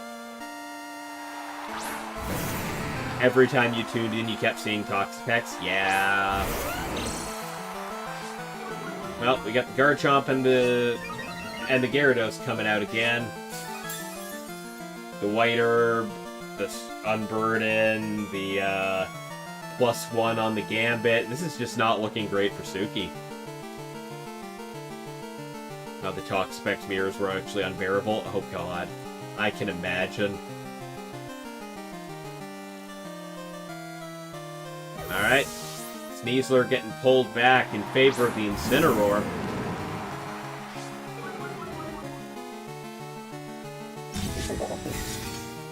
King Gambit going for the Protect this turn. Garchomp going for the Stomping Tantrum. Not going to manage anything there. That Temper Flare also going into the slot, not doing much. I think Suki needs to understand that King Gambit is just a bad opponent for the Mega Frostlass, unfortunately. Incineroar gonna give the helping hand to King Gambit. Garchomp gonna Protect, though. And we gotta Protect out of the Gyarados as well. Gonna block the incoming Sucker Punch, which will fail.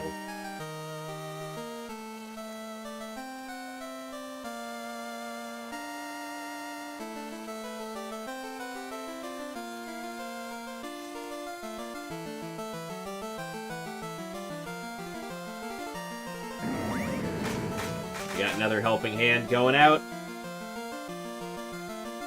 And that Sucker Punch into the Garchomp, chunking it down to 38%. But that Stomping Tantrum will hit. Not quite going to do enough.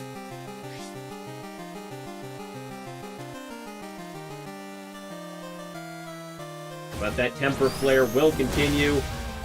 Not quite going to KO, even with the double into. Oh, nice, Sparkles. You're at 5-2. The Aurora Veil's gone, the Tailwind is gone, the Whimsicott's down.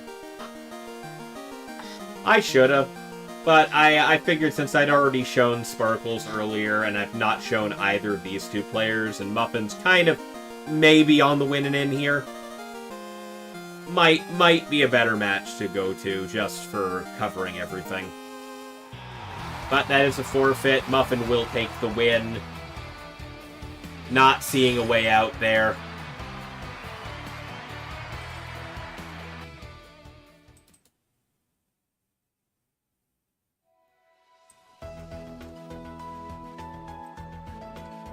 You won off a Hurricane Miss? Oh. Well, we take those. Nate remains the goalkeeper of the X2 table. Just so happens that Sparkles is the only one to get past him.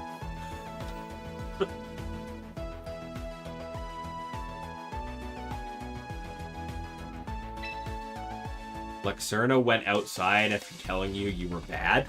What?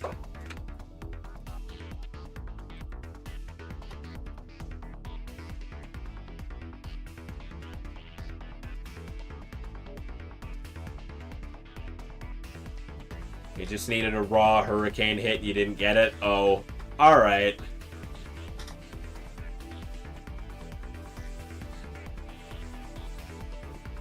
Yeah, we got that. We got 2 matches still being played. Whatever happens, GG's, man. Alright, the only matches still being played are Eloso versus Alinin and Cravioto versus System Solo. So let's check Eloso's match here. See what's going on.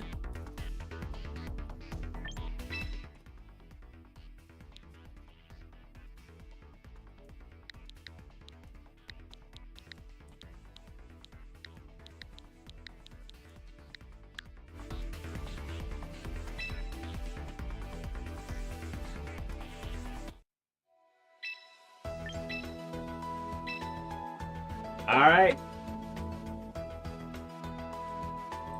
We're gonna check out the match still going here. It's a flat top 8 cut, Mafu.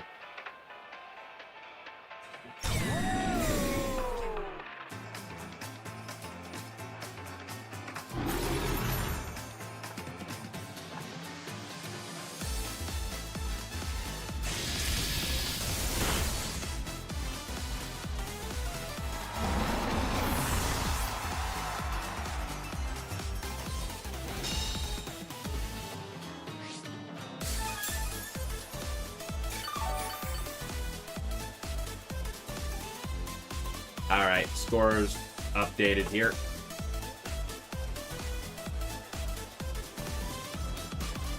Oh, hey, this is how our game 3 started.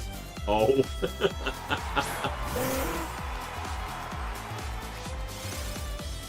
Alright, Alinin sending in the Pelipper to go with the Archaludon. Meanwhile, Nathan's still up with all 4 of their Pokemon remaining.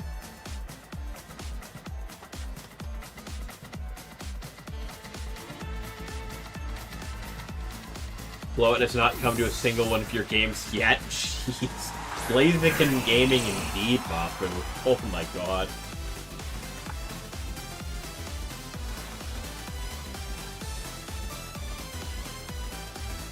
Alright. Just make sure you actually drop from the tournament if you're dropping. Just in case. Like, weirder things have happened than, I mean, you're 5'2", you still potentially make it. So make sure you actually drop from the tournament if you're leaving, because you might accidentally make it in the top cut and just be a bye for somebody.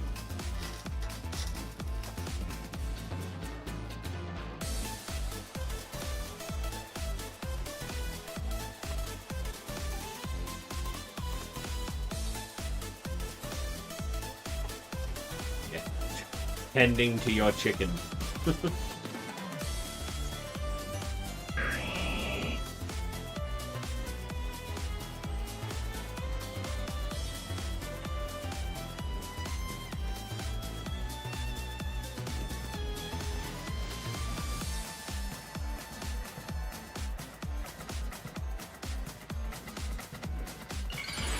Yeah, you abandoned yours because it wasn't doing very good for you.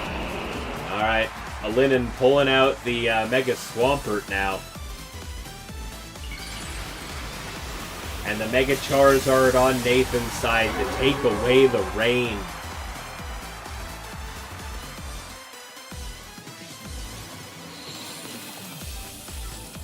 Burgrass going for the helping hand. Now, Swampert outspeeding, going for that Wave Crash though. Into Charizard, just barely failing there, getting 75% of the damage off. Archaludon going for a Dragon Pulse too.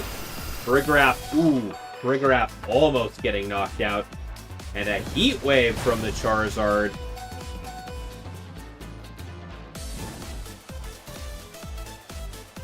Yeah, Wave Crash don't KO in that scenario, unfortunately.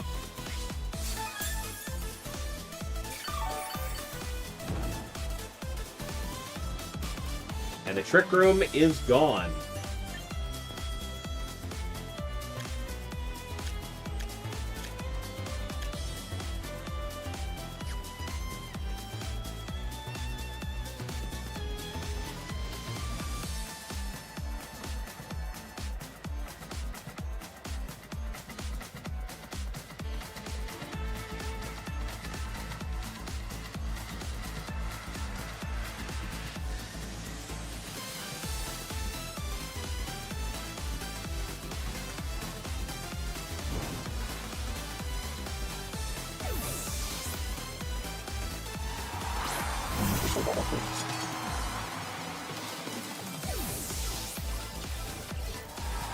Pelipper coming back out in place of the swamp, in place of the Archaludon, as Swampert goes for the Earthquake. Verigraph down. King Gambit takes a lot of damage out of that.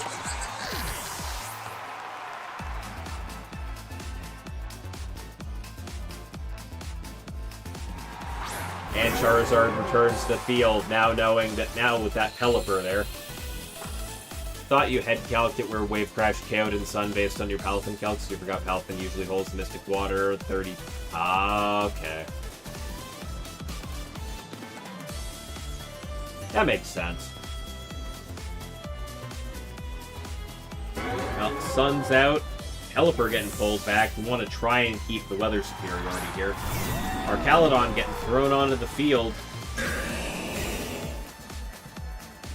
Swampert protecting. Gambit's going for that Sucker Punch. Not going to work into the Protect.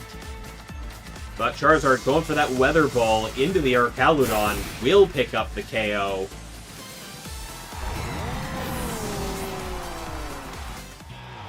Yeah, that will be a... Yeah. What? Huh?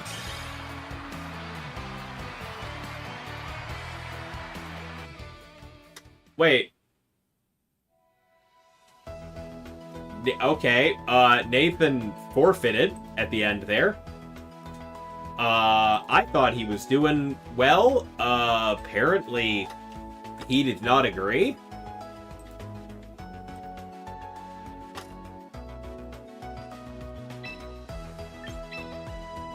Based on that positioning, I thought Nathan had that in the bag, but apparently not.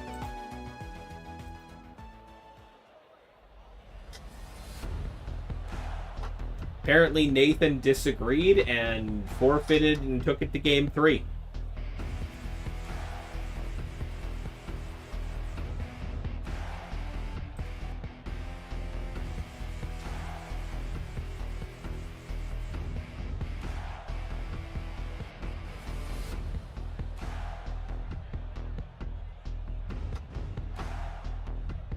Hey Rishi, how you doing? Yeah, Palafin has a higher base attack than Swampert. Yeah, in the hero mode, anyway. What's this tourney about? It's our weekly VGC tournament that we host.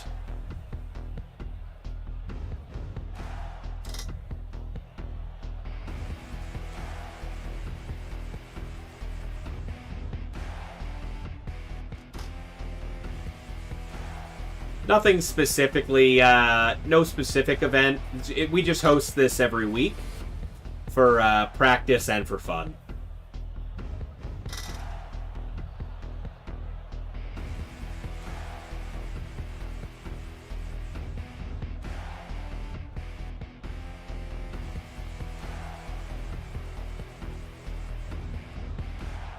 Well, we're getting close to the actual, we're getting close to the second round, the top cut of this one. So you can't join this one.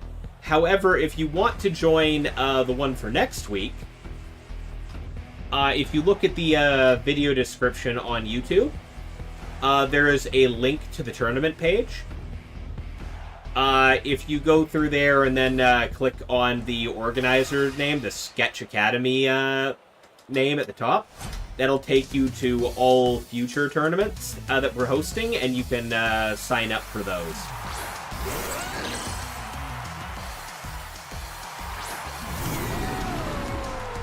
Anyways, Linen starting off with the Grimmsnarl or Caludon. Meanwhile, on Nathan's side, we have Garchomp Farigiraf. Farigiraf immediately going for the helping hand here. Grimmsnarl starting off strong with the Reflect, knowing that something's coming. And Garchomp going for the Earthquake right out of the gate. Our Caludon completely gets roasted by that. Farigiraf takes about half. Oh, that was a crit on our Caludon. Oh, that was a big one. I don't know if the crit was 100% needed there, but Farigiraf gonna heal up with the Citrus Berry too. But through the Reflect too, that might have been needed. How many players? Today's tournament had 73 people actually ready up for it. We had over 100 signups, but only 73 people actually readied up before the tournament, so we had 73 players today. Yeah, I was like, maybe it didn't matter, and then I remembered the Reflect was up, and yeah, that crit was 100% necessary for that.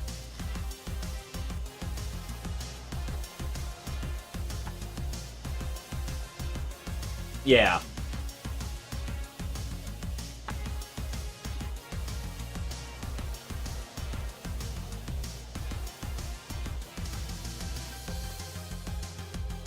Farigiraf uses that helping hand again. Garchomp going for the Dragon Claw this time. Into the Pelipper. That Pelipper tanked the hell out of that, actually. And goes for the Weather Ball. And that Grimmsnarl goes for the Foul Play. Gonna take a little bit of chip damage, but the Garchomp is down.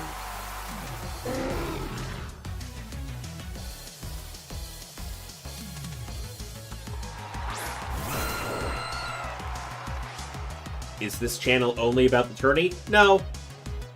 No, I every Sunday night I stream the tournament, but I do other stuff during the week as well.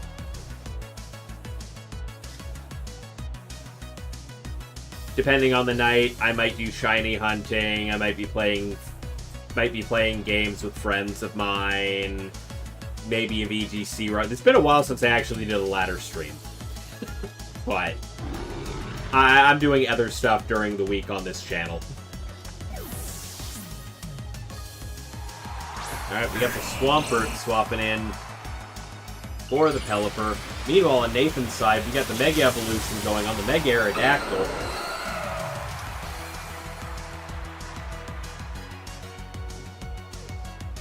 Setting up the Tailwind as fast as it can. No Trick Room this time. And Farigiraf goes for the Twin Beam, trying to get some damage off into the Swampert before anything goes. No Mega Evolution from the Swampert this time, though. You'll try to join next week? Alright. Hope to see you there, Rishi.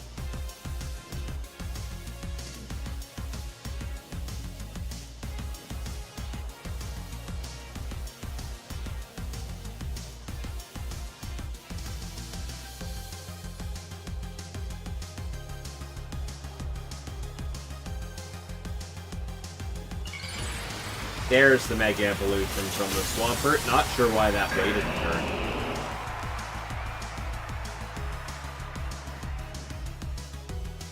Farigiraf going for the helping hand.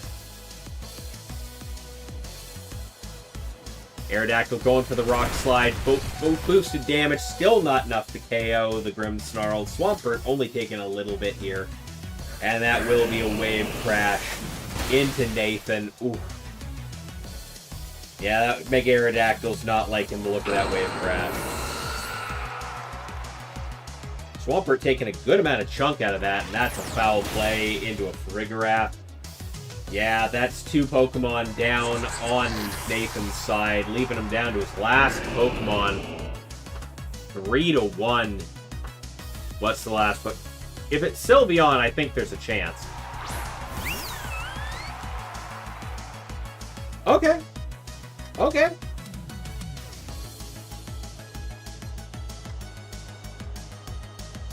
Sylveon and Tailwind. Two Pokemon that are ridiculously damaged on the opposing side. Yo, there's a chance.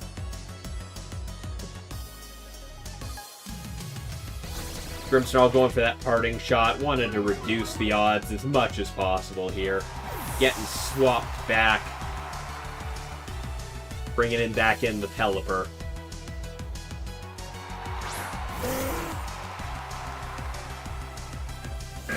Oh, Wave Crash. Oh. The Sylveon in Tailwind. Still slower than the Mega Swampert, though, apparently. Not what I was expecting. Alright, well. Get out sped, I guess. Yeah, I was about to say. Only the Sylveon had Tailwind. I thought maybe it was gonna outspeed and KO. Apparently not. So, that's that match going in Alinen's favor.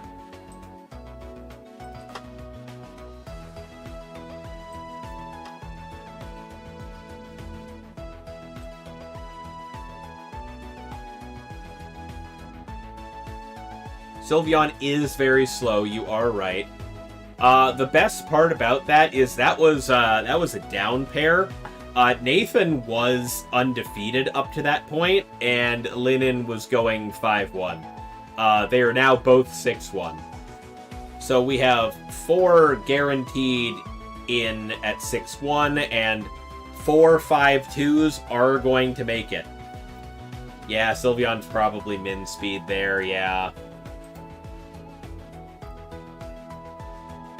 Alright, so we are going to go ahead and... Oh, why is there a match issue open?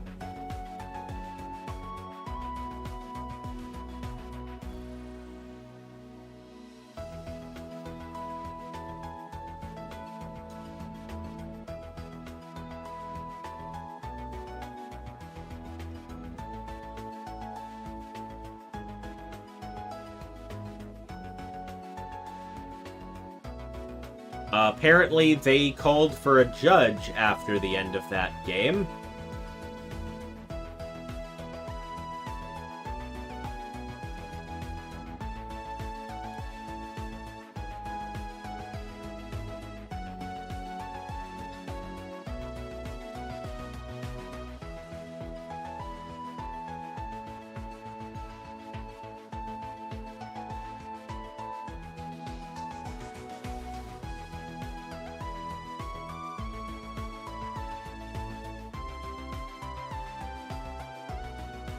Apparently, Nathan's game crashed during that last game.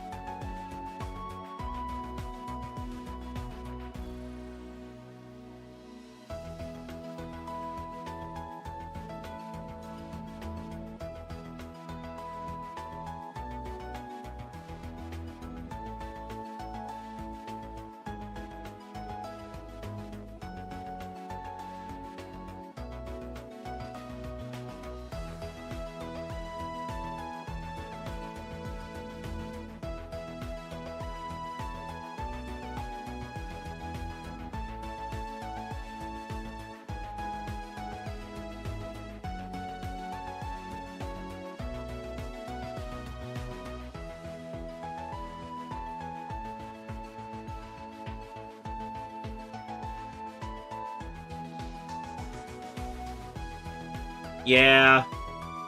Yeah. I feel that, Blizzard.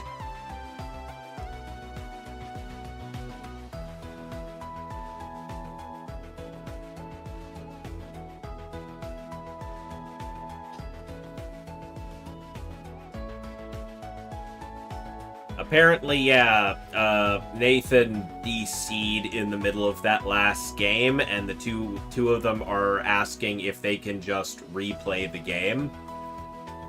There is, however, only like a minute left in this round, though, so we just kind of want to move on. It's 4 in the afternoon for you? Dang. Good timing for your time zone, Sparkles.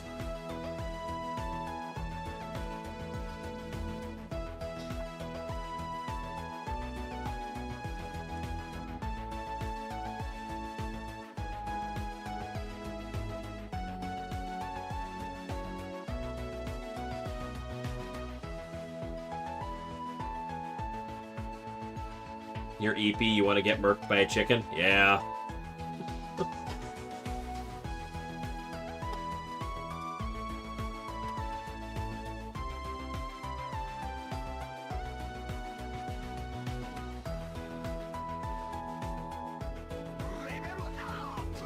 Hey, System Solo, thank you for the follow. Just kind of dealing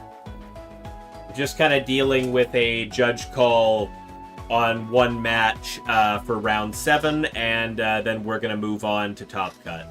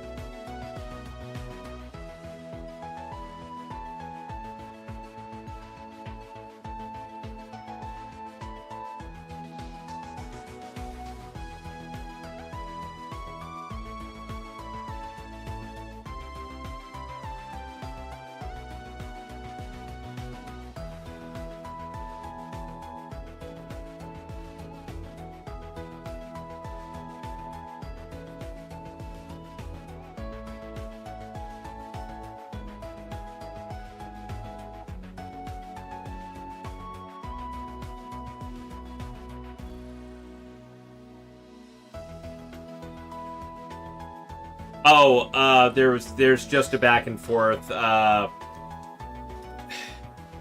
So Nathan DC'd in the middle of in game 3. The game chose a couple of moves for him while he was trying to get his Switch restarted and back on. They both players agreed that they didn't feel like that was fair to take the result as it was because of that, and wanted to replay the match. Unfortunately, they found this happened with like 5 minutes left in the round, so yeah, not enough time.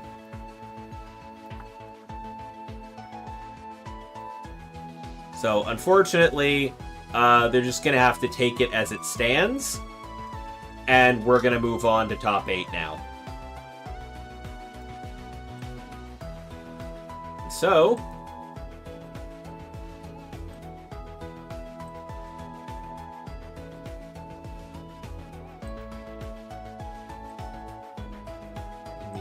what? What do you mean top current round is not finalized yet? What?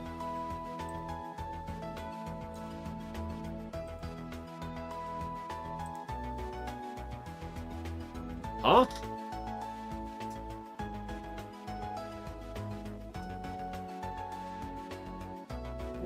What is happening here?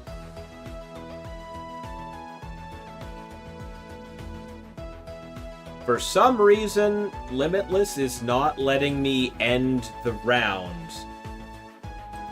Something about this round not being finalized.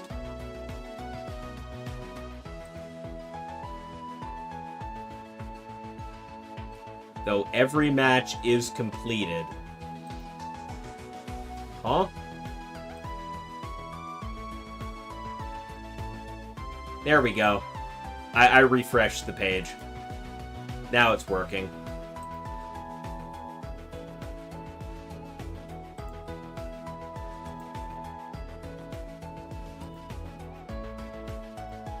Yeah, I had to refresh the page. It just wouldn't let me end the round for some reason. Anyways, top 8 pairings are live.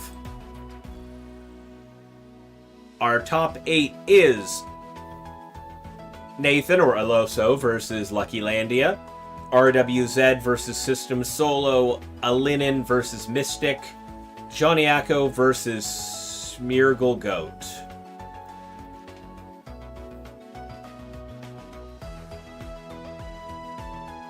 I thought Smeargle Goat dropped. Hold up. Let me... Did he not? I mean, I guess not, because he would have been removed if he was, but like... No, he's still in this. I must be thinking of somebody else.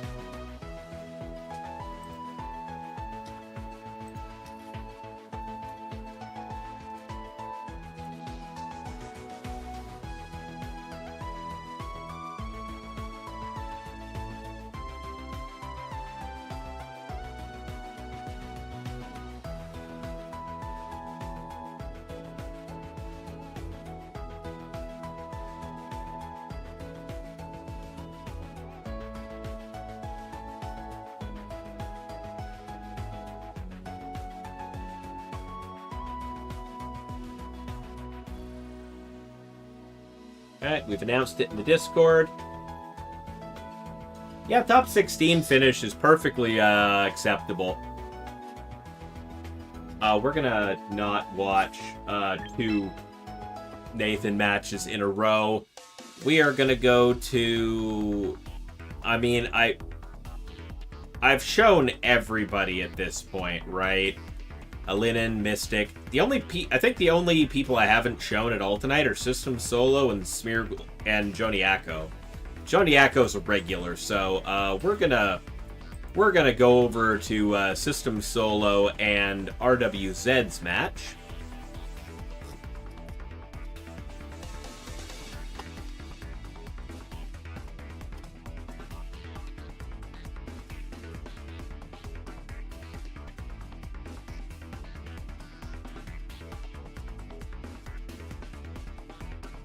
Hey, System Solo, if you're still in the chat, oh, there you are. I was about to say, please get into your round chat because you are the stream match.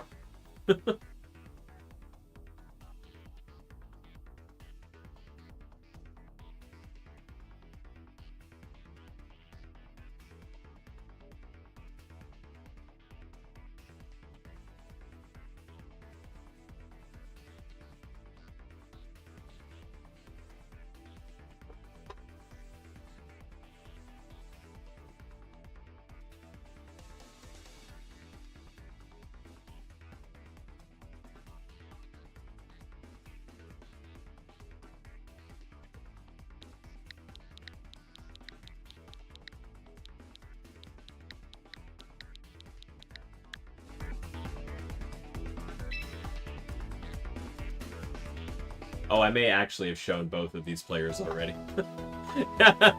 I didn't even realize System Solo was Mac. I think I showed their match earlier in the day, but that's fine.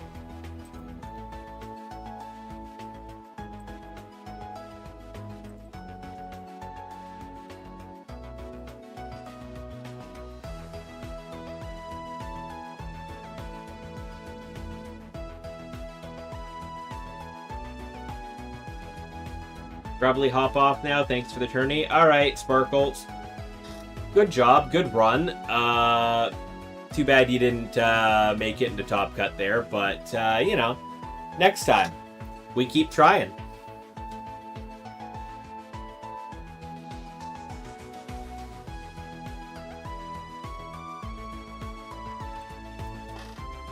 Even that glorious round 7 match against Nate couldn't get your resistance high enough, I guess.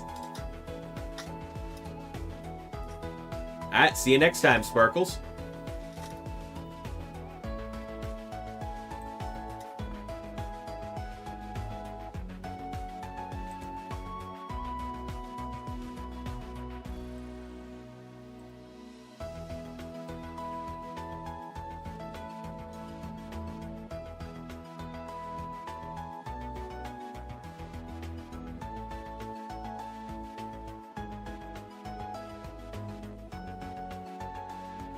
Oh, your resistance is like 4. Yeah. Yeah, I guess. The downside of being the goalkeeper for the X2 tables. Oh, you're SOS hunting Wingull. Nice. That's the I have so many shiny Wingulls kicking around.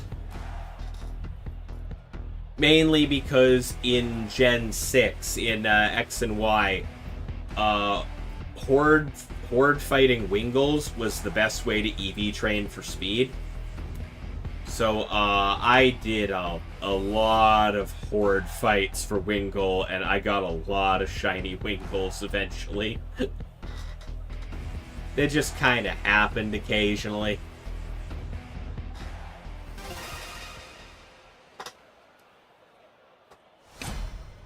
Alright, we got Mac versus RWC.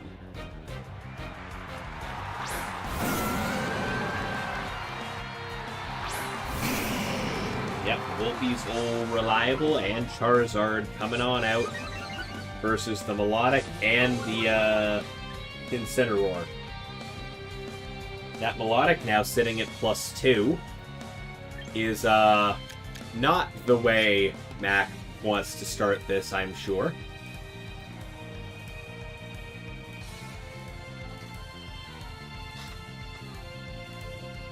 Incineroar getting pulled back almost immediately for the Whimsicott. And Charizard, why will Mega Evolve in the face of that Melodic?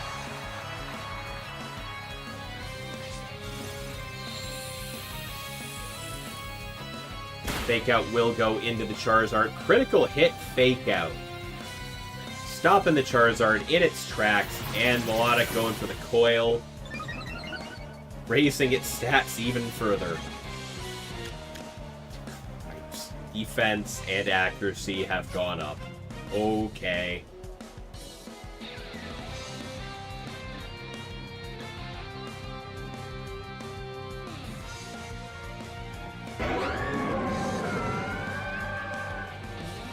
Man, I'm glad my work day tomorrow is not a whole lot. Otherwise, I'd be a little more aggravated at how long this tournament has taken today. 5 hours just getting Top Cut started. It is 2:30 in the morning. The Weather Ball attempt at the Melodic not hitting anything but protect. It's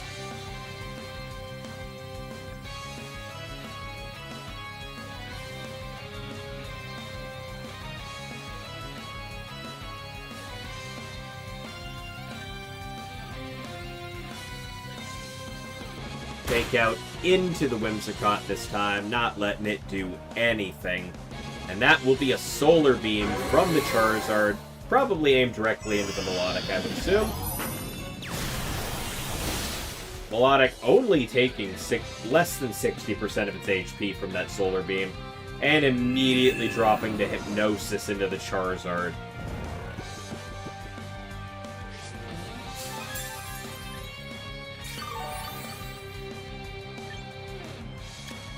Whimsicott hasn't really had a chance to do much yet.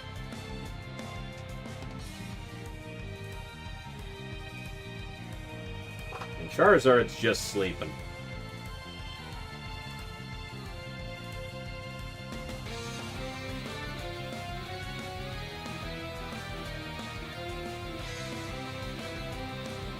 Will be an Encore into the Sneasler slot. Gonna lock it into Fake Out, which it can't do. But Charizard not gonna wake up this turn as Melodic goes for yet another Coil. Gonna boost up its defense and its accuracy a little more as it heals with the leftovers.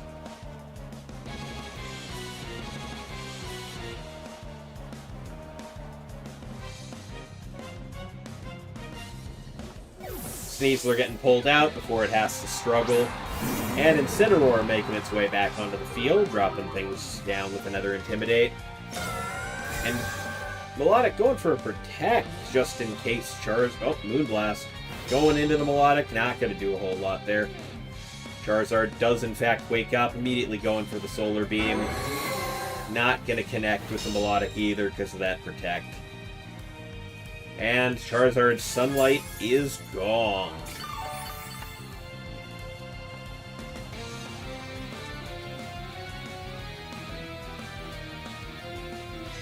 We just get pulled top 8 into a Melodic stall match. Is that what's happening?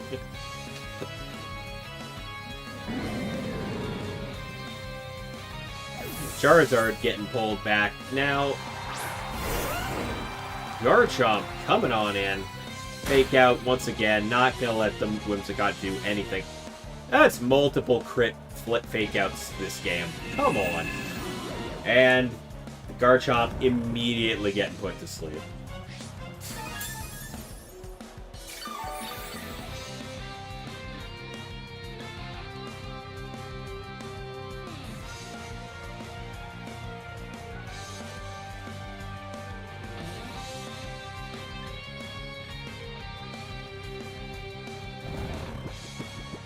But that's an Encore going into the Melodic, which is now going to have to do Hypnosis consistently, which, yeah, not sure that's what you want either. But that's going to be a parting shot from Incineroar.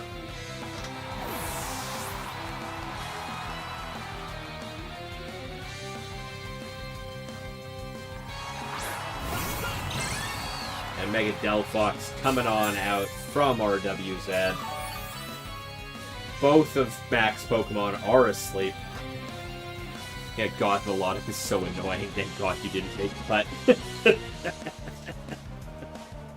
With your luck, you would have been paired into this, too.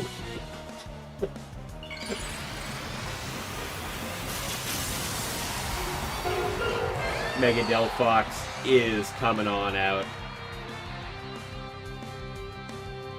Going for that Heat Wave.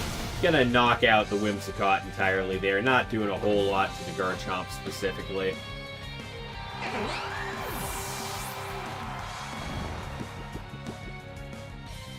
And Melodic is still locked into Hypnosis. Gonna keep doing it, but keep healing itself with the leftovers. It don't speak that shit into existence. It'll happen next time. Oh, my battle. Knock on wood.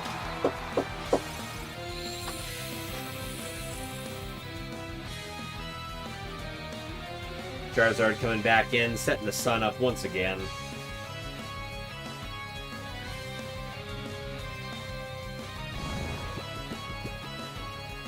Delphox takes the turn to set up a nasty plot. Garchomp waking up, going for the Rock Slide. Chunking both Pokemon. It does have the attack downs from the Incineroar, though. That'll be a Solar Beam from the Charizard. Hoping to... won't KO the... unless it crits. That is not a crit. Dropping the Melodic down to... ooh, Melodic flinches, so it can't do the Hypnosis this turn. And the Encore is over, so it doesn't have to, but will it?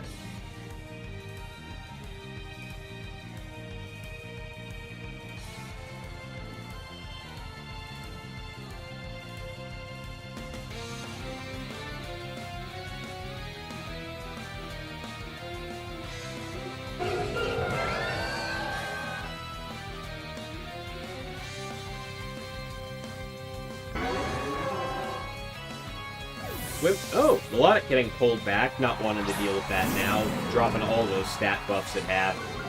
In favor of Incineroar, getting an Intimidate off. Charizard will go for the Protect this turn. Delphox goes for the Psychic into the Garchomp, which will absolutely obliterate it at +2.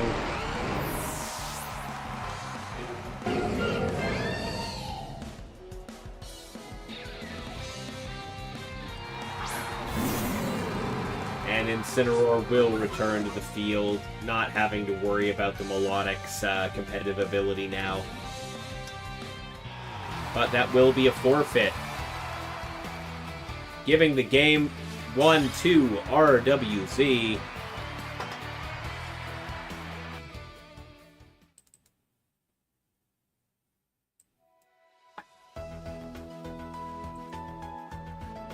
Just Mac not entirely confident they can manage anything there at that point. The Melodic itself just absolutely running roughshod over their team.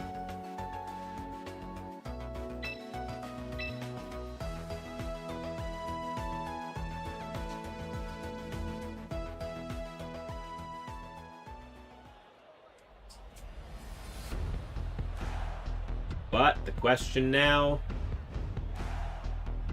will Mac come up with a new strategy that can deal with that Melodic? Because that Melodic basically decided the whole game.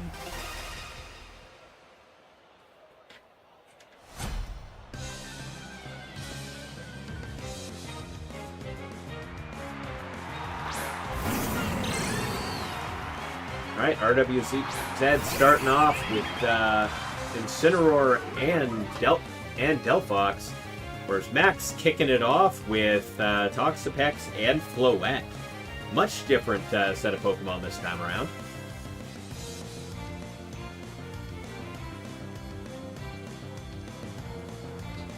RWZ just changing their leads. Still two Pokemon that we saw last game.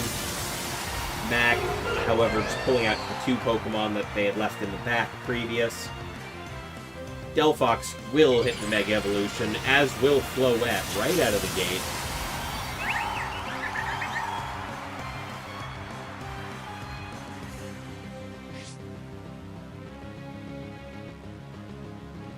It will be a fake out into the Toxapex, not wanting to deal with that right off the gate.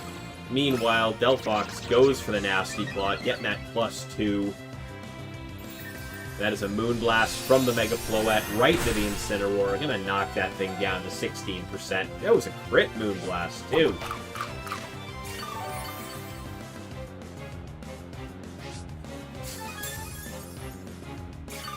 Toxapex seeming pretty unbothered by the fake out with after the leftovers goes off.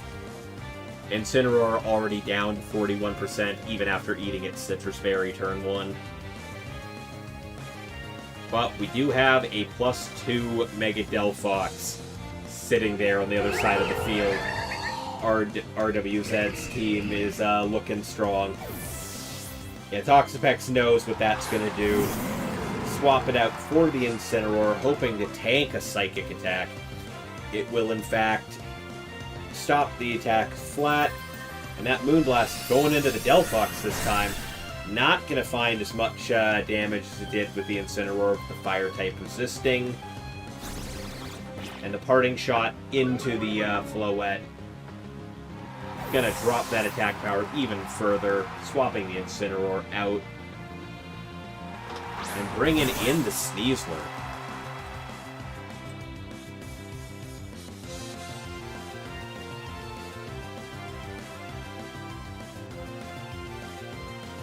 Oh.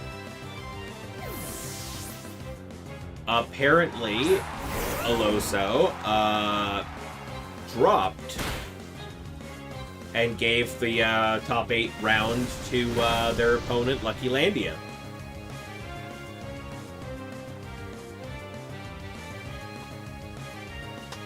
So Lucky Landia has made it to top 4. Aloso, or Nathan VGC, has dropped out of the tournament in the top 8. Not sure what happened there, but that is a Psychic going into the Garchomp. Gonna take that thing down, okay? And a close combat into the Incineroar. Just shredding Mac's team.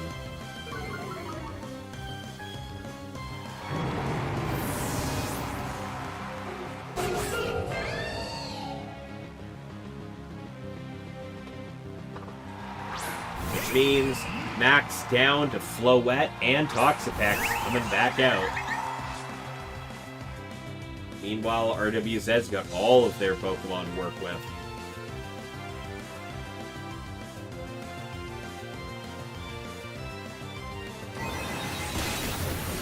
Woo!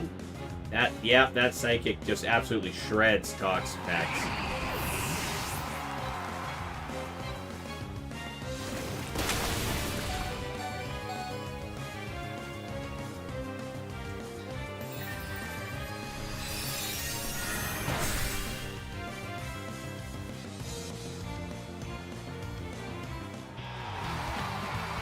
Yep, that's another forfeit. Yeah, GG, well played. Think you have the best team in the format. I mean...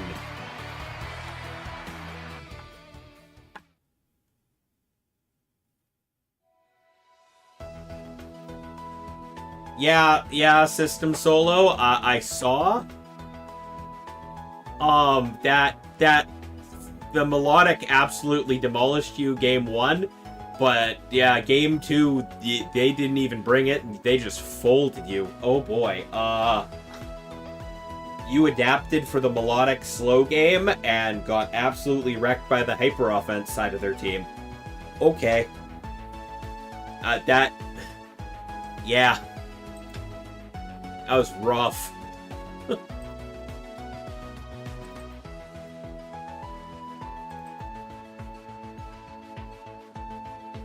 Yeah, the best team in the format is always going to get folded by something as well.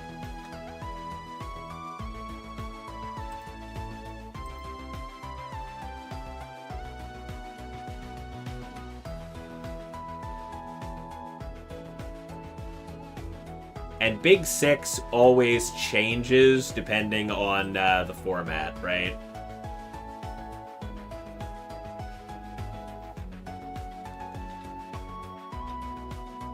Alright, have a good night, System Solo.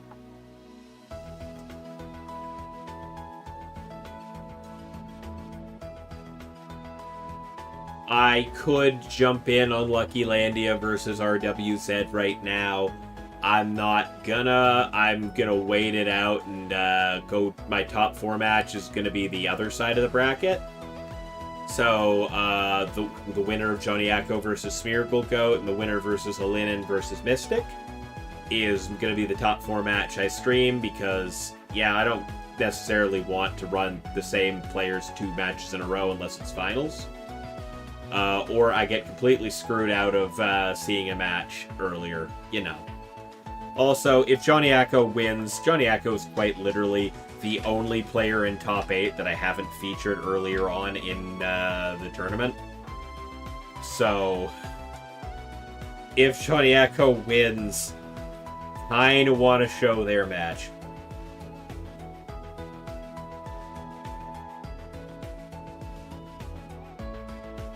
We'll see.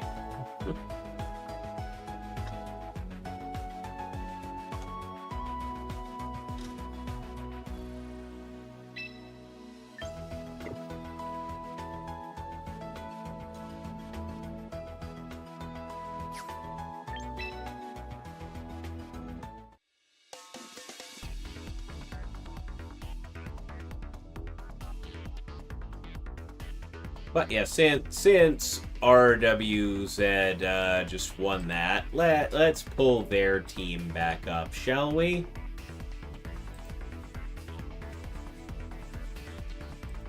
Since we're waiting anyway.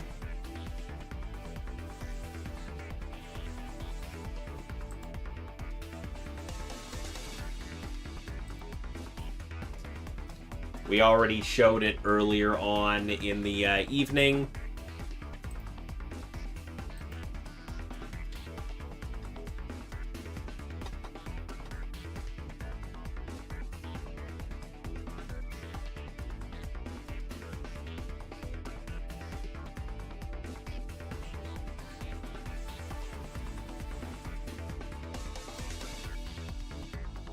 Oh yeah, you guys can start playing if you'd like.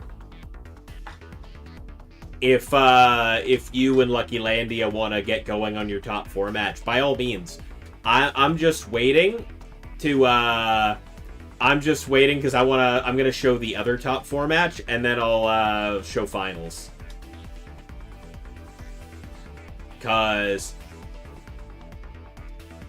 like, I just showed your match. Lucky Landia's been on stream earlier as well. Linen was like, but the other top 4 match has play at least a player, I think. Possibly. I don't know for sure yet. We'll find out really soon. But yeah, if you guys want to start playing your top 4 match, by all means.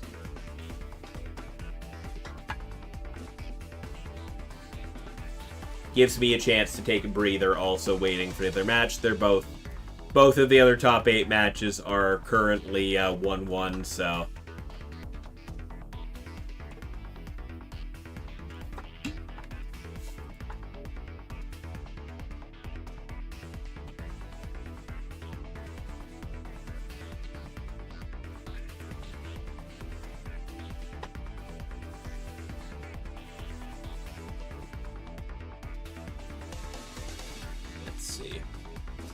I've got a bunch of pings going on, too, that I've been kind of ignoring all day.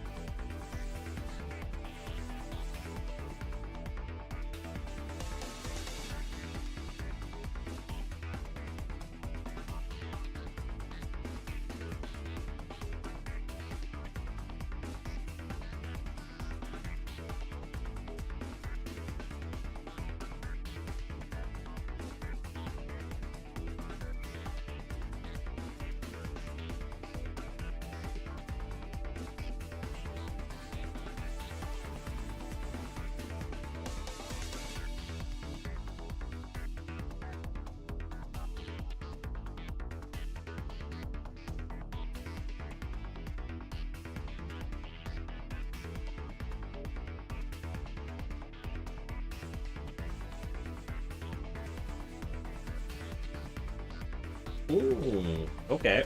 I have, still waiting. I'm just double checking some stuff because I got a bunch of Discord pings I've been ignoring too, but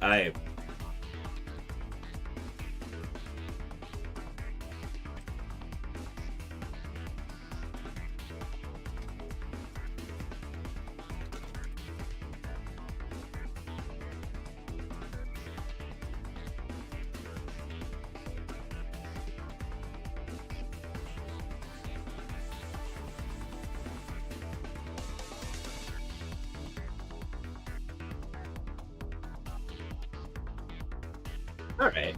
I may have a commission that might be finished very soon, from the look of it.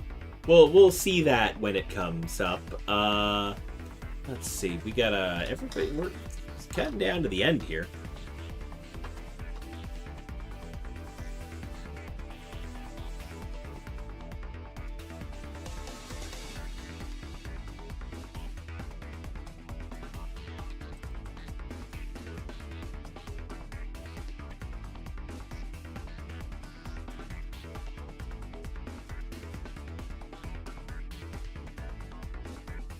All right. Well, we have one winner from the other top 8 side of the bracket. We have Johnny Acko beating Smeargle Goat and Linen coming out over Mystic VGC. So that will be our top 4 match that I'm now going to start lining up here.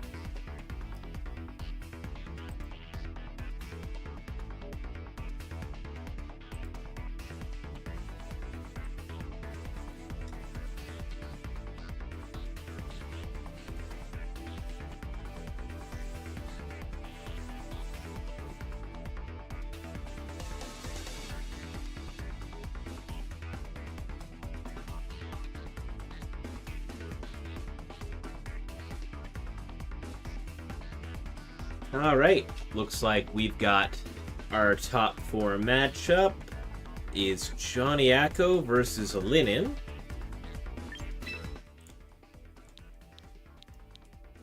Just waiting on Linen to get in there. There they are.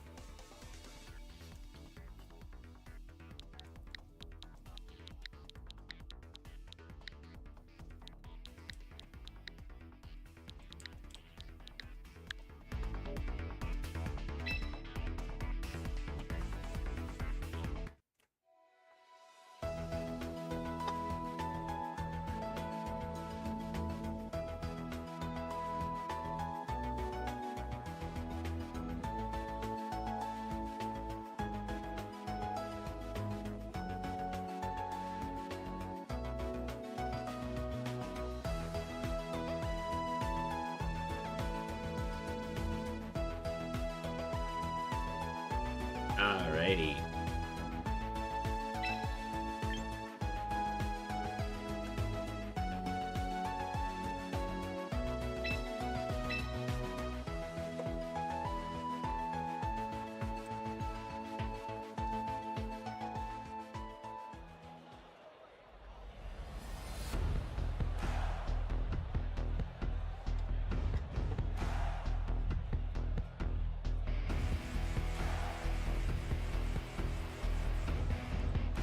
Alrighty, we got our top 4 match starting now.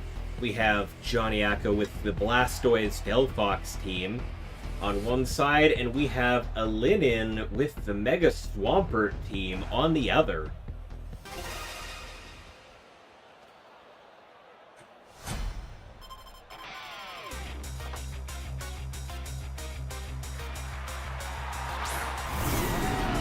Linen kicking it off with the Grimmsnarl and Archaludon, while on John's side we have the Incineroar and the Blastoise right out of the gate.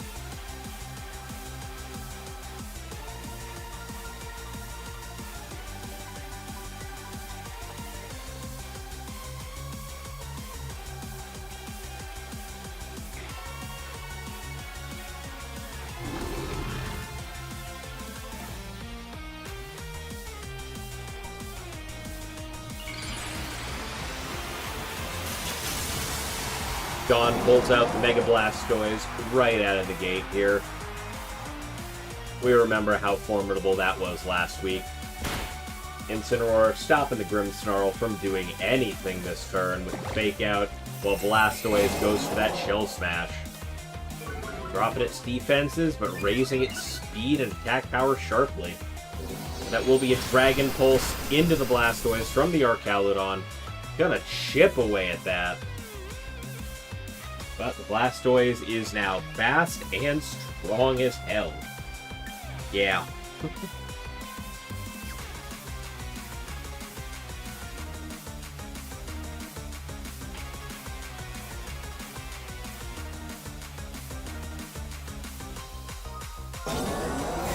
Blastoise goes for the Protect to start things off. So does Archaludon. Grimmsnarl, meanwhile, gets the light screen up, knowing what's coming soon. And Incineroar goes for the Parting Shot, but gets blocked by the Protect.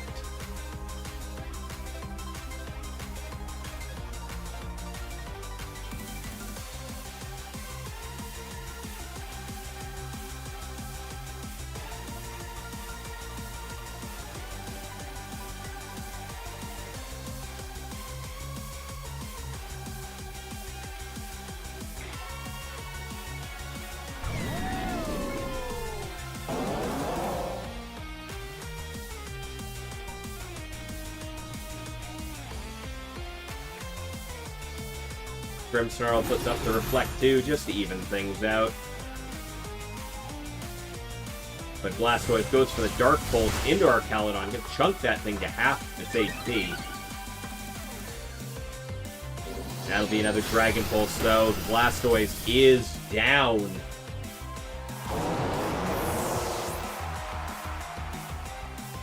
And a Parting Shot from Incineroar just a little too late. Dropping its attack power, swapping it out again.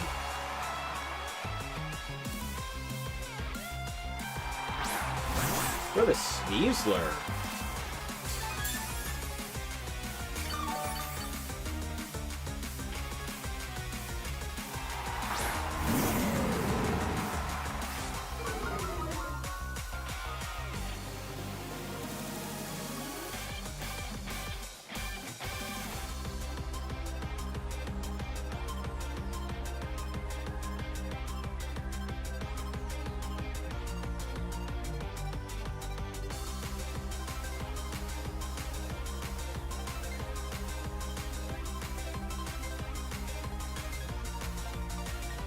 Caladon going to protect this turn as well.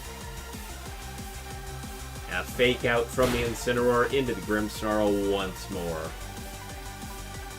But that Dire Claw doing a lot of damage, dropping that Grimmsnarl to 21% of its HP.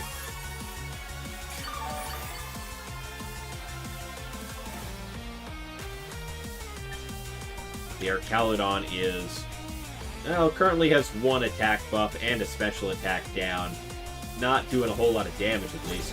Grimmsnarl going for that parting shot itself into the Sneasler. Immediately swap it out. Bring out the Pelipper to bring out the rain. Close combat out of the Sneasler, still picking up the KO into Arcaludon, not needing to worry about that attack drop. Critical hit! Alright, definitely didn't need to worry about the attack drop then. And a Throat Chop into the Pelipper. Not doing a huge amount, but enough.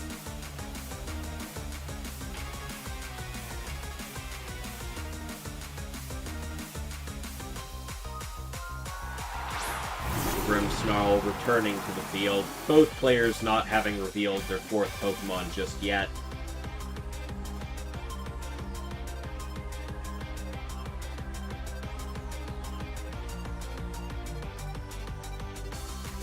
So the Swampert has not hit. The Mega Swampert hasn't come out, nor has the Mega Metagross.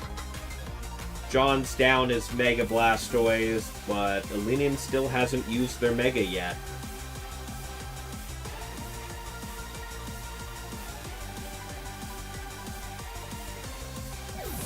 Incineroar just getting swapped out, bringing in the Sinistcha. A parting shot immediately into the Sneasler. Gonna drop that attack stat again. Bringing in the Pokemon hiding in the back, which is... I'm gonna put money on the Swampert. Yep, it's the Swampert. That Dire Claw into the Pelipper once again. Poison Touch going off, getting the poison on it.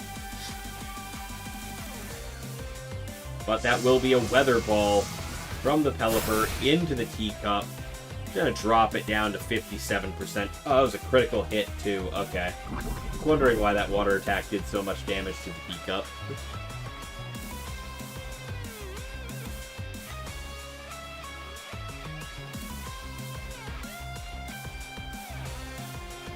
So many crits today. So many crits.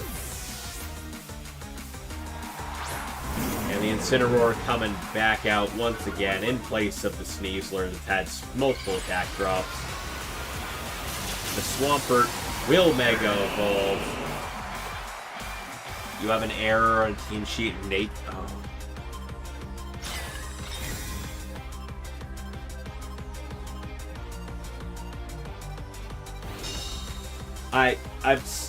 I mean, it's nature, so I guess, but, like, yeah, that popping up in top 4.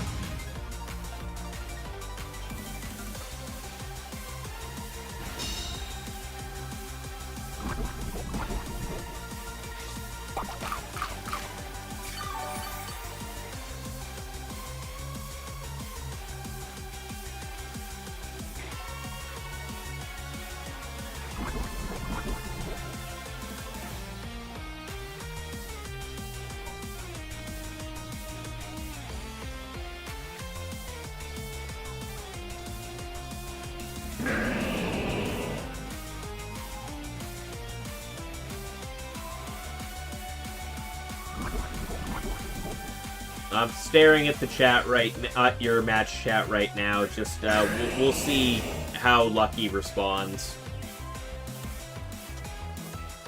Incineroar going for the fake out. And Sinistra going for the Trick Room.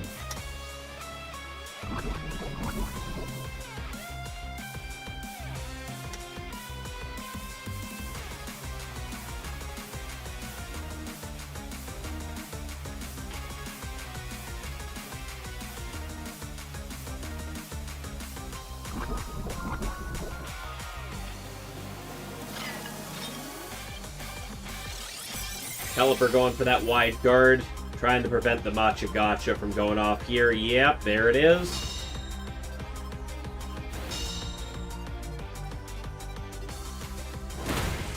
And the Throat Chop taking out the Pelipper with the crit.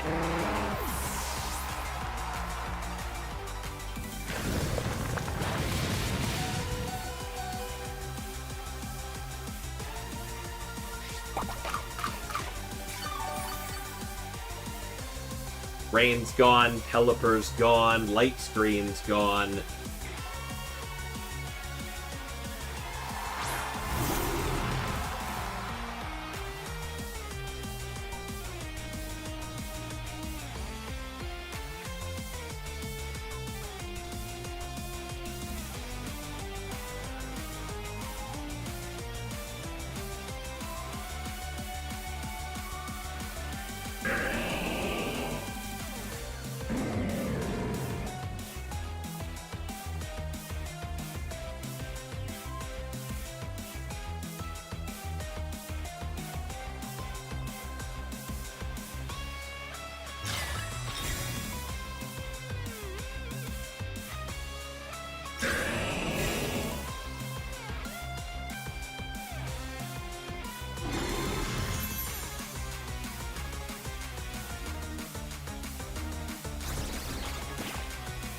Parting shot into the Grimmsnarl.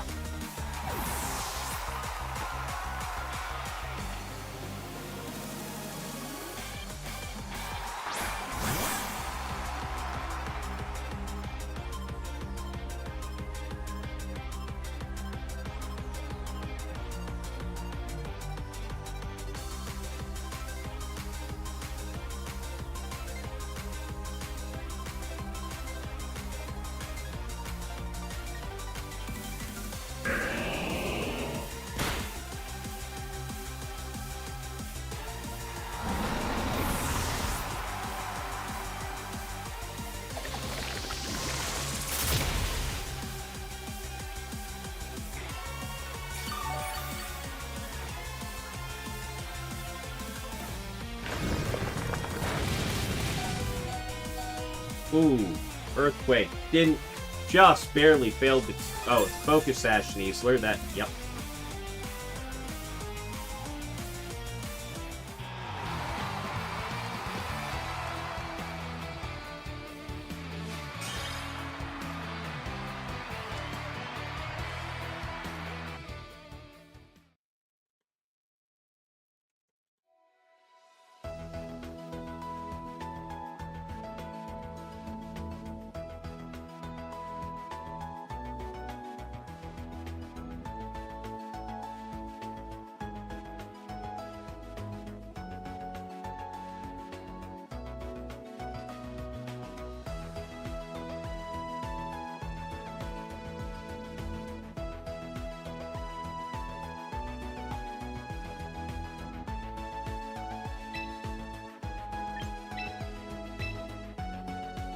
Alright, we're going to game 2. Apparently the other top 4 match of the team sheet error.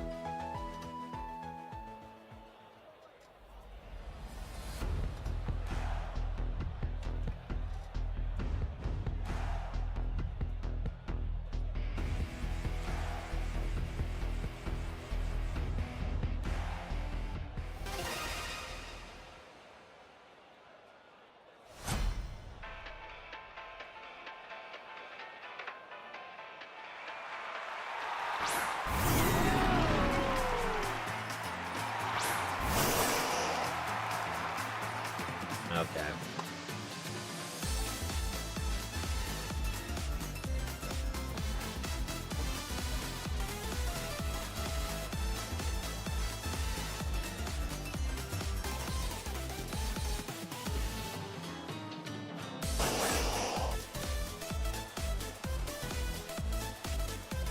Unfortunate way for the other team, for the other top 4 match to finish, but here we are.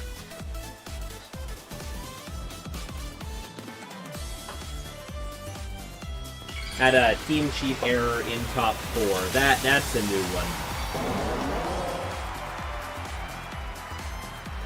Alright, John pulling out the Mega Blastoise once again.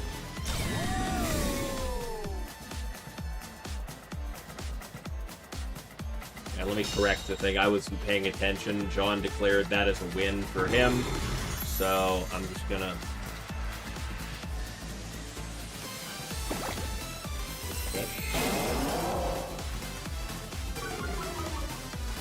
Why is my keyboard not letting me?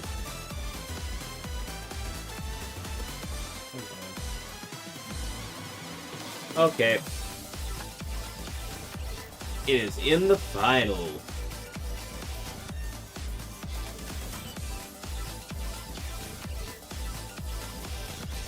Yeah, there we go.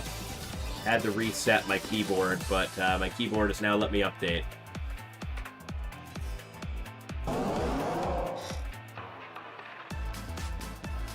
Yeah, unfortunate way for that match to end in top 4, to be, you know, down to game 2 being a loss due to a team sheet error, but it is what it is. Rules are rules, right?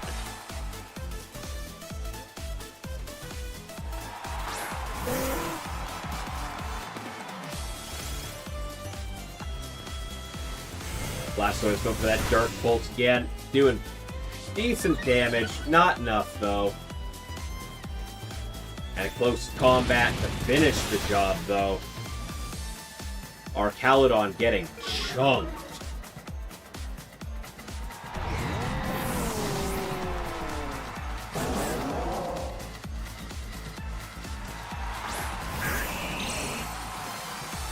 Alinen's now bringing it in the Swampert.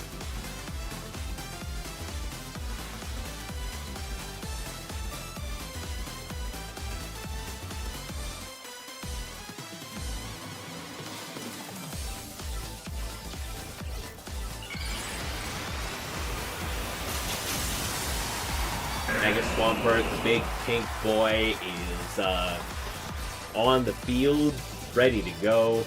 Pelipper goes for the wide guard, trying to stop the water spout that might be coming in here. But Blastoise goes for the Dark Bolt instead, chunks the Pelipper down to 44%, triggering the Citrus Berry to go off and heal it back up. Swampert going for the Earthquake, gonna hit everything but the Pelipper. Dropping the Sneasler to 1% to its Focus Sash. Blastoise is going to hang on with 26. And that's going to be a Dire Claw into the Pelipper, going to bring it down to 28%.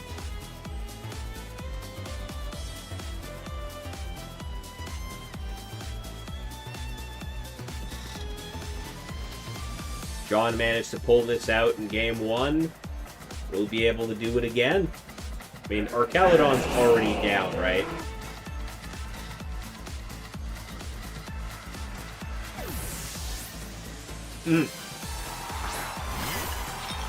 Sinistcha coming back to the field, gonna heal Blastoise up a little bit. Pelipper getting pulled out in favor of bringing the Grimmsnarl back out. And that is a water spout this time. Full power.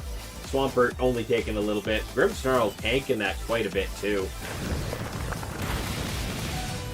Earthquake will take out the Blastoise and nearly take out the Grimmsnarl. Not going to do a huge amount to the Sinistcha though.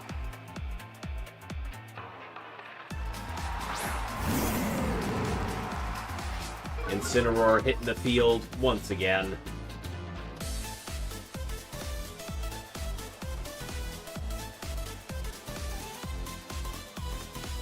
Now we got the Teacup on the field with opposite the Swampert and no Pelipper for wide guard though.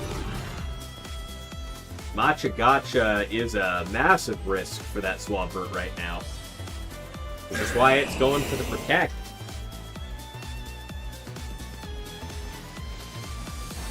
And that Fake Out was aimed at the Swampert. Not going to be able to get it off. But the Grimmsnarl going for the parting shot, trying to lower the attack output on that teacup.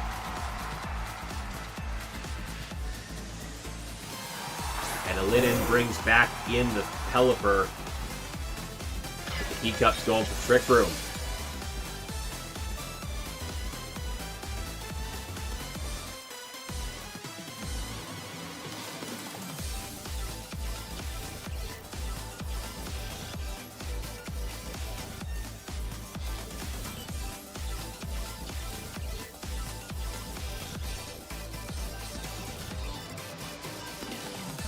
Alright, Sinistcha getting pulled back in favor of the Sneasler right now.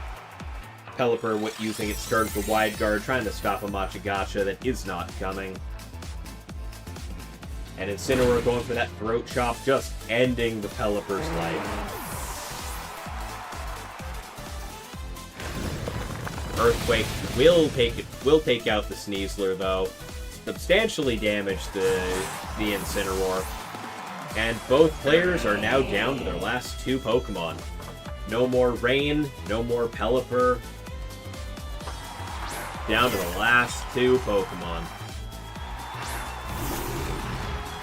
And nothing to protect the Swampert from Machagacha. Except for a potential parting shot or a light screen.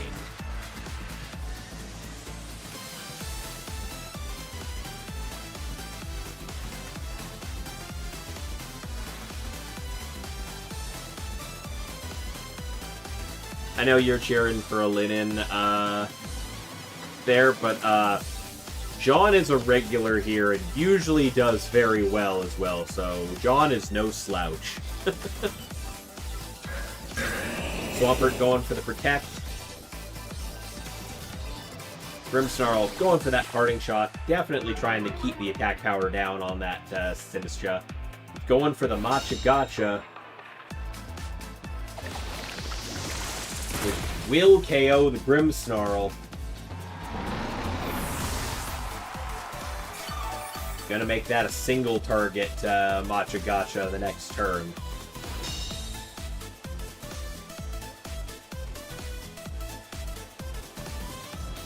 Is Trick Room still there? I think, yep, we got two more turns of Trick Room, which means that unless Swampert can get 3 protects in a row, I think that's over. Ooh, single target Machagacha does not finish the job.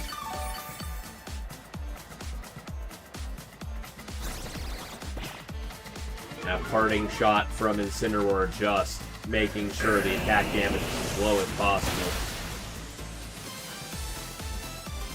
To a point where Wave Crash can't even finish it off, but Wave Crash recoil will. That means that Alinin's last Pokemon goes down, and that top 4 match goes to Johnny Acko.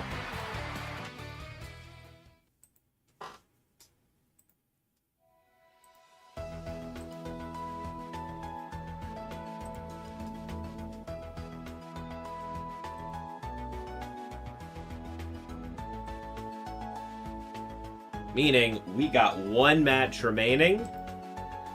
We're going to the finals.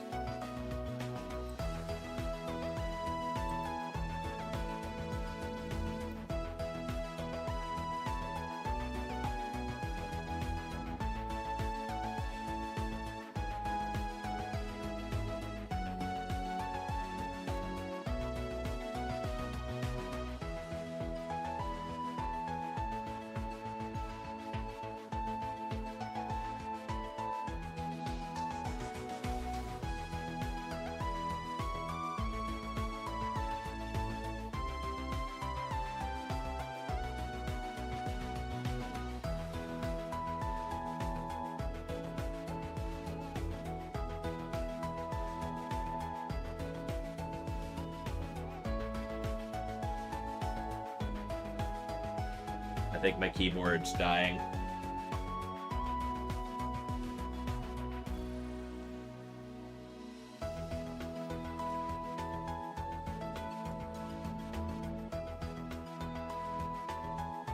Okay, that's been announced. Gonna stay in the same room.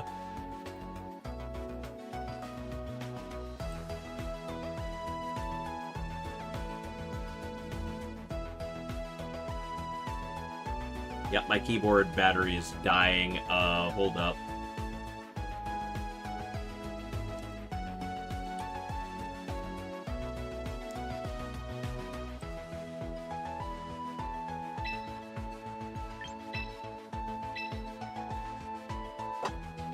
All right.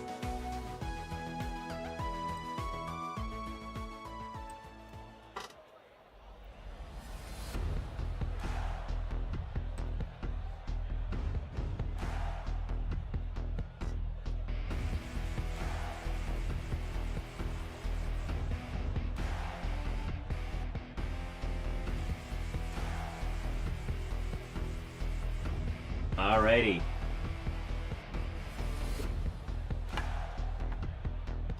Whole tournament, 10 full rounds leading up to this.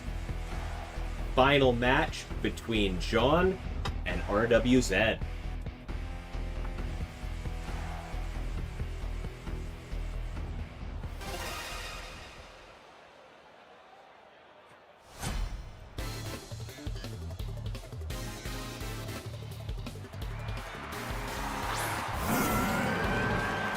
RWZ kicking it off with Incineroar and Melodic. And meanwhile, Johnnyako kicking things off with Delphox and Sneasler this time. We saw the Mega Blastoise in the last round. Doesn't seem to be where John's going this time.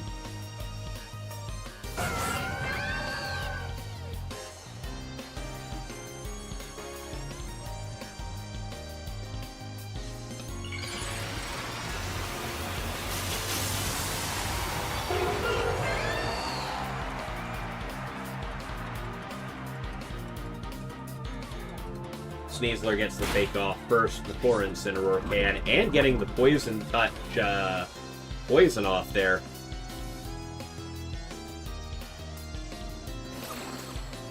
And a nasty plot set up on the Delphox right out of the gate. As the Melodic goes for Coil to get some extra defense buff too.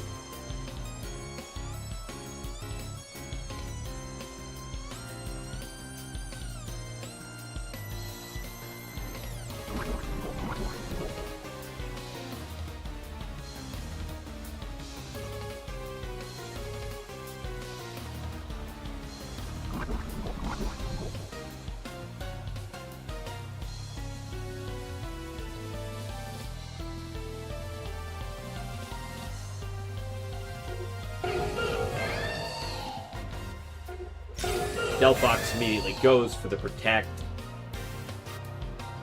As does Melodic. The Dire Claw, in fact, going to the Melodic, gonna hit that Protect.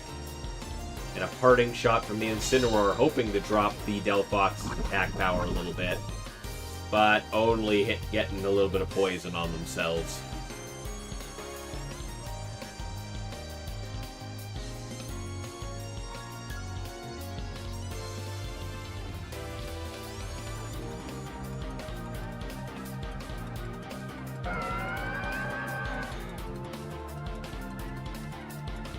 The Psy-Shock coming through from the Delphox, gonna rip into that Melodic. And a close combat from the Sneasler, going into the Incineroar, picking up that KO.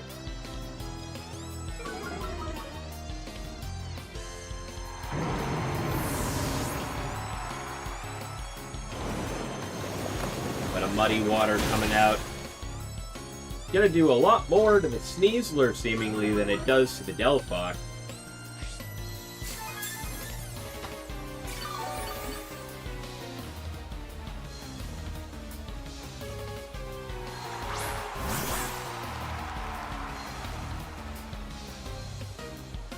RWZ bringing in their own Sneasler this time. Hoping to get a little bit of fake out pressure here. Maybe some poison.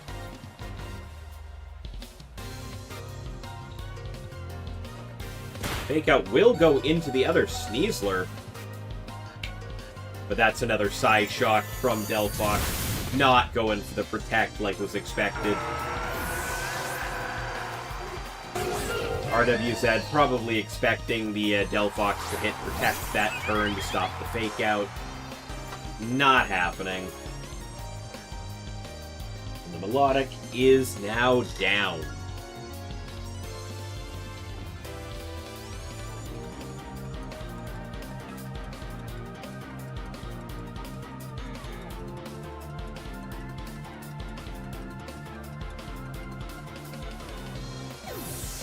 Sneasler getting pulled back on John's side in favor of the Sinistcha.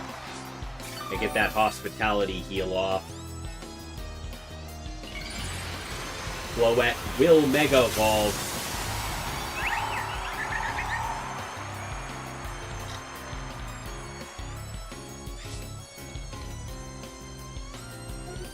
And that's the turn where the Delphox will hit the Protect button.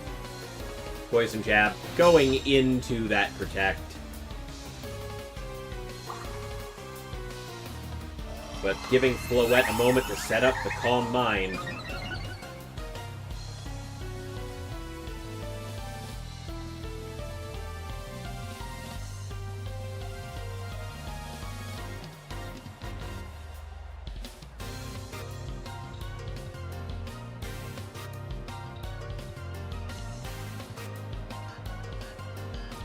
Delphox going for that Psy Shock into the Mega Floette. Not quite going to pick up a KO there. Poison Touch will get the poison with that Poison Jab, though. And that will be a Dazzling Gleam that will likely... No! Delphox lives! And we got Machagacha going out, taking getting a little bit of damage on both targets. And healing up Sinistcha. The Poison Tick will, however, finish off the Mega Delphox, unfortunately. It managed to live on such a little amount of HP just to get dropped by Poison. John brings the Sneasler back out. Still hasn't shown off who the last Pokemon in the back is. And RWZ down to their last two Pokemon.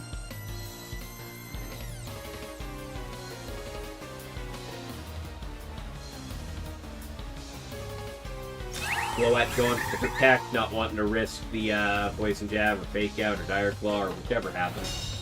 Fake Out, hitting into the Floette's Protect. Poison Jab going into the Sneasler, however, gonna finish it off.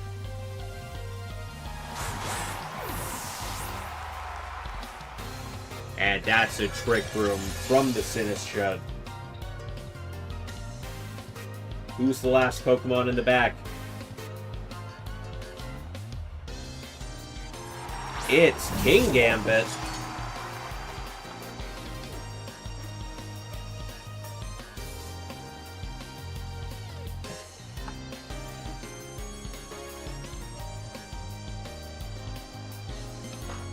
There's a couple different ways that this could play out. All depends on how the players read each other. That will be the Rage Powder trying to protect King Gambit from the incoming close combat if this fails. That Kowtow will be enough to take out the Mega Floette.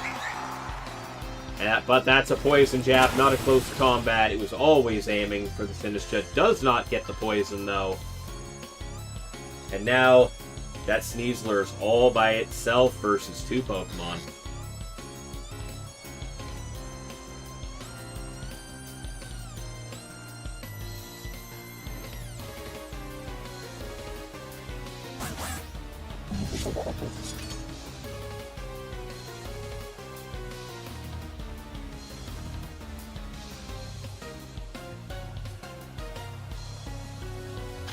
Sinistcha goes for another Rage Powder.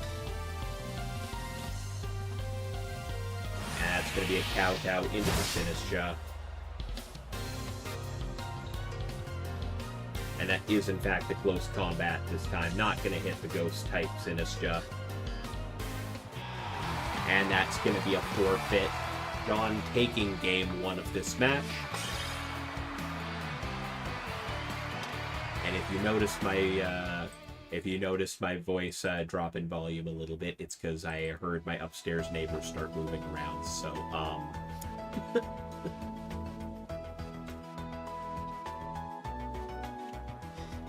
I am lowering the volume a little bit just in case I am being annoying.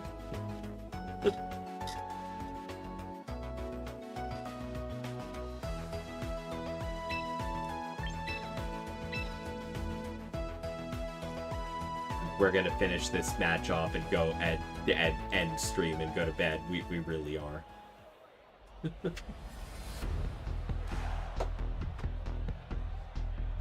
All right, everybody, game 2. Let's see how this goes.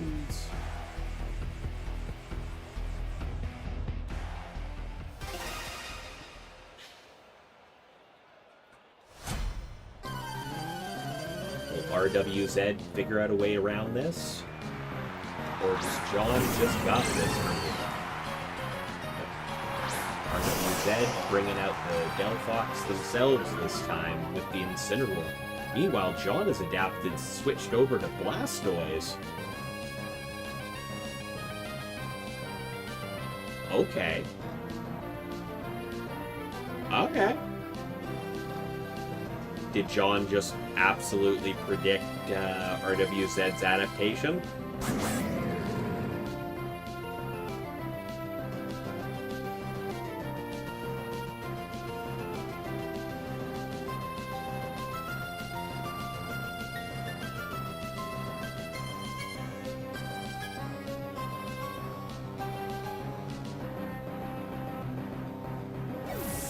Incineroar immediately getting swapped out, not wanting any part of that, bringing in the Sneasler.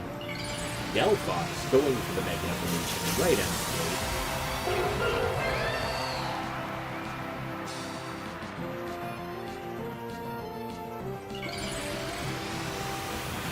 And Blastoise as well, immediately hitting the Mega Evolution button.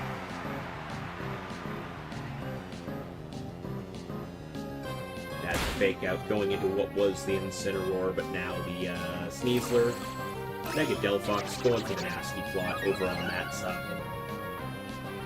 But Blastoise not waiting, going for the Water Spout button right out of the gate, completely obliterating both of RWZ's Pokemon. No boosts necessary. Didn't even wait for the Shell Snap.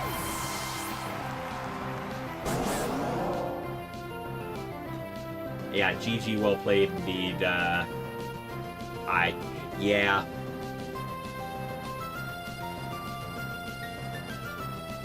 Yeah, that match, this matchup, he called you. That was just a read.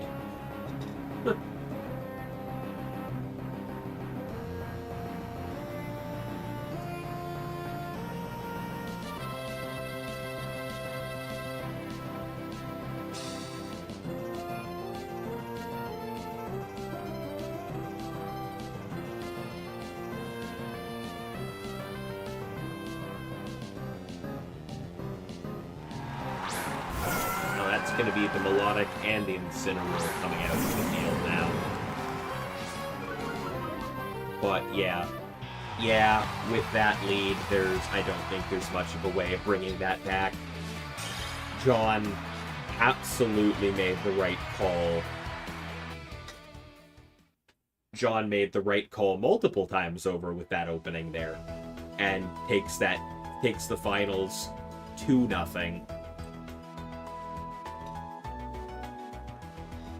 Really well played, man. RWZ, you played well. John has been playing in our tournament a lot. Has played a lot. You love Fox Slop. Yeah. It just kind of works, though, right?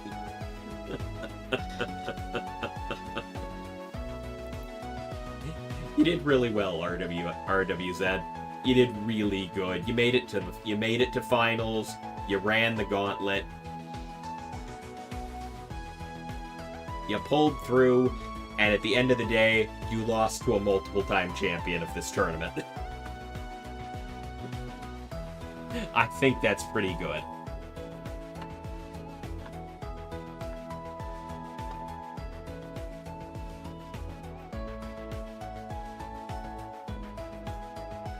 But, anyways, we are going to end stream there for tonight.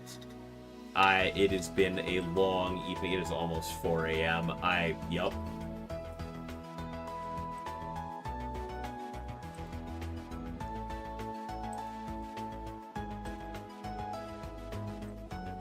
Let's finalize bracket, end that tournament, and we're gonna end the stream for the night right there. I'm just gonna find somebody to raid off to.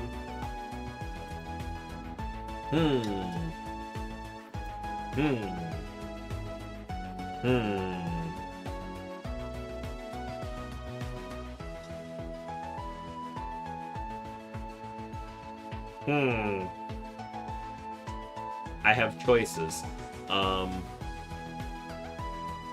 There's one choice in particular I would like to make. More tournaments not pairing into cross leads. No problem, man. Oh, we're here every week. You know that. I love doing it. I love hosting these. I love streaming these. These are fun. I have choices for who I want to raid into. Unfortunately, one of them, the one who's currently doing a 24-hour live stream, and I really want to just raid into them, can be a little unhinged. And so I'm kinda hesitating to go from a VGC tournament that I know we have a couple people who are kind of skirting the line of minors. I'm hesitating to raid this into that, because I know.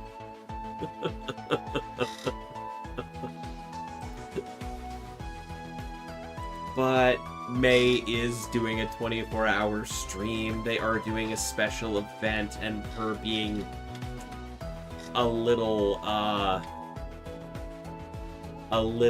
the spicier side occasionally. You know what? I'm just gonna do it. Warning ahead of time, if anybody here is probably not supposed to be watching certain things, then I assume you're already in bed.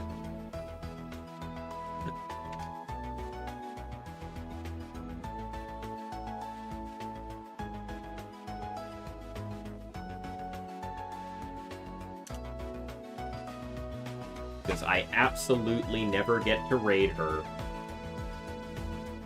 We're gonna go raid off to May Mortem. Currently doing a special 24-hour stream. We're going to just toss the raid over there and show some support for my friend. Alright, thank you all very much for coming out. I will see you again tomorrow night. I'm going to be playing something with Overkill. I'm not 100% sure. It's probably Monster Hunter, but we'll see. Tuesday nights, Tuesday and Thursday, kind of up in the air. One of those is probably Jump Space. One of those might be other things. We'll see. May also... I'm going to have the schedule figured out tomorrow when I post it. But yeah, and for tournaments, we'll be back again next Sunday, as always. So, thank you all very much for coming out. We're going to go right over to May. I'll see you again tomorrow. Peace.